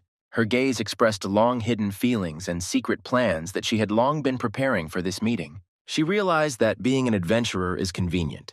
You can earn money and travel to different countries. Finding him was not easy, but she showed her strength by overcoming the difficulties. Now Elena has reached the silver rank of adventurer. Elena, noticing the determination in the guy's eyes, suggested going for a walk. On a magical night, she confessed that she forgave him for his past rejection, opening a new chapter in their relationship. In a world of magic and mystery, where destinies are intertwined, she, like a gentle shield, promised to protect him again. Her love, invisible armor in the storms of life. However, there could be manipulation hidden behind this defense, and in her presence he felt that he could not relax. Her words sent a wave of anger through Charlotte, igniting an internal fire of intransigence. If he chooses the dark path, let him walk in shadows where light and joy will be left far behind. Charlotte politely asked if she could join their conversation, trying to find a place for herself in their conversation. She noted that Elena is not obliged to communicate with the guy if she does not want to, as if giving her freedom of choice. Now Charlotte takes care of the guy, as if she has become his invisible protector, watching him from the shadows. Elena perceived Charlotte as the mistress in this situation, realizing that she was aware of the upcoming date, and decided not to interfere, giving them the opportunity to spend time together. Elena couldn't believe it. Charlotte turned out to be more than just a childhood friend. Her gaze hid something deeper and more mystical. The guy had mentioned Charlotte before, but Elena hadn't expected her to be so unusual, as if she were revealing the secrets of the world to him. If Elena wanted a fight, Charlotte was ready, but if she was afraid, then she would be better off returning to her village and avoiding conflict. These words only increased Elena's anger, and she became ready to take any action regardless of the consequences. The desire to kill Charlotte right there and then pierced Elena's soul, clouding her mind and filling her heart with a dark wave of revenge. At first, she politely asked the guy to look after her purse, as if casually showing concern for her property. Then, like a wolf, she reached for her sword, ready for a deadly dance of the blade, personifying indomitable strength and determination. When she announced that she intended to sever all their ties, she said it with such firmness, as if she were cutting the last invisible cord connecting their worlds. Elena could not stand it and was the first to attack, throwing out all her anger and determination, releasing a stream of internal passions. Charlotte easily parried Elena's blow, as if dancing with the wind, confidently avoiding the collision, demonstrating virtuoso skill. The protagonist was still in a state of shock, stunned by the rapid development of events, as if he was forced to go with the flow of fate. He noted that Elena had grown considerably stronger since leaving the village, as if she had accumulated enormous strength during her time apart. Her words about skill turned out to be true. Her sword was not only fast but also powerful, and she wielded it with incredible ease and skill. After these words, even greater anger flared up in Elena, as if a raging storm of irreconcilability was flaring up in her soul. Elena couldn't understand why every attack she made missed Charlotte, as if she was protected by an invisible shield. Charlotte, feeling it was time to break off the protracted fight, decided to strike her blow, calling upon a force capable of overcoming Elena's stubbornness. Using the brave cherry blossom petals technique, Charlotte created a blinding whirlwind of attack, as if untamable petals were flying around her, caught up in a dance of fate, each one beautiful and deadly at the same time. Sakura launched a powerful attack, and it seemed that nature supported her strength and determination. It was an attack where every ounce of her determination turned into a deadly storm. Elena was burning with determination not to forgive Charlotte. A strong desire to never forget the insult and never let go of the anger was strengthened in her heart. She couldn't understand how Charlotte dared to seduce her Rui, as if it were a betrayal that deeply hurt her trust. Charlotte felt like she was seeing her old self in Elena. It reminded her of who she was before she met Rui, like a mirror of time showing her her path. Charlotte was proud of her powers, but she would become hysterical every time something didn't go according to plan. She had a hard time accepting her mistakes and failures. The protagonist changed Charlotte, and she felt deep gratitude towards him, as if he was the creator of her new self. Elena did not understand why Charlotte decided to get rid of the sword, a symbol of her strength and steadfastness. Charlotte thought that if Elena didn't attack, it might be a sign of her defeat, as if she had given her the right to choose. Elena was losing the ability to express her anger, as if her anger had exhausted all possible forms. Eventually, she decided to attack again, trying to regain control and prove her strength. Charlotte once again used the brave cherry blossom petals technique, creating a deadly whirlwind of invisible blades around herself. This time, Charlotte used the petal flash move, adding a new, unexpected dimension to her attack. In this fight, she looked much more powerful than Elena. Her every move shone with skill and strength, emphasizing her superiority. As expected, Elena was unable to win and only resigned herself to defeat, realizing that she had lost. Rui watched silently, shocked by the chaos that unfolded before him. Charlotte was glad that she had protected not only herself, but also Rui, feeling satisfied in her strength and determination. With a smile on her face, Charlotte waved at the protagonist, expressing her gratitude for his role in these unusual events. The guy admitted that it was all frightening, realizing the seriousness of what was happening and its impact on their world. Even after the explanations, they continued to be pursued, and it was only by a miracle that they returned to the capital, as if escaping from the chaos. The girl began to apologize for ruining the festival, feeling responsible for the unfortunate outcome of events. But the hero didn't see this as a problem. Appreciating the moment and looking at everything with optimism, he added that she is truly amazing, noting her qualities that outweigh all the negative aspects. Suddenly, Charlotte began to practice Qigong, focusing only on the goal and becoming stronger, as if a new energy had awakened within her. Seeing this, he, meeting Elena's gaze, suddenly felt like a loser, unable to compare with her inner strength. It became difficult for him to find the strength to fight, as if his own limitations were beginning to weigh him down in his current circumstances. Charlotte instantly grabbed his hand and pulled him forward, as if holding on to it, they were discovering new horizons together. Dragging him to the bed, Charlotte declared that she had become stronger because of him, seeing him as a role model, as if his presence inspired her. The main character did not expect this, but was touched, as if something new and pleasant had awakened in his heart. He was a little scared of such a girl, but it did not change his essence. His stable features remained inside him. Rui was glad that he had someone he could confide in and discuss everything with, as if he found support and understanding in this. It was not easy to admit it, but it was even harder to forget her, as if her influence had left a deep mark on his heart. Charlotte promised that she would make him forget about the other one, her determination sparkling in her eyes. Then she kissed him passionately, as if this kiss was a promise of a new beginning and deliverance from past difficulties. For the first time, she gave in to him, realizing that she too needed more experience in such moments, as if discovering new facets of her desires. Charlotte promised that she would try to make him forget everything bad all day long, as if creating moments of joy and weightlessness. The hero apologized for the attention he was constantly receiving, as if he realized that he had become the center of all events. Charlotte ignored his apology, as if time was unimportant to her in their communication. Elena, after the battle, still could not calm down and was ready to take extreme measures, including the thought of killing Charlotte. She couldn't understand how Charlotte dared to touch her boyfriend, considering its supernatural impudence. At that moment, a stranger approached Elena and asked if he could ask her a question, as if his unexpected appearance had added a new twist to the events. He called himself Thorn, adding to the air of mystery with his unexpected appearance in this tense situation. He said that he was helping the lost find their way, as if his appearance was a strange salvation at that moment. Elena noticed that he looked suspicious and refused to talk to him, feeling something mystical and disturbing in his presence. However, the man held her back, mentioning her hated enemy and the man she wanted back, as if these words had broken through her defenses and made her think. He asked to believe him, asking whether everything he said was true, as if he himself was questioning his own truthfulness. The stranger said he knew these details because he was a pastor and could sense people's weaknesses, claiming they could help Elena. Elena could not understand what exactly the man meant when he spoke about saving her. His words remained a mystery to her. He insisted that, despite his appearance, he had a solid place in a large organization, ready to help it solve problems, as if opening up new perspectives. Elena noticed that all this looked suspicious. Every element of this situation was filled with mystery and ambiguity. However, she was plagued by doubts and fear of loss if she lost her boyfriend again, as she had done today. At worst, Elena thought she could just beat them up and leave.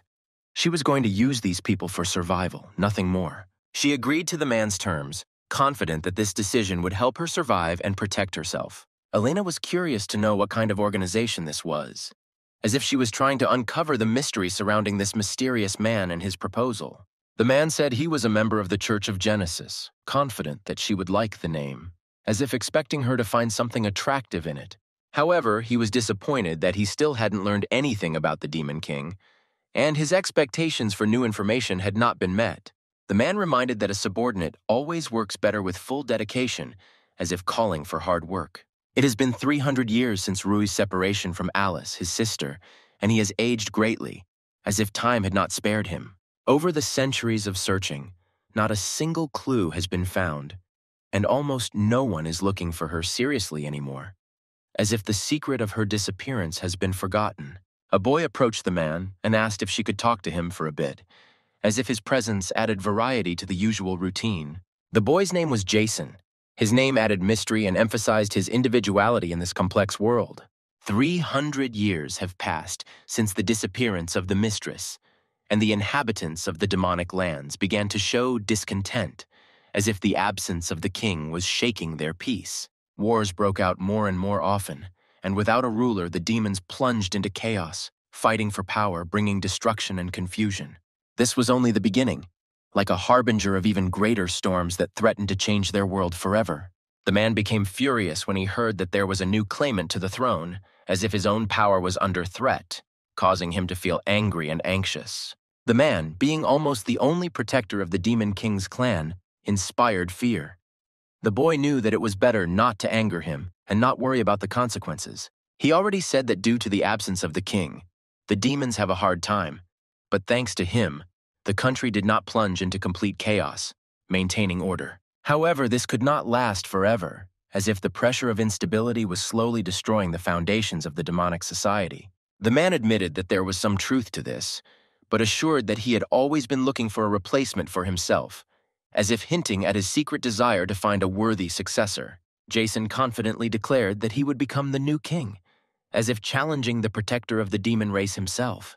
The man was furious at these words, as if his emotions had flared up and turned into a storm of indignation. Jason's gaze remained confident and cool, as if he had no doubt whatsoever that he was right. The man, angry, said that Jason had wasted his time and ordered him not to appear in front of him again, as if putting an end to their conversation. Someone approached Jason and praised him for his courage, as if recognizing his determination in such a difficult situation. Jason was asked how the meeting went, expecting details about his conversation with the protector of the family and his claims to the throne. He said that, according to the Prime Minister, he was too loyal to the country, and it was better not to drag others into this by conveying the opinion of high-ranking officials. The man who appeared said that soon they themselves would ask for help, hinting that fate could suddenly change the course of events. It was Minister Gran who overheard the conversation and decided to intervene, leaving his mark on the development of history. Gran was intrigued and asked to elaborate, trying to unravel the forces and influences at work in their demonic society. Jason warned that everything he said next would be a big secret, but he had one condition, as if hinting at the classified nature of the information. He asked for permission to enter human territory, emphasizing the need for cooperation between the two worlds. If the minister grants his consent, Jason will be able to cross the border, opening the way for interaction with the human world.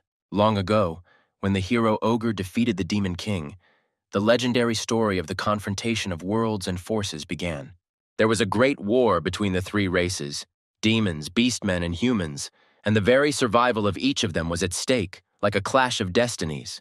The territories of demons, humans, and beastmen were divided back in that distant war, and to this day the borders have remained unchanged, like eternal lines established to maintain peace. Violation of these boundaries threatens execution, as if the shadow of punishment hangs over anyone who dares to cross the centuries-old laws.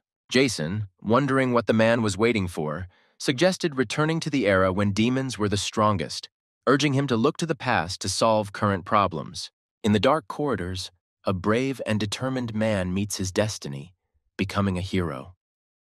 His shining sword cuts through the darkness, releasing the light and saving the demons in their world. A man met a mysterious woman with eyes sparkling in the moonlight, and in her gaze he found something that ignited passion in him and touched his soul. Jason realized that there was a new piece in his game, a pawn, and now it was time for revenge, when he would make the decisive move and change the course of fate.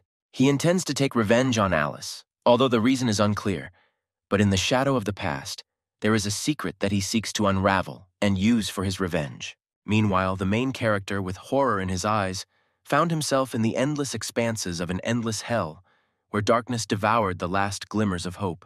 Alice was angry at Rio's actions towards the boy. Misunderstanding and disappointment raged in her heart, and she could not look away.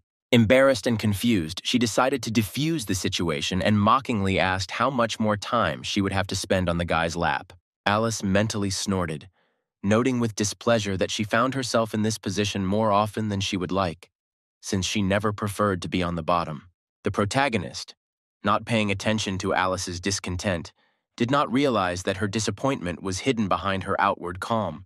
Rio, with her mood, like fabric, embroidered joy into every minute, generously filling their life with smiles and funny stories, trying to distract her sister from her seriousness and immerse her in a world of laughter. The guy at the peak of his story asked if he had shared all the details of his adventure in the dungeon, revealing secrets and valuable information.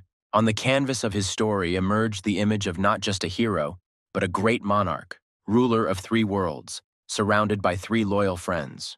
The main character's thoughts were filled with images of the Fairy King and the Snake King. He believed that only these three mysterious rulers could reveal the hero's secrets, although there was almost no information about the Snake King. The fairies and Lamia avoided contact with other races, remaining mysterious creatures, and Alice had no idea where to look for traces of their presence. The lack of information about the whereabouts of the fairies and Lamia made Rio feel even more lost in this mysterious web. Disappointed, the heroes realized that even their own sisters could not help. The mystery of how to find out the truth became a foggy and confusing path for everyone. Rio supported the guy, assuring him that the unknown path was not scary and he would cope with any challenges. In recognition of his determination, she decided to reward him with a symbol of strength and confidence.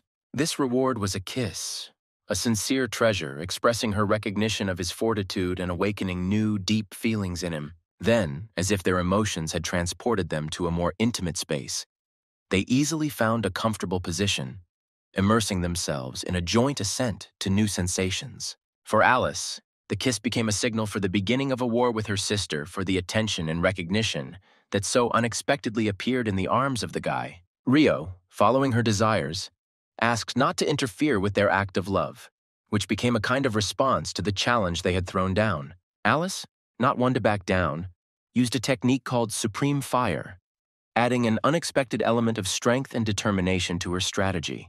The next morning, the boy felt pain all over his body after the intense battle between the sisters, realizing that this war gave their relationship intrigue and incredible intensity. Iris, coming to the guy, asked with concern how he felt after an intense night full of passion and struggle. Iris, entering the room, asked with interest how his night, full of passion and surprises, had gone. Rui was surprised that Iris had arrived so early, throwing him off his usual rhythm. Iris showed so much concern that she was even willing to help him with small things, showing her devotion. Rui, having thought it over, invited Iris to go with him to the library, creating a moment for rapprochement. Iris had an important meeting planned with friends who were gathering information from different parts of the continent. The protagonist expressed a desire to learn more about her friends and read to better understand their stories. Iris mentioned that the capital's library has many archives where one can find information about the hero's friends that might interest them. He understood that the task would be difficult, but he was confident that he would be able to find all the necessary information and unravel the secrets hidden in the archives. The research turned out to be really difficult, but the protagonist persistently studied volume after volume with determination. Ben and Lona were also in the library, creating an atmosphere of collective research and knowledge sharing as a team. Ben was irritated because Rui saw their presence as something more than just a search for information, which made him angry. The protagonist noticed how Ben and Lona, despite the internal tension, began to get closer, creating invisible connections in the world of knowledge. Ben, without hesitation, offered to help the protagonist, strengthening their solidarity and mutual understanding. Rui expressed interest in the Lamia and fairies, emphasizing his desire to learn more about these mysterious creatures.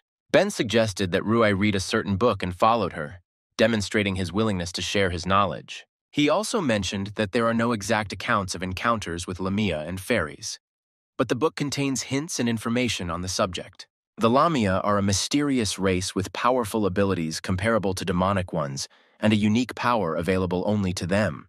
Queen Lamia possesses the ability of the third eye, which allows her to see centuries into the future, making her an incredible gift of foresight. After the Lamia cured him of a poisonous snakebite, they disappeared into the jungle, leaving the hero alone with the secrets of their world. Their power can be used for evil, so it is best to avoid contact with these creatures. Ben knows nothing about fairies and is not even sure if they exist at all. Ben assured Roy that he was always ready to help with any information, showing his support in the search for knowledge. Rui decided to actively pursue his goal, immersing himself in the fight against mysteries and secrets. At this time, the stranger held a book, creating the impression that everyone had the key to hidden knowledge in their hands.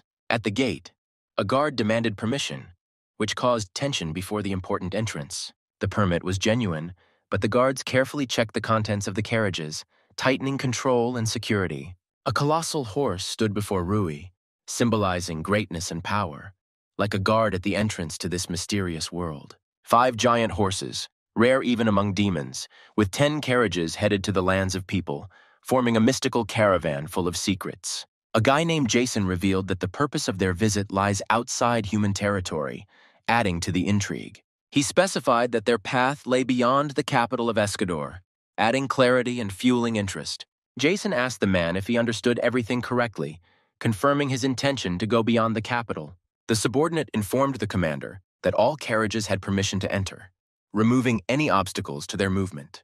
The commander instructed that this information be conveyed to Mr. Portofino in order to avoid misunderstandings and to emphasize the importance of timely action.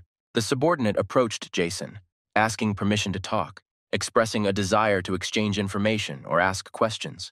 He noticed that the boss was in a great mood. Jason was quietly whistling a tune, creating a light and joyful atmosphere. Jason stated that the book was important to his plan, hinting at hidden strategic motives. The guy noted that to him it looked like an ordinary book, not seeing anything special in it. Jason, however, believed that her presence was predetermined by fate, and believed that the heavens were showing him the way to throne and greatness. There was a village nearby, a small island of calm that contrasted with Jason's mysterious plans. Jason, as a brilliant leader, planned to take over the village to stage a spectacular show of destruction, adding chaos and adrenaline to their quiet life. He gathered all his will, deciding to prevent the capture, realizing that the fate of the entire village depended on it. The guy was surprised, saying that Jason turned out to be unexpectedly kind, despite the mask of a powerful leader. Spidey was tasked with going down, and he accepted the challenge, preparing himself for new challenges and surprises that might await him. The guy said that Spade had the right to do whatever he wanted with them, as if submitting to the rules of this peculiar game or test. Spide was stunned, not believing that he had been given such freedom and control. He knew that the demons were enjoying their sinister games, and this knowledge filled him with anxiety. A new, unpredictable war began, where fun and risk went hand in hand. Every moment was filled with excitement and laughter. Spide enjoyed himself, enjoying the chaos, where every step gave him a thrill and adrenaline. Jason, with a glass of wine, watched this fun war as if it were an epic show, where demons played their roles in a bloody production. The man flared with anger, not understanding how his subjects could allow something that caused him anxiety and concern. For Jason, this was not a problem. On the contrary, the chaos brought him pleasure and entertainment. He suggested that the man not worry about being discovered, assuring him that the boy would be able to erase all traces and keep the secret. As the devastation in the village reached its peak, Jason joined the chaos, adding his part to this mad portrait of destruction. In the blink of an eye, the village was gone, transformed into a field of destruction under the rule of Jason and his subjects. Jason was a true psychopath. His madness and potential to become a demon king reflected his indomitable strength and chaotic nature. However, the chaos in the small village was not enough for him, and he was already making plans to spread his influence over larger territories. He saw the capital as an ideal place for new entertainment, dreaming of more chaos and fun. The protagonist never learned anything about the Snake King or the Fairy Queen, except for the book recommended by Ben, which left him with new questions. Suddenly, Charlotte appeared before him, adding mystery and excitement to his search with her unexpected appearance. Charlotte said she met a girl and Ben in town who told her he was in the library, and she decided to make a joke but was never able to catch him off guard. Charlotte suggested that he go home, warning him that she might reveal some secret if he decided to stay. He told Iris that he needed to go to the library, but did not reveal his true plans to Charlotte, leaving her in the dark. He hid the real purpose of his studies at the academy from Charlotte, fearing that she would not believe him, so he decided not to tell Iris about the visit to the library. Charlotte would probably be shocked that her ancestor was connected to his studies at the academy, so he decided not to reveal this information. He learned that his ancestor was the one who sealed the good demon and dragon kings, which put him in a difficult position of having to hide the truth from Charlotte. If she found out that he was aiming to release the sealed good demon kings and dragons, it might make her life difficult, so he chose to hide his true intentions. Charlotte noticed his thoughtfulness and anxiety, feeling that he was hiding something, but he assured her that everything was fine and suggested that they not continue the conversation, clearly avoiding a topic he did not want to reveal. Charlotte stopped and firmly stated that although she did not know what he was hiding, she would not insist, respecting his choice to keep secrets. She stressed that he does not have to tell anything if he does not want to, confirming her respect for his privacy and right to secrets. Charlotte sincerely expressed her faith in him, assuring him that she would support him in any decision, without conditions. She added that if he prefers not to reveal his secret, she is ready to simply be there and listen, respecting his choice. The guy was surprised by her reaction, but realized that he could continue to manipulate the situation, and Charlotte should be on her guard so as not to be deceived. Yuri was curious why his father had not called him for so long, which created an atmosphere of mystery and questions about the reasons for the silence. Instead of the common room, his father invited him into a private room, emphasizing that the conversation would be confidential. Yuri and his subject entered the room, ready for a secret conversation, listening carefully to the details. It immediately became clear that Yuri had inherited his father's traits. They were as alike as two peas in a pod, which emphasized their similarity in character and behavior, attracting the attention of others. The father offered to make tea and invited them to sit down, creating an atmosphere of comfort before a frank conversation. A few minutes later, the tea was ready, filling the room with a pleasant aroma and adding warmth to the conversation. There was a friendly and warm atmosphere between father and son, as if they were enjoying every moment of communication. However, recently there was a report of the arrival of an envoy from the demon country to the capital, giving this event a special mystery. After this news, both were shocked, realizing that they were faced with unexpected and possibly dangerous circumstances. Yuri tried with interest to find out the goals of the messenger from the land of demons and the date of his arrival, sensing the mystery of the upcoming events. He was excited to learn that the messenger would arrive tomorrow, and his heart was filled with anxiety and tension. Father advised Yuri to remain calm, assuring him that they must act calmly when meeting the envoy. Due to the risk of attack, it was decided to invite the envoy to the palace and then take him away from the city to avoid possible dangers. So far, these were only guesses, but the decision to invite the envoy seemed to be the initiative of a militant minister. The father asked Yuri to organize the evacuation, emphasizing the seriousness of the situation and the need to protect people from a possible conflict. The main thing is to preserve the royal line, even if something unexpected happens to the father, emphasizing the importance of continuing the inheritance.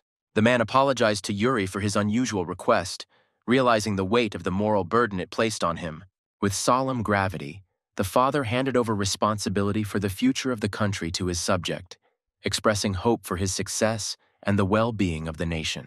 The guy assured that he would protect Yuri even at the cost of his life, demonstrating unconditional devotion and determination in protecting the future of the country and its leader. The father realized that he had raised his sons correctly and was proud of their devotion and responsibility at this critical moment.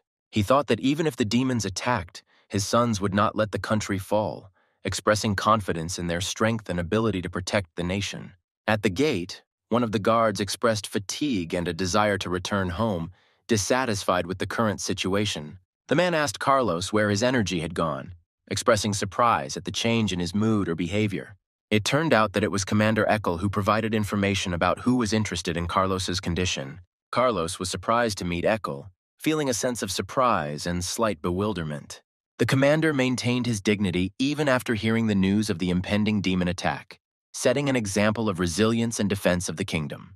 Eckel warned that if highly skilled riders entered the capital too quickly, it could lead to chaos and disaster due to poor horse control in the confined space. The commander ordered all carriages in the country to be assembled in preparation for evacuation or rapid deployment, ensuring mobility if necessary. Jason thanked for the welcome and introduced himself as a subject of Minister Grant's, establishing contact and demonstrating a willingness to cooperate. The commander expressed gratitude for the journey they had made, showing respect for those who were willing to take on a challenge under pressure. The commander introduced himself as Eckel, a knight and protector of the Kingdom of Escador, emphasizing his position and responsibility. The man, unexpectedly confronted by Commander Eckel, realized that before him stood the legendary shield of the kingdom, whose exploits were known to every inhabitant. The commander, knowing about the man's deeds, confidently asked him what he thought about his exploits. Without wasting time, they proposed to resolve the conflict by force, insisting on immediate reconciliation through combat. Jason intervened in time, offering an apology to the commander, to which Eckel, smiling, replied that he did not see a problem and was ready to forgive. The commander offered to escort us to the palace in carriages, leading the horses behind him, and promised to keep watch at the guard gates. He expressed relief at the temporary avoidance of disaster, although the protection of the country and the king remained his primary concern. Meanwhile, Charlotte and her companion were in the classroom, immersed in the fascinating world of knowledge and discovery. The girls were surprised that the guy didn't know anything about demons, and they started an interesting conversation, revealing the secrets of the supernatural world.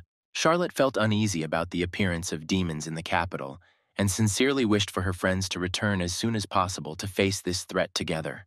Before meeting his sister, he thought that there might be good ones among demons, but few people know about it.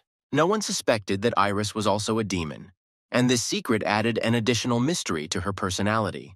He dreamed that people would be able to befriend his sister when she returned from the endless hell, but he knew it wouldn't be easy.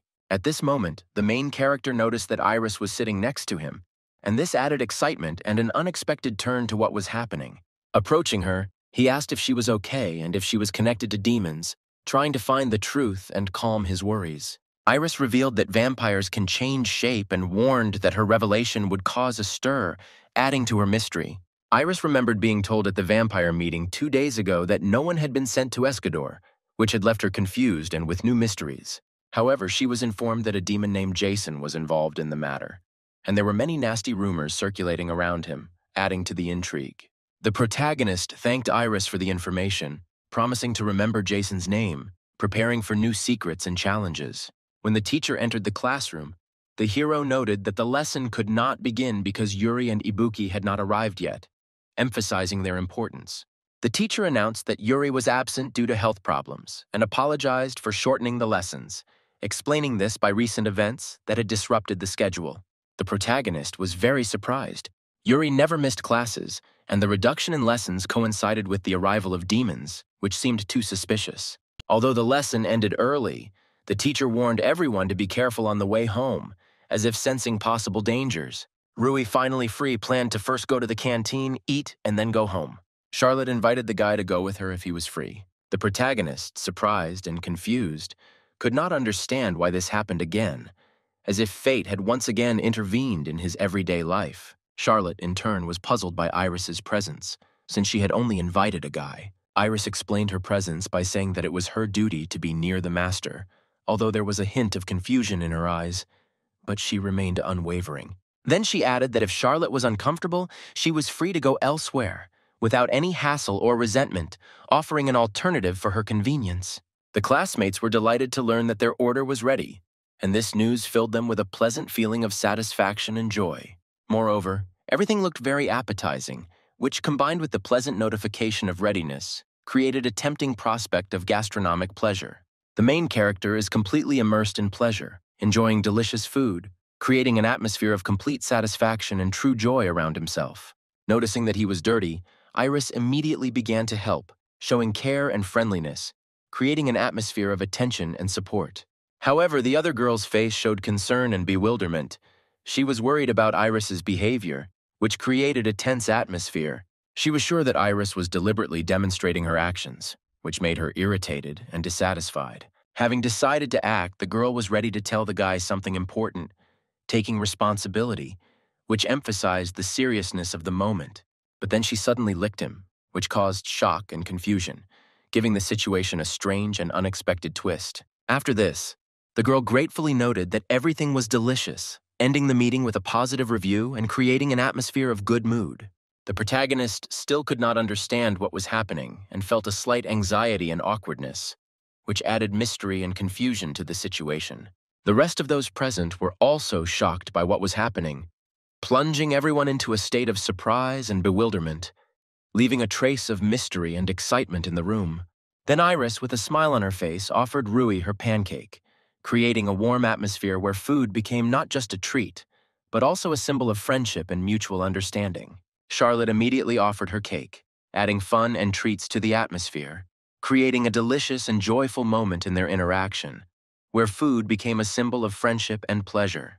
The guy was at a loss as he watched both girls compete for his attention and didn't know how to react, feeling a mixture of surprise and bewilderment. The choice between two ideal girls turned out to be difficult for him, creating a dilemma and causing conflicting feelings in him, leaving him in a state of indecision. In the end, he decided to use the technique of leaving, and, using the disappearance technique, suddenly disappeared, leaving the girls in shock and bewilderment, ending the meeting on a mysterious and enigmatic note. Charlotte sarcastically called the guy polite, noting that the payment could wait, adding a humorous note to the conversation and giving the situation a slightly ironic tone. After all these events, Iris decided it was time to go home, emphasizing the end of the meeting and perhaps avoiding further surprises, creating a sense of finality and resolution. She explained her departure by saying that without the main character there was no point in her staying, emphasizing the importance of his presence and their connection, adding emotional depth to the situation. Charlotte, puzzled as to why Iris kept talking like that, remained with questions about her friend's behavior, creating an atmosphere of mystery and slight misunderstanding. Charlotte couldn't understand what she had done wrong and why she deserved such treatment from Iris. Bewilderment and doubts about her behavior filled her soul with mixed feelings and questions. Iris knew that the Demon King's granddaughter was not related to the sealed ogre, but she still felt some inexplicable emotions towards her, which added mystery to their relationship. Inside Iris, an inexplicable anger raged towards the girl, although she understood that she was not to blame. This created an internal conflict between her feelings and reason, increasing the tension in their relationship. Iris simply said goodbye and left, unable to find the words to speak, leaving behind a feeling of disappointment and bewilderment, creating an atmosphere of incompleteness. Charlotte thought she was a fool, and Vitya seemed to be holding in his grievances, which created a tense and confusing dynamic in their relationship, leaving negativity in the air. The next day, the heroes shared their impressions and worries after the unusual events with their friends, creating an atmosphere of discussion and exchange of opinions. The guy sincerely hoped that the girls would be able to find a common language and support each other, believing that their friendship would bring peace and harmony to their interactions, promoting mutual understanding. Wolf suggested meat and asked the man for 3 large skewers, expressing her need for nutritious food and creating a slight comic element in the request. The man, in response to this, decided to please the guy and promised to give him more, showing friendliness and hospitality, creating a warm atmosphere of cordiality. Wolf proudly declared that his meat was the best, considering it unrivaled, and with confidence in his product, added passion and gastronomic enthusiasm to the moment. Michael, however, felt a growing uncertainty in the city, where more and more mysterious events were happening every day, plunging her into an atmosphere of intrigue and mystery, and causing a desire to understand what was happening. There was an unpleasant atmosphere in the city, which caused the protagonist to feel discomfort and anxiety, increasing the atmosphere of gloom and indignation. Even the shopkeeper noticed a sharp decrease in customers from the previous day, highlighting the impact of the strange events on the life of the city, creating a sense of decline and uncertainty. The adventurers also fled the capital, and the protagonist wondered what would happen to the country next, adding an element of mystery and excitement about the future, enhancing the feeling of unpredictability and uncertainty.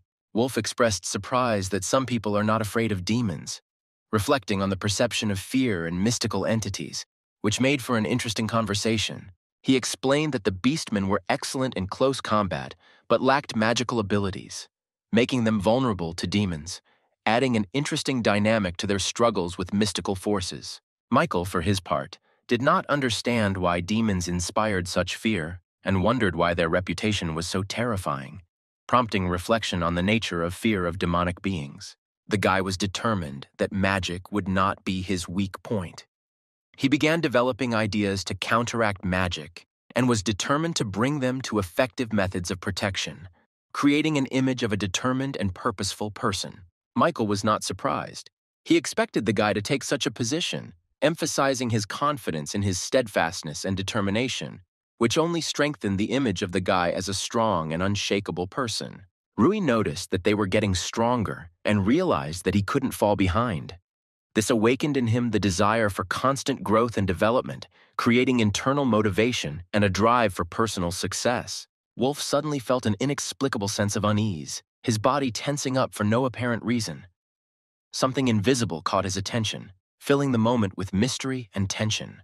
He explained his wariness by saying he smelled a strange odor, adding to the mystery and demonstrating his attention to detail that others might miss. His friends, not understanding what he was talking about, greeted this with bewilderment, which created a comic moment around Wolf, his premonitions and smells, adding an element of humor and inconsistency of perceptions to the situation. Michael, smelling only the smell of meat, reported this with confidence, which added to the mystery of the situation and emphasized the limitations of his perception, increasing interest in the nature of these sensations.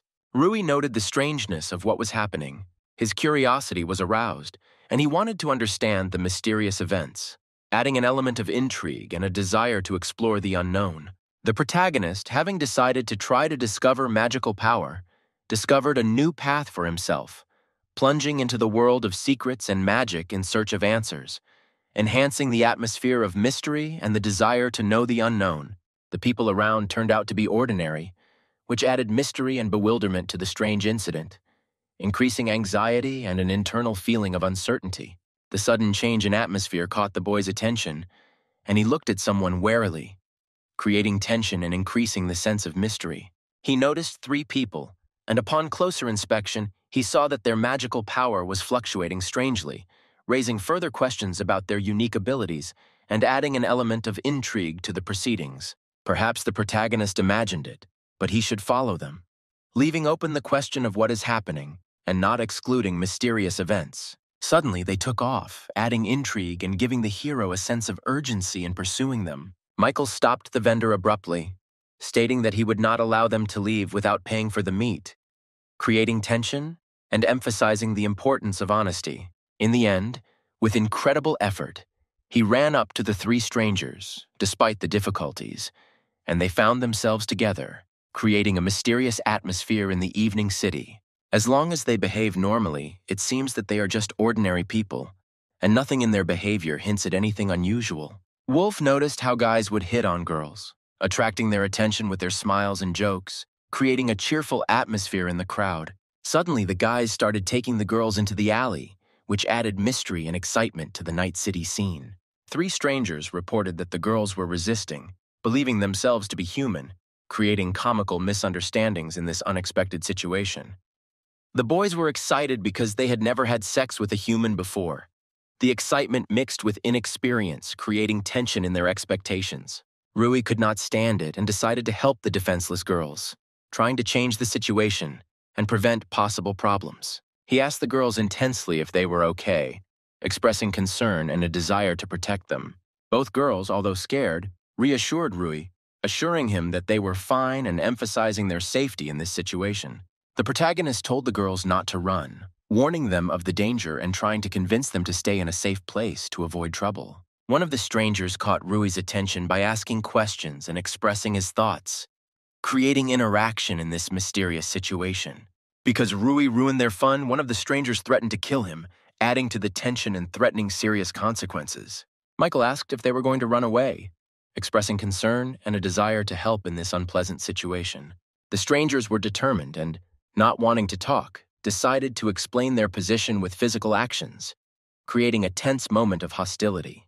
However, the protagonist and Wolf were also serious and ready to fight, preparing for a possible clash with determination.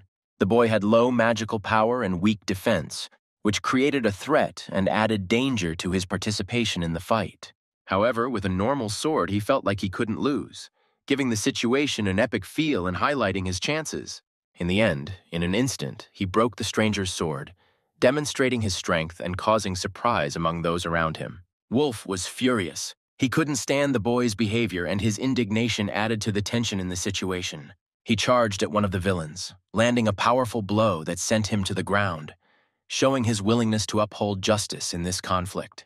Rui also joined the fight, deciding to help his friend, adding a new element to the chaos and emphasizing their solidarity. He decided to use supersonic lightning, adding surprise and power to the battle to turn the tide in his team's favor.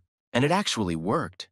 One of the strangers received a powerful blow, emphasizing the effectiveness of supersonic lightning in combat. With the support of their friends and the superiority of numbers, they felt confident that they were superior to their opponents and were preparing to end this ridiculous conflict. The protagonist pompously asked if the last remaining guy was ready to continue, expressing his willingness to end this turbulent moment and demonstrating determination. By tearing the chain from his chest, he became a symbol of surprise, making everyone around him tensely wait for what would happen next in this mysterious and unpredictable scenario. Then he began to grow demonic wings, giving the situation an even more mystical and mysterious character, leaving everyone in amazement. He stated that it was too late to apologize and threateningly said that he would kill the guy, adding a new element of tension and danger. The protagonist had a premonition of this, but noticed that the stranger skillfully hid his magical power, creating a mystery and increasing the level of threat. The chain he removed had the ability to hide his demonic nature. It wasn't perfect, but it was effective in masking his true nature for most people. The protagonist realized that this was indeed the case, demonstrating his insight and ability to notice subtle details in a situation. He noticed that the stranger's chain hid his demonic nature. If it hadn't been for the smell, he himself would not have noticed. This led him to believe that there might be other demons among them, and the situation might be even worse. Magic items weaken the demon's power, adding a new element to the scenario and influencing the dynamics of the conflict between the heroes and the stranger. The stranger warned the boy that he had changed, emphasizing his fickle nature and possible deceptions in the world of magic. He then asked the protagonist to brace for impact, creating a tense moment of anticipation of the inevitable collision and emphasizing the seriousness of the situation. Rui wasn't just going to wait for a blow, showing determination and willingness to rise to the challenge, adding dynamics to the fight. He immediately launched his own strike, preventing the attack and demonstrating his alertness and skill in battle. The blow was powerful and sent the opponent flying into the wall, creating a spectacular finish to the attack and highlighting Rui's strength in combat. However, Rui did not understand how the demons got into the city and whether there were others among them, which added questions and mystery to the mysterious events around. The stranger remained silent, emphasizing his caution and unwillingness to reveal details, which increased the bewilderment and intrigue in the eyes of the protagonist. The protagonist declared that he was ready to bloody his hands to protect those dear to him, and asked if the stranger was ready for such a sacrifice, testing his determination in this difficult battle. Then the stranger gave in and began to tell them that there was no one else in the city. They had simply been ordered to go out, but if they were ordered to act according to plan, they would not have time to have fun. The guy didn't understand what plan the stranger was talking about, leaving mistrust and unsolved mysteries in the air about their future cooperation. He couldn't share his thoughts, because if he did, his boss would simply kill him, adding an extra layer of danger and drama to their interaction. Contrary to expectations, the stranger managed to escape, leaving a mysterious trail, forcing the protagonist to think about the possible consequences of this unexpected turn of events. The protagonist did not understand how this happened, but he knew that he had to act, gathering strength and preparing to solve the riddle and face new challenges. He suddenly remembered that there were a lot of people on the main street, which made him feel uneasy and aware that the situation might be more difficult and dangerous than he had expected. The stranger must be stopped, otherwise serious problems will arise. The protagonist feels increasing tension and responsibility for the safety of the city. At this point, Michael came running, complaining about the lack of payment, which added to the chaos and possible negative consequences for the team. Michael got lucky when the stranger almost ran into him, creating a comical situation and further confusing the events. Michael was told to hit the stranger, emphasizing the need for coordinated action in this difficult moment. Although Michael didn't understand everything, he got the gist of it. He had to hit the guy, which only added confusion and misunderstanding to an already confusing situation. Suddenly, a fire lit up in Michael's eyes, and he came up with a secret move, unexpectedly changing the fighting style and giving the fight a new twist. Then came the powerful blow, the explosive fist, which became an epic moment, surprising everyone with its skill. This blow turned out to be even stronger than the main characters, giving the stranger's defeat colossal force and causing admiration among the audience. The stranger was shocked, not understanding how this had happened, because he had expected an easy victory, and now he was confusedly faced with unexpected resistance.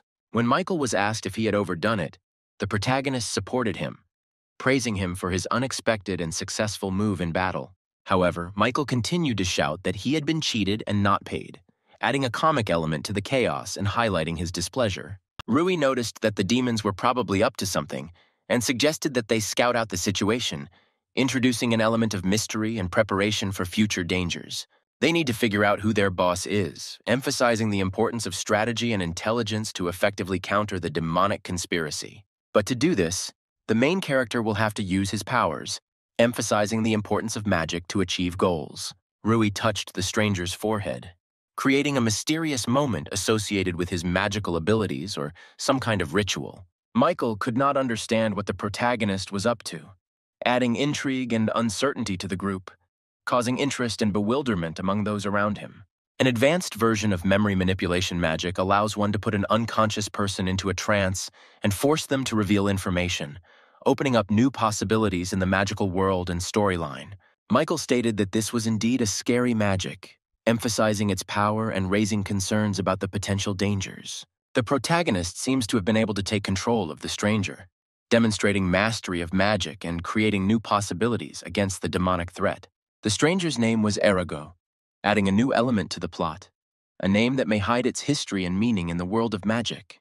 The fact that no one else has come outside except the three of them adds to the sense of isolation and highlights their unique position in this mysterious situation. Arago revealed that Jason kept them stuck in the inn forever, which really pissed him off, adding new details to the characters' motivations and plot dynamics. If Iris was telling the truth, then Jason is the true villain, adding negative aspects and a threat to the heroes and those around them. The protagonist asked what they were going to do, expressing concern and uncertainty about the group's next steps. All he knew was that they were going to perform some kind of ritual, and to do so they were planning to use the people of the capital as sacrifices, creating tension and urgency in preventing the sinister plan. He was told to commit genocide, revealing the dark and catastrophic scale of the plan, giving the whole situation a deeper and darker character. They were meant to start chaos, adding an element of timing and emphasizing the urgency of preventing an ominous event. Today at 3 o'clock, they were supposed to attack the city with the ringing of the bell, dividing into 2 groups, clarifying the details of the villain's plan. By starting with the hotel, they did not intend to destroy the capital immediately, which creates a more complex attack pattern that requires careful analysis and prevention. This information shocked everyone, increasing tension and highlighting the urgent need to prevent the threat. The protagonist decided to use sleep magic to neutralize the danger and gain the opportunity to study their plans deeper. Then he suddenly started running somewhere, leaving everyone in amazement and adding surprise to the course of events, creating additional difficulties for the heroes. At this time, it was 2:50 p.m., emphasizing the limited time before the events occurred and increasing the urgency of the protagonist's actions. They didn't have time, because in 10 minutes the demons would start attacking the city, and they had to protect everyone, but at the same time find out Jason's true intentions, adding sharp moments and internal contradictions. Friends noticed that the guy was very strange, introducing a mysterious element into the plot and making it difficult to discover his true intentions. He told him not to think about going alone, because they were with him and would do everything he asked, showing unity and willingness to support the main character. In fact, the huge hero was slightly shocked by these words, reflecting surprise and an unexpected sense of responsibility for his friends. He decided to trust the boys, feeling that there is strength in unity, and preparing for a joint fight against the demonic threat. Realizing that the demons would soon attack, he armed himself with a sword, and with faith in their power, stepped forward to save his city from the sinister forces. The protagonist decided to head towards the inn where many demons were gathering, demonstrating his determination to fight the threat directly. Rui, using memory manipulation magic, began to probe the demon's memory, hoping to learn more about their plans and goals to gain an advantage in the upcoming clash. Michael was to go to the royal palace and report everything to the knights, creating an additional plan of action and informing the defenders of the city.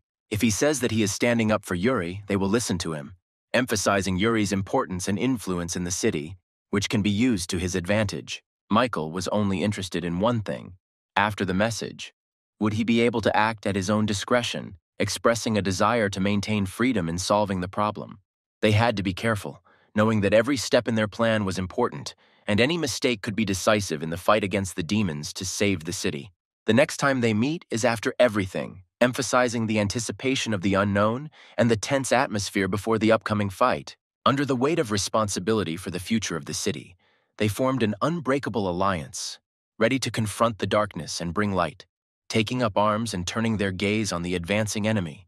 Meanwhile, Jason calmly drank wine, emphasizing his carelessness in relation to the impending danger and creating a contrast to the tense situation of the main characters. Seeing Jason calmly enjoying his wine, the man announced that they had to start soon, causing the protagonists to feel the pressure of time and the inevitability of the approaching clash with the demons. Jason noticed that someone was uneasy, and as he learned, There were currently no platinum-class adventurers in the capital, adding to the mystery of his behavior and causing questions from the heroes.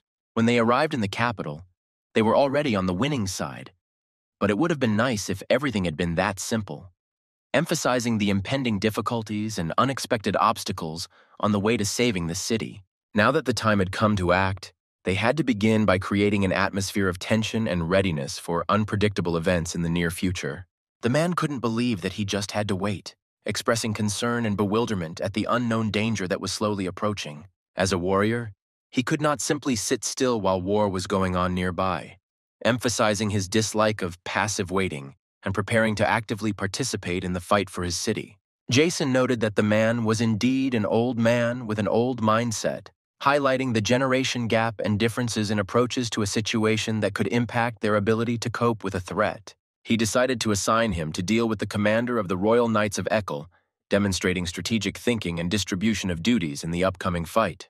The man initially did not understand who Jason was talking about, expressing bewilderment and emphasizing the possible difficulties in communication among the heroes. When he finally realized who they were talking about, his eyes lit up with determination and a desire to personally deal with the conflict with the commander of the Royal Knights. Jason said that he would leave him a few subjects to assist him, offering resources and capabilities to complete the task effectively. He nodded affirmatively, emphasizing his confidence in the man's abilities, creating an incentive for him to show his best qualities in protecting the city. But Jason was indifferent, because the man was no longer needed after crossing the border, emphasizing his determination and ability to break off cooperation after achieving the goal. If he manages to distract the Knight's commander and the king, it will play into their hands, creating favorable conditions for the implementation of their plans in the interests of the city. It would be best if they defeated each other, which highlights Jason's strategic move to create a favorable situation for himself within the royal structure. They are better off focusing on their plan now, emphasizing the need to put internal conflicts on the back burner in order to achieve the common goal. He didn't think anyone could stop him, expressing confidence in his plan and underestimating possible opposition. At this moment, a giant horse goes berserk in the capital, adding chaos and surprise to the city's atmosphere, which could affect the course of events. Max and his group were at her side, providing additional characters and interaction options in the developing situation. They tried to cope with the mad horse, emphasizing the unpredictability and struggle with unexpected forces, which adds tension to the plot. Girls intervened in the chaos, actively helping the victims and saving them from danger, creating an element of solidarity and mutual assistance in the city. They have almost completed the evacuation, demonstrating the girls' efficiency and organization in a crisis situation and their ability to act quickly in difficult conditions. Max was fine, but ran out of flashbangs, highlighting the limited resources and difficulties in dealing with the chaos in the capital. He didn't understand what the Knights were doing at this time, where the adventurers and someone from the Union were, expressing concern and bewilderment due to the lack of action from other groups in a critical situation. Max was already beginning to lose hope for help, emphasizing the feeling of helplessness and loneliness in the face of the growing threat and the lack of external support. And just when he was distracted, a giant horse pounced on him, adding an unexpected turn of events and increasing the tension in the fight against chaos in the capital. He realized that he couldn't dodge and decided to take a stance, demonstrating determination and readiness to resist an unexpected attack. Fortunately, unexpected help came to Max, highlighting support from an unexpected source at a critical moment. Wolf, who had arrived just in time, quickly joined Max, creating a united front line in the fight against the giant horse and increasing the chances of success.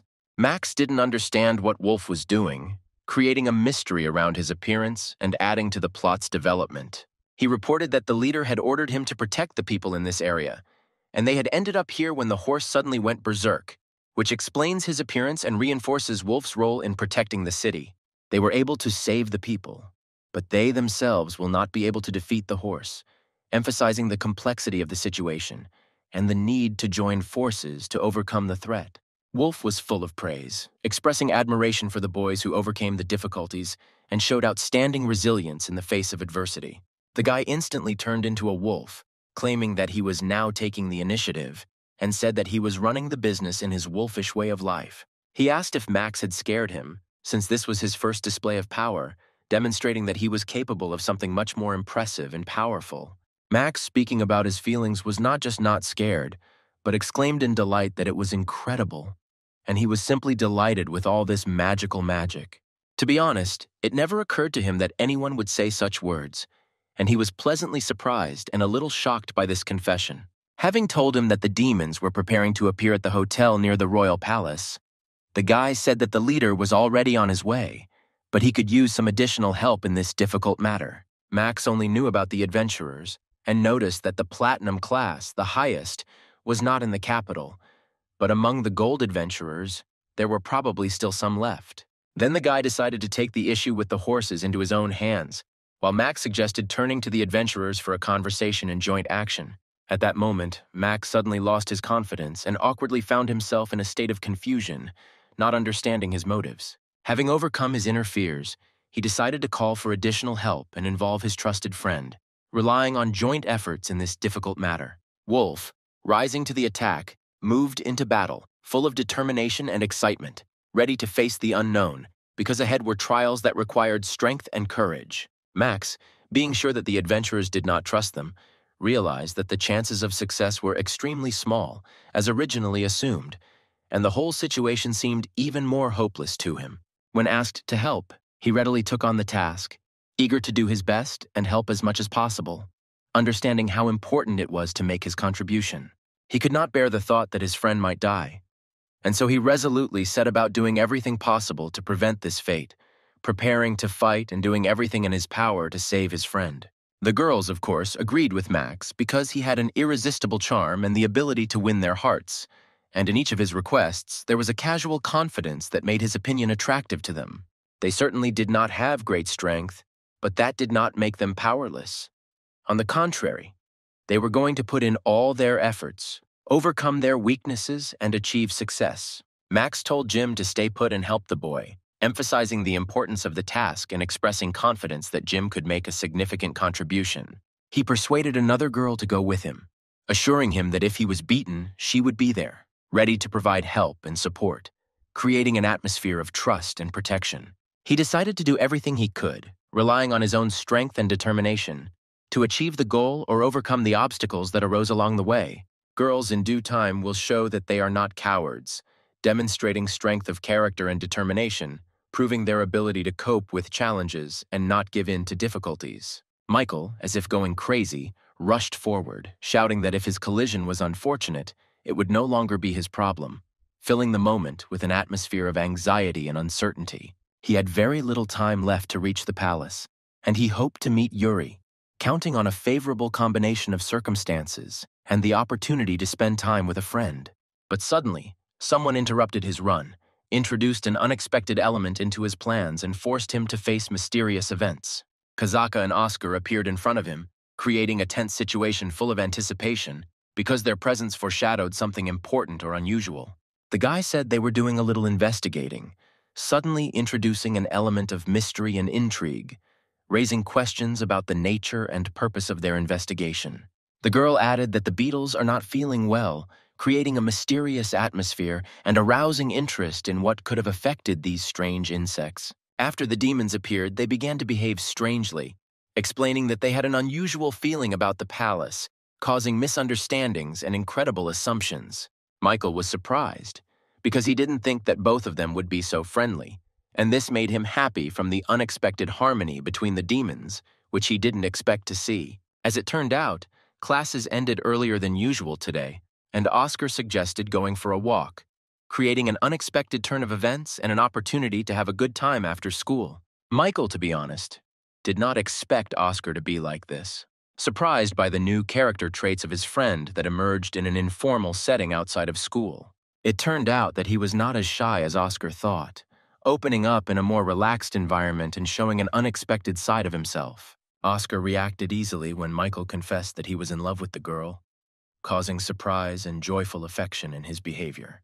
Then his brain wondered what Michael was doing here, hinting at mysterious or important aspects of the past that might be relevant to the current situation. Over the course of a few minutes, Michael recounted all the details and events to them, clearing up questions and creating clarity around what might have happened and how it affected his current condition. With this in mind, There is a high probability that the palace appears strange in the eyes of the demons, and it is necessary to investigate the circumstances as soon as possible to find out the reasons for their unusual perception. Michael politely asked for their help, emphasizing his dependence on their support and joining forces in resolving the mysterious situation surrounding the strange perception of the palace. They decided to go to the palace, perhaps to solve the mystery and understand why it evokes such strange impressions and feelings in demons. Michael noticed a security guard not far from them, which made him a little anxious and attentive to security, since the presence of a guard could indicate something unusual. Michael shouted loudly at the guard, trying to get his attention and make a request or question, creating a situation that required attention and a response. The guard showed no attention, and Michael realized that he would have to move closer to get his attention and get answers to his questions. He said that if they did not hurry, the capital would simply come to an end, adding drama and urgency to the situation, underlining the need for a quick response. But he was quickly stopped by the remark that there seemed to be something there, drawing attention to a possible source of a problem or danger that needed to be investigated. He then decided to use magical analysis to penetrate the mysteries and energies of the surrounding environment, identifying unusual or anomalous phenomena related to the strange state of the palace and the demons. Oscar noted that this was quite high-class barrier magic, indicating the presence of powerful artificial barriers, possibly created to protect or hide something important within the palace. Not everyone is capable of creating such a powerful barrier, so the guard did not pay attention to Michael, because such magical protections remain invisible to ordinary observers. This barrier appears to have a cognitive alienation effect. The guard cannot see or hear them, creating the illusion of invisibility and unnoticeability for those trying to get close. Thus, even if the capital were to turn to charcoal, inside the palace it would appear as usual, thanks to this cold magic that maintained the appearance of a normal and unshakable reality within the walls. Michael decided that he could break this wall and began to beat her, showing determination and refusing to accept the impassibility of the magical barrier. He decided to use the Supreme Bomb, hoping that it would help, demonstrating his willingness to use all available means to overcome the barrier inside the palace. Unfortunately, nothing worked, and the guy simply leaned back, realizing that neither physical force nor the bomb had any effect on the barrier, leaving him feeling disappointed and uncertain. But he was glad that at least it left cracks, giving him hope that even small successes could lead to overcoming the barrier and achieving the goal. Oscar explained again that the barrier was likely created by the powers of around 10 demons, adding mystery and complexity to the situation. Without using the latest fire magic, it is impossible to pass, which means that Michael's blow was not strong enough and a more powerful impact will be required. He said that he tried to use the magic power belt, but it didn't work, emphasizing that his magic couldn't overcome the barrier. In addition, he did not sense Yuri's presence from the palace, which caused concern, since Yuri is usually easily detected in the magical plane, and his absence created additional questions. Michael couldn't figure out when Oscar had learned to search for magical power, causing surprise and questions about how even ordinary objects acquired such skills. Despite the complexity of the situation, Oscar decided to look for Yuri, showing determination and willingness to take the initiative in solving the mysteries inside the mysterious palace. For some unknown reason, he almost fainted, which caused alarm and confusion about his condition. He then reported that he was in the folding district and felt Yuri's magical power in the alley, adding new mysterious elements and pointing to the possible location of his friend. If you get there, you can defeat the one who creates the barriers and they will disappear, opening a new path to unravel the mystery and overcome the magical obstacles inside the palace. Michael readily supported the idea because it opened up the possibility of not only finding Yuri, but also getting rid of the source of the magical barriers that were preventing the solution of the problem. At this time, the guards were getting punched in the face, which caused satisfaction and a feeling that their plan was starting to work, demonstrating the results of the magical effect on the barriers. It turns out that it is the demons who are beating the guards, adding chaos and danger, which may be related to their interests inside the palace and their influence on the magical barriers. They laughed as they watched their partner worry about his friend, showing his cruelty and indifference to the feelings of others, which increased the tension in the situation. One of the demons said that if the surviving partner kneeled, he would let him live, offering to destroy the connections in exchange for sparing his life. The guard, of course, was not ready to let them into the city and considered it cruel, expressing dissatisfaction and protest against the threats and violence from the demons. The stranger hoped to come to an agreement with him, but he failed, creating a clash of interests and a possible conflict in search of a compromise. It is unclear why something suddenly stopped him, raising questions and confusion about the sudden change in circumstances. It turns out it was the protagonist who saved the guard, adding an unexpected twist and emphasizing his role in resolving the conflict between the guards and the demons. The boy immediately asked if the man was okay, expressing concern and worry for his well-being after interfering in the conflict with the demons. The guard's look was very frightened because he did not understand what was happening, causing sympathy and understanding of the complexity of the situation he was faced with. The protagonist said that he would sort things out himself, emphasizing his readiness to take responsibility and resolve the situation in the future. He then advised identifying people with injuries and directing them to the gates, giving specific actions to organize assistance and manage the situation in the city. The guard couldn't believe that such a small boy had saved them, causing surprise and a rethinking of stereotypes about who can be a hero or leader in difficult situations. One of the guards heard that he had defeated the swordsman who had attempted to assassinate the prince a month ago, which gave him additional status and respect among the guards. The guard said that if it became dangerous, the guy should run, showing concern for his safety and warning him of possible threats. The stranger did not understand how he saved the warriors, causing bewilderment and interest in his abilities and skills that allowed him to cope with such a difficult situation. They believed that magic was the profession of demons and were confident that they would definitely win, expressing skepticism and confidence in the power of demons in the field of magic, anticipating the outcome of future events. The protagonist understood the power of powerful demons, but felt sorry for them using their magic for sinister purposes, expressing sympathy for potentially powerful beings used for harm. He couldn't let them enter the city, showing determination to confront the demons and protect the safe zones. The man decided to use the Supreme Fire Hurricane, taking measures to protect the city and showing his willingness to use powerful magical abilities. Rui was ready for this, showing confidence and willingness to take on the challenge of the firestorm, using his magical skills to combat the danger. He was ready to defend the capital with all his might, showing loyalty and determination to ensure the safety of residents from any possible threat. The demons did not understand who he was, which left them confused and uneasy in the face of the mysterious figure who was ready to confront them with determination. They promised him that he would not return alive, hinting at serious threats and creating tension before the inevitable confrontation. The main characters acted flexibly and professionally, demonstrating their skills and coordination in battle, which impressed the observers. He easily dealt with demons, displaying fearlessness and skill in combat, which strengthened his reputation as a strong and experienced warrior. The protagonist decided to use attack move number 3, emphasizing his strategy and readiness for tactical approaches in battle. This move proved to be very effective and mesmerizing, demonstrating not only mastery but also virtuosity in combat skills. The demons no longer believed that he was human, emphasizing his supernatural abilities and skill in fighting them. They were wrong, for he was taught to fight by the Dragon King, revealing the secret source of his strength and skill.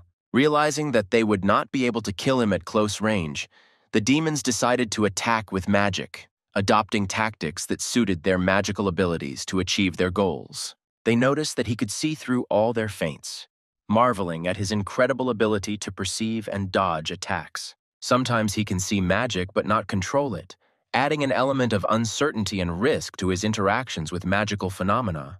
The protagonist then decided to take matters into his own hands and begin to attack, showing determination and a desire to control the course of events in the fight against demons. Rui used the highest dragon flame, inspiring fear and wonder with his powerful magical abilities, giving the impression of incredible strength during battle. It looked spectacular, and the demons had no choice but to face the power of the dragon flames, which they could not survive. At that moment, they realized that they had already lost, realizing the inevitability of their defeat before a powerful and experienced opponent. They simply fell to the floor, demonstrating their powerlessness and defeat before the strength and skill of the protagonist. The main characters again asked pathetically if they would continue, emphasizing their readiness and confidence in victory, causing the defeated demons to submit. His gaze was cool and confident, reflecting determination and control after a successful battle. The guy promised that if they told him where Jason was, he wouldn't do anything to them, expressing his willingness to cooperate and leaving room for dialogue instead of conflict. But they don't know what the boss will do to them, highlighting the dangers from higher-ups and creating additional tension in the situation. In addition, they do not understand where and what the boss is doing, adding mystery and uncertainty around the actions of senior management and highlighting the complexity of the demon's position. Their conversation was interrupted by some demon who called out to the boy, creating a sudden turn of events and raising questions about what might happen next. It turned out that he took one of the guards hostage, threatening the guy and creating a tense situation, forcing the hero to make difficult decisions. He set conditions, demanding that the boy drop the sword, demonstrating his power and trying to control the situation. The guard told the boy not to worry about him, expressing his willingness to accept the consequences and demonstrating his dedication to protecting his master. The protagonist decided to throw down his sword and asked if that was enough, demonstrating his willingness to cooperate and drawing attention to the moment when the violence would stop. Now everything had changed. The demons doubted the protagonist's strength, emphasizing the change in circumstances and possible doubts about his power. However, he was unlucky. Immediately after these words, he received a blow, showing that trusting the enemy can be dangerous and emphasizing the surprise in the course of events. They didn't expect him to have such a look in such a situation, expressing surprise and fear at the protagonist's unexpected determination. He didn't know how long he could last against so many demons, expressing doubt in his ability to deal with multiple opponents and emphasizing the difficulty of the situation. It will be difficult for him to withstand the attacks of such a large number of enemies. This cannot be allowed to end, and he must act, realizing the need to change the course of events. Now the boy found himself in a hopeless situation and urgently needed a plan to prevent the demons from winning, emphasizing the urgency and tension of the moment.